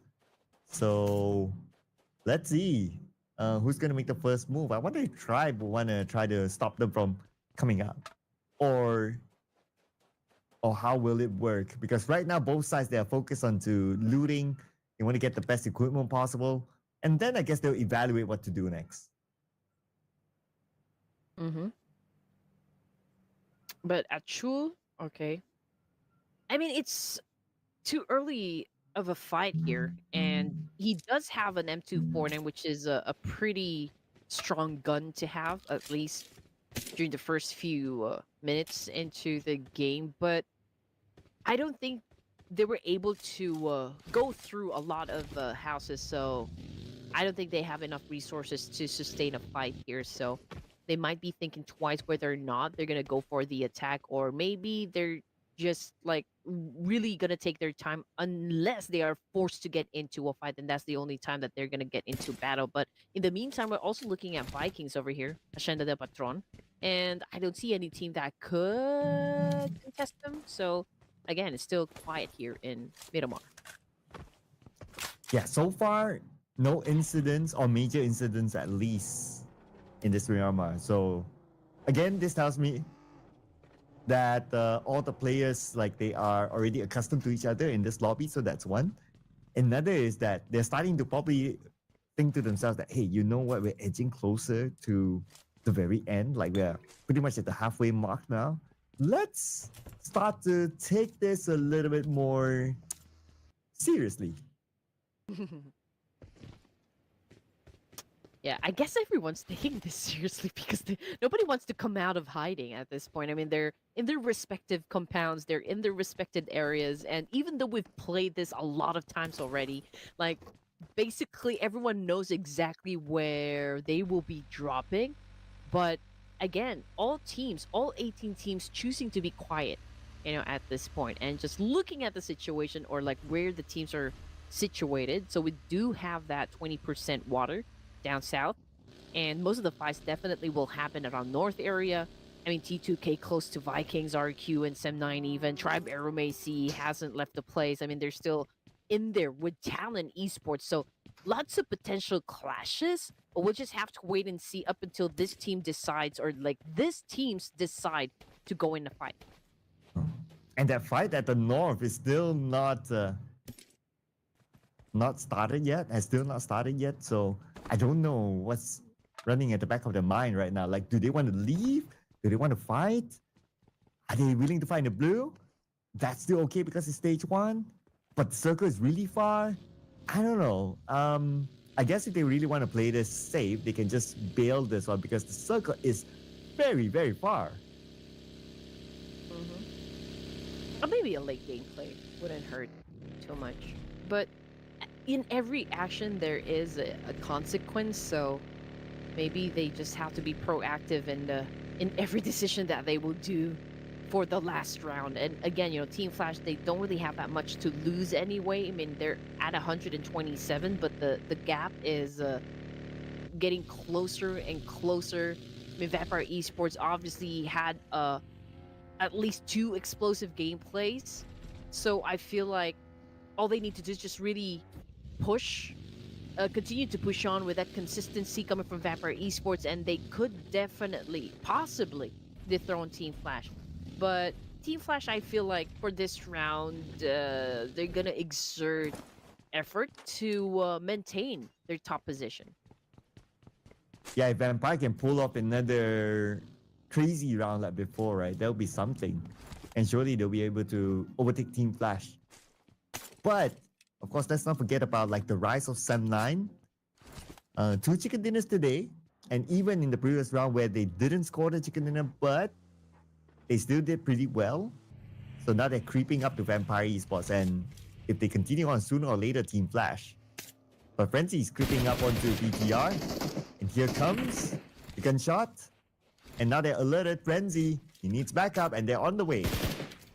Well, Sem9 definitely took the spotlight from Team Flash. But let's see what's going to happen with Todak right now going up against BTR. We got 9 very low in HP here. And he's sending 2 players from BTR, so it's not going to do him good. But we got Frenzy right up behind him, ready to save him at this point. But this is still 2 BTR players. Federal is up front. Man, Federal is taking a hit coming from Frenzy. Man, Todak is doing A-okay for now. So let's see if BTR can respond with a good retaliation up against Todak. Oh, but before that, Frenzy finishes off Federales and he will get Razy. Doing so far so good by himself. And Cleon on the other side. Now BTR only has 1 player left. And where is he? Okay, Vexy is here. Oh, he's all the way up on this high ground. But I doubt he can do much.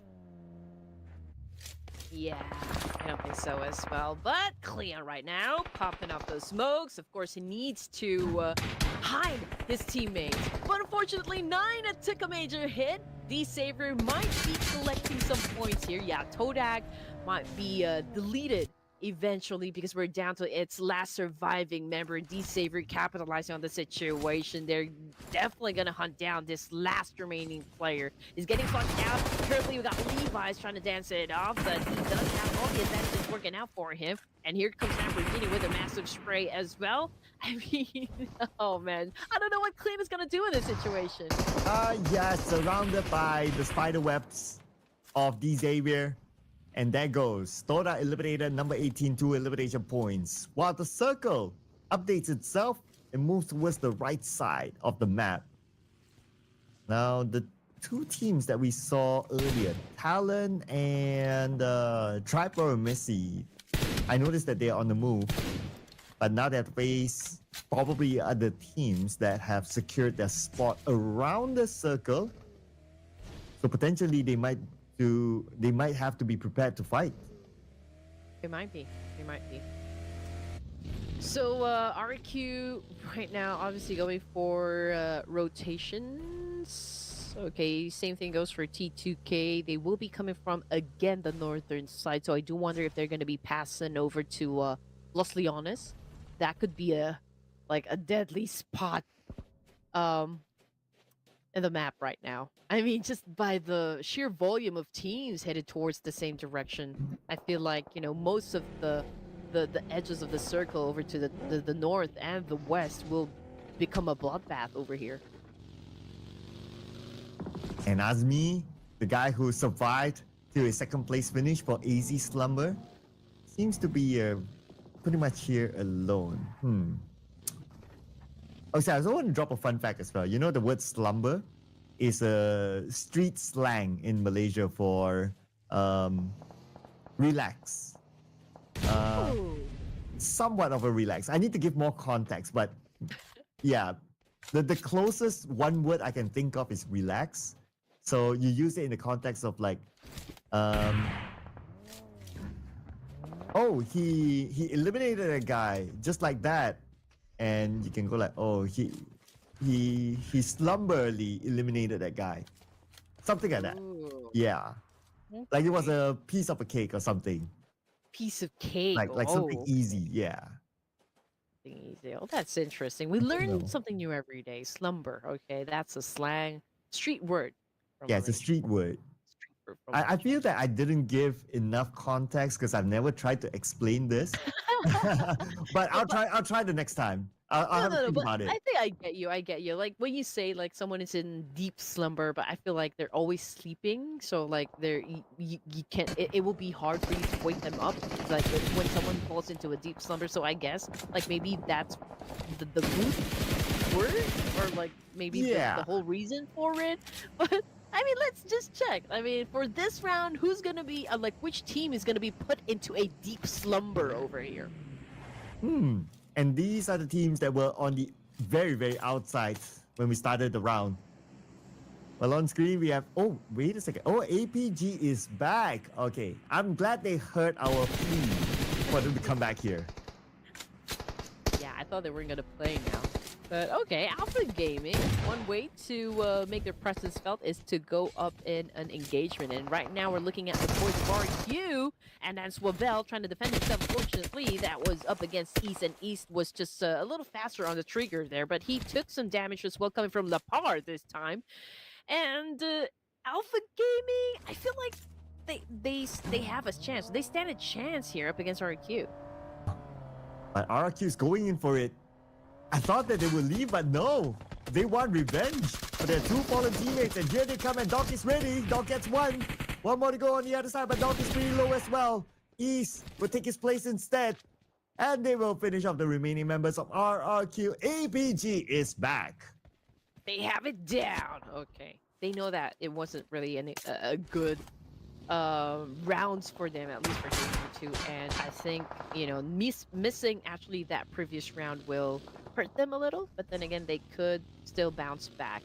RQ, however, got eliminated with only 2 points in the bag for them. D-Savior with 4 at the moment, and they continue to ram up some more. Lamborghini actually holding on to most of the number here. Pathogen, okay, was able to spot a place here, but just look at what's, you know, like coming from behind. That will be the voice of Alpha Gaming. So will we see them clash? Oh, right in the middle of the circle. We might see a few other clashes here involving Team Flash. They're back to playing in the middle of the circle. Right in front of them is going to be Vampire Esports. I'm sure Team Flash wouldn't mind eliminating Vampire since they are the closest contender. AR. Munti! Okay, out of nowhere. Okay, he got spotted by Zayu and took him down in an instant. So, no confirmation just yet if Munti had already been taken back to the lobby. Also, T24 from 4 Thrives took a major hit from Celcom Digi Alliance, but that is a confirmation coming through. T24 is now eliminated. T24 out. Diplomacy still in the game. Still crossing my fingers on this one. And Celcom DJ Alliance. Oh, what? Oh, wait a second. The moment we switch over to D-Xavier. Mr. Handsome Lamborghini on the ground. And was that Alpha Gaming, I believe? It happened so fast. You blink and you miss again moment. Okay, everything's happening so fast, but that's how we want it. Like that's what the action is all about when it comes to PUBG. But anyway, okay. Situation, map feed everyone. Tribear Macy. Oh man, I think you know, the fight between them, Talon Esports, and even Vikings is about to go down. I mean, just look how close they are inside Los Leones. And of course, there's also that pressure wherein they need to take up the fight because the Blues are after them as well. Aha, Delta shows up. Tribear Messi coming in with Rick. Down, but they will be able to recover him after winning this fight. Then their next opponent is probably going to be Talon. that's waiting for them just across the city. But they're not in the circle yet, though. They've been running away from the blue for the longest time. But same goes for Talon as well. Oh, Team Flash loves to be in the middle of it all. I mean, they're currently settled in there, for stage 4. AZ Slumber has been taking in some hits. No Key bleeding out there in the open, and 4 Traps is close with Alpha Gaming. So, I mean, we can see that IQ is managing Dog as we speak, but he's so close to eliminating 2 boys from Alpha Gaming, so I guess he shouldn't miss out on this opportunity. Oh, Badru with an 8. Counter nade onto him. Go against AZ Slumber. Vampire Esports in fight as well, but this fight is super crucial as they're all on the outside of the circle. AZ Slumber sending Azmi again. The Lone Ranger that has to survive for the team. 72 teammates are out, but Boom Esports will try to gun him down. But thanks to the terrain, he's okay for now. Nevertheless, they're going in for the chase. And Azmi, he cannot stop here. Let's go up to the higher ground, and now he will stop and he will take this fight with the Scar L in hand. Let's see if he can actually win this one. He's actually really low right now. And it's a straightforward elimination by Boom Esports. AZ Slumber out. I mean, Boom, that was a great pre-fire. It was hard to, maybe guess, from which side his head will be popping, and it was such a great back and forth, but we saw how Boom Esports was able to handle that one, and getting back into Alter Ego eras. Badru being the last surviving member here, will he still have time to help his teammate? I'm just not quite sure, but I think we got the answer from Fahar, Boom Esports. He just said no, okay, there's no reviving that's gonna happen. Not at all. You're out. See you again tomorrow. A Trapper Messi and T2K in a fight elsewhere. 1 elimination earlier on. Now T2K has 4 eliminations in total. Now things are going to chill for now. Or maybe I spoke too soon because Celcom DJ Alliance, they have company around them. We have D Xavier and Talon. Celcom DG Alliance. Okay, here we go. About to go up in a fight here. The D Savior. We got 60-42. Dropping some nades. Shin, amazingly, okay, was not taken down, but it did get a lot of damage. But, oh man, Pathogen answered back with the nade for himself and was able to put down one of them. So D-Savior has a slight advantage up against Celcom DG Alliance, but then again, they will still have to play this one carefully because they will be coming from the foot of the potato heel over here, and that could be hard to pull off. But then again, we're talking about the boards of D-Savior, and with this retaliation we're seeing up from them, the energy is just outstanding. And they're going in for it, and long range by Paragen. Getting Olio down on the ground and eliminated immediately. But they have to make things quicker. 30 more seconds before the zone starts to close again. And Bubuhu, running by the side, he sees Iftar in front of him. Oh, Iftar gunned down by Bo from Team Flash. That shot came from the inner side.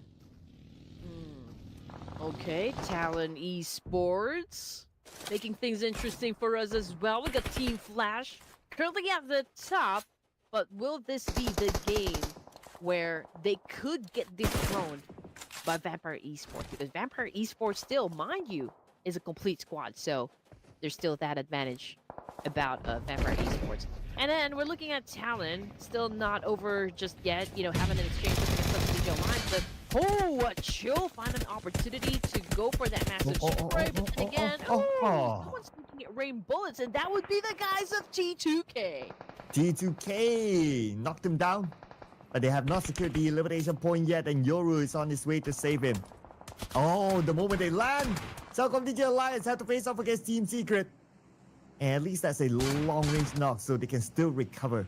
Hopefully they can also recover their vehicles. And here's Bobohu, he sees Paragen, popping his head. Bobohu, rushing in a zigzag manner, now pulls up his DBS, closing the gap between himself and Paragen. Paragen just by the edge, and Paragen wins this one fight. Beautifully executed against Bobohu. Yep, Fair and square, but the kill feed keeps lining up. Fourth Thrives getting some damage, getting some hits. We got one of them knocked down on the ground. Same thing goes for Lamborghini of D Savior, but got Pyrogen over here trying to rescue. And Levi's, well, he did his job by putting down Falak, and I believe that was the end, for the Fourth Thrives. And unfortunately, though, for this round, they weren't able to score any points. So, they will have to have a great opening matches, for day number 3 of the grand finals. And now we're looking at 10 teams remaining for stage 5 here with 57 seconds on the clock. We got Juke keeping a close eye up against Igneous and the rest of T2K.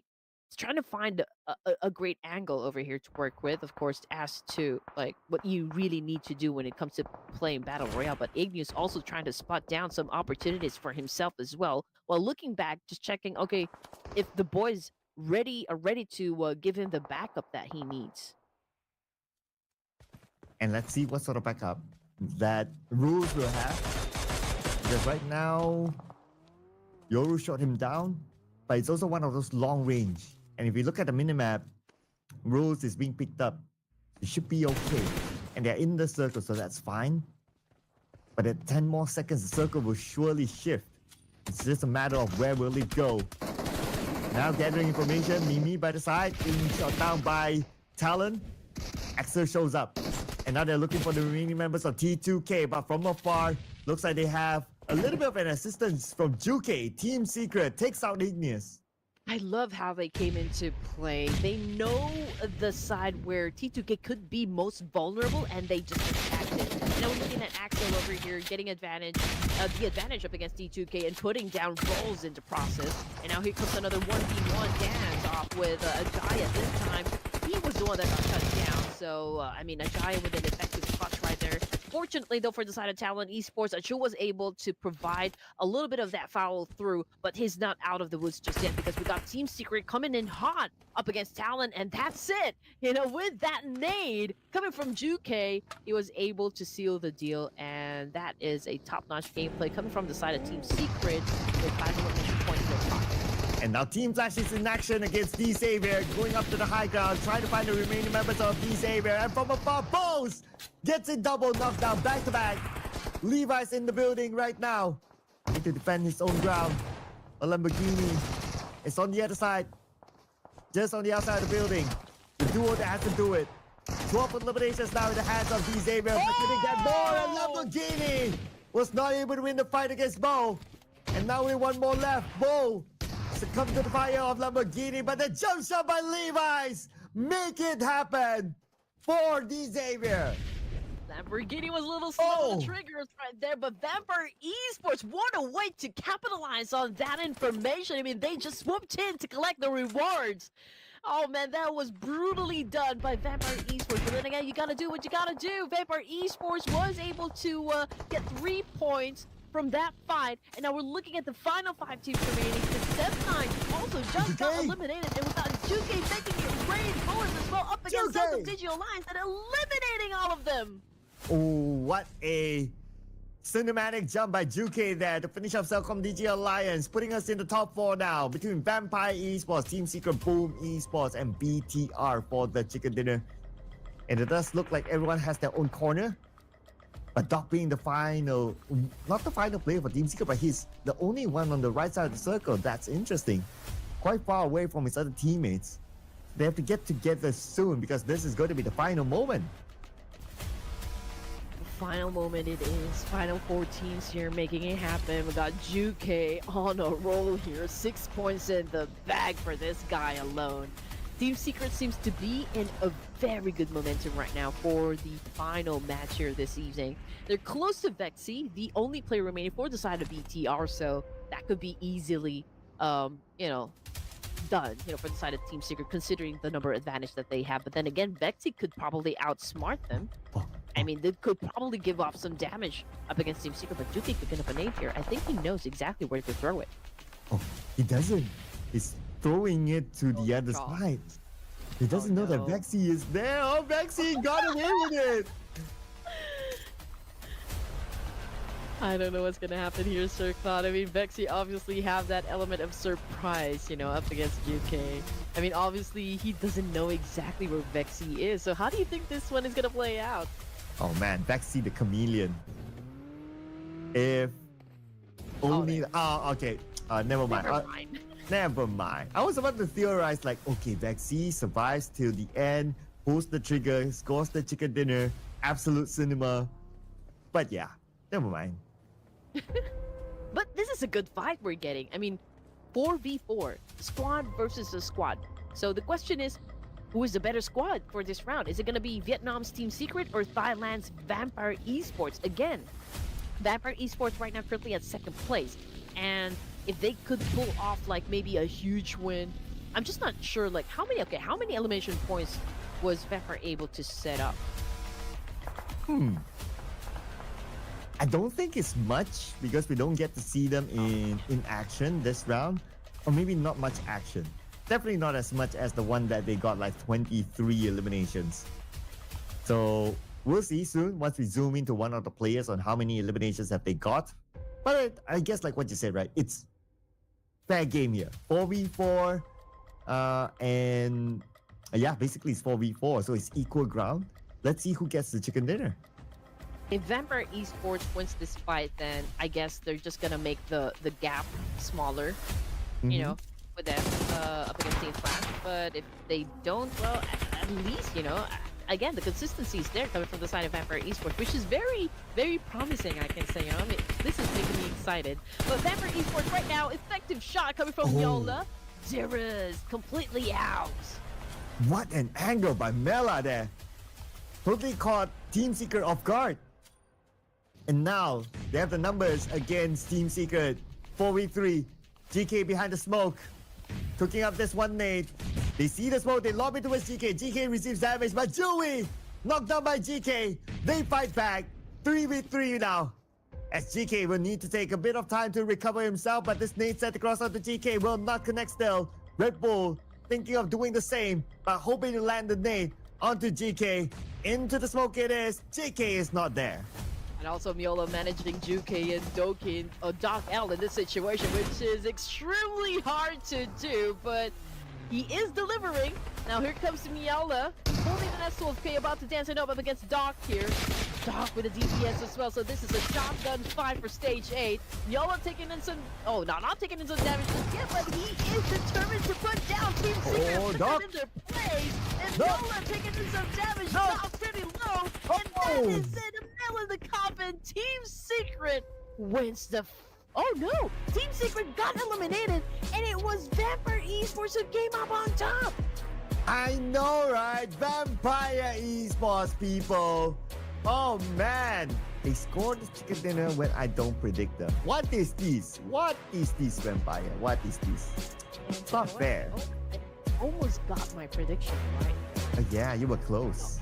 I thought Team Secret was the one who won that fight, but amazingly for Vampire Esports, well, they turned the tables. I mean, in position just moments ago, I think it was safe to say that in terms of position, I think it was the other team who has it. Yeah, but it is Vampire yeah. Esports. It is Vampire Esports. Yep, and they're on the roll today though. Though this is their first chicken dinner, but overall today they have been doing very well, including that one round where they scored 23 eliminations and they end the day with the chicken dinner. I mean, what more can you ask for, right? I believe that if we were to tabulate like overall, okay, it's going to be close, right? Between Vampire and Sem9 to be the best performing team today. Oh, for sure. Well, wow, what an ending for day number 2. I feel bad. Okay, I'm still on a high, like when I thought Team Secret's gonna be winning that one, but you're right, you're absolutely right. I mean, we're talking about Vampire Esports over here. Even if the odds are against them, even if the, like no advantages whatsoever, they could still do like a very good gameplay And that's exactly what we just witnessed, coming from the side of Dingo Savior. But Team Secret as well did an amazing job. They came close at getting that chicken dinner as well. But yeah, both of the teams, I can say, exerted a lot of effort for this round. We can say the same thing, for Boom Esports as well, and Vampire Esports. So, day 3, I can't wait for it to start. Oh yeah, day 3 is where we'll set the match point, ladies and gentlemen, and that's happening tomorrow. But now we gotta compare, like, again, as usual, the number 1, number 2 team. Only 1 elimination point separates the two, but we can clearly see this round that Team Secret had a lot more action. Hence, it made sense. The amount of damage is higher than Vampire. But the heals, interesting. That Vampire actually healed a lot more than Team Secret.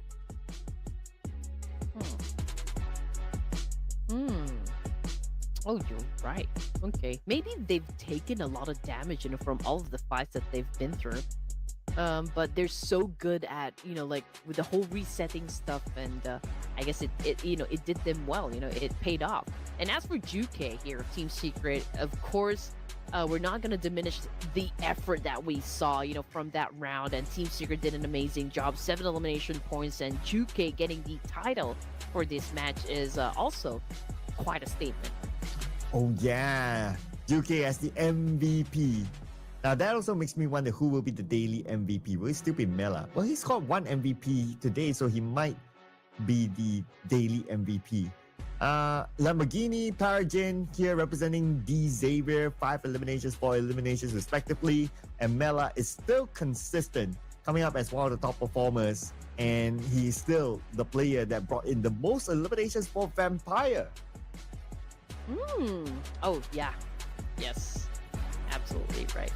I mean, like, his name keeps popping up, so I guess out of everyone, he is exactly the one really in the mood, to really perform well for the fans. 19 points in total for the side of Vampire Esports, and then we got Team Secret and D Savior playing for Vietnam for 2nd and 3rd place here. 1 point lead, up against D Savior. And as for 4th Thrives, Vikings again. Oh, Vikings, this is like... Okay, I'm thinking maybe this is their second or like maybe their 3rd match wherein they exited the game empty-handed. Oh, okay. All right, that's a good thought there. All right. I mean, for us to get a confirmation, once we see the overalls later, we get a better view. Okay, so I'll keep that in mind there to look at the Vikings later on. But now, looks like Juke, besides him getting the MVP for this round, he's also the person that had the longest elimination distance of 385. Other than that, throwables use, we've seen 200 plus, so that's on the lower side of 138. So that's okay, that's fine. If it's a double digit, then it'll be very, very low. But 138 throwables, that's okay. But all right, Red Queen, who do you think is the daily MVP? Or the MVP as of now, yeah. With a lot of players that I've seen so far pop off, I'm thinking maybe it comes from Vampire Esports. Ooh. I'm not sure. My finger is on Mela, but let's check it out here. Oh! It's still the same guy. Hugh, 29 eliminations and 5,618 damage. I mean, just look at his face. He does resemble Lamborghini. Like with the eyes and the hair.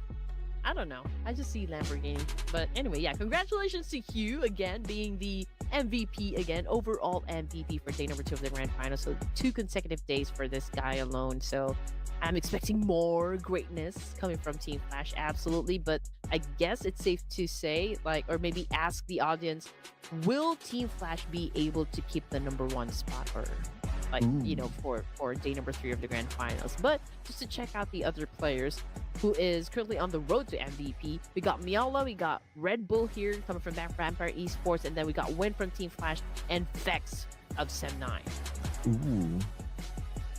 And Vampire Esports have 2 representatives here, so I wonder the overalls, have they done enough to overtake Team Flash? But we'll need to look at that in a little bit more. But it's nice to see facts up here as well as the road to MVP and the overall fraggers being as compared to everyone else. He has no experience at the international stage, but he's able to prove himself here. Overall fraggers, the one that's leading is still Mela with 31 eliminations, but close by is you and Red Bull, who's his teammate, 29 eliminations, and then you have Fex, 24, and Lamborghini with 21. Now it's going to be interesting again to see the overalls in a little bit more on if Vampire has done enough. And they have! They are at the throne now!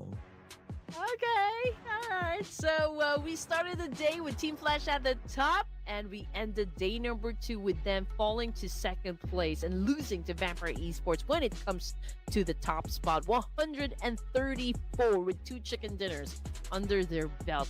Vampire Esports right now, they're the kings of the Ruthless Invitational Showdown. So it's going to be an interesting day number 3 here, Sir Kyle. We also have to give recognition to D Savior and T2K. We also got Boom Esports over here moving up ranks. So I guess their engagements also kind of followed through and gave a very good impression. And you're right about the Vikings. 3 games in a row, 0. And in one game before that, they only scored 1 point, and then it was a 0. So it's a clear off day for the Vikings. By the bottom is still, unfortunately, Toda, 30 points. They're only 1 point behind Talon. So they can easily swap places by tomorrow after the round. Of course, they have to perform, that is, but the points are that close. You know, for Team Flash, I feel like they started off really strong. Even with day 1, it was, everything's working out for them. Even the formula, when it comes to their strat, their overall synergy, I think it did them good. But somehow, at some point for day number 2 of the Grand Finals, they kind of just faded. The energy went down. And, again, with the massive gap that they've had so far before we even began the matches, that was a huge advantage. But Vampire Esports was able to do something out of the ordinary to close in the gap. And right now, they were able to dethrone Team Flash. So lots of expectations.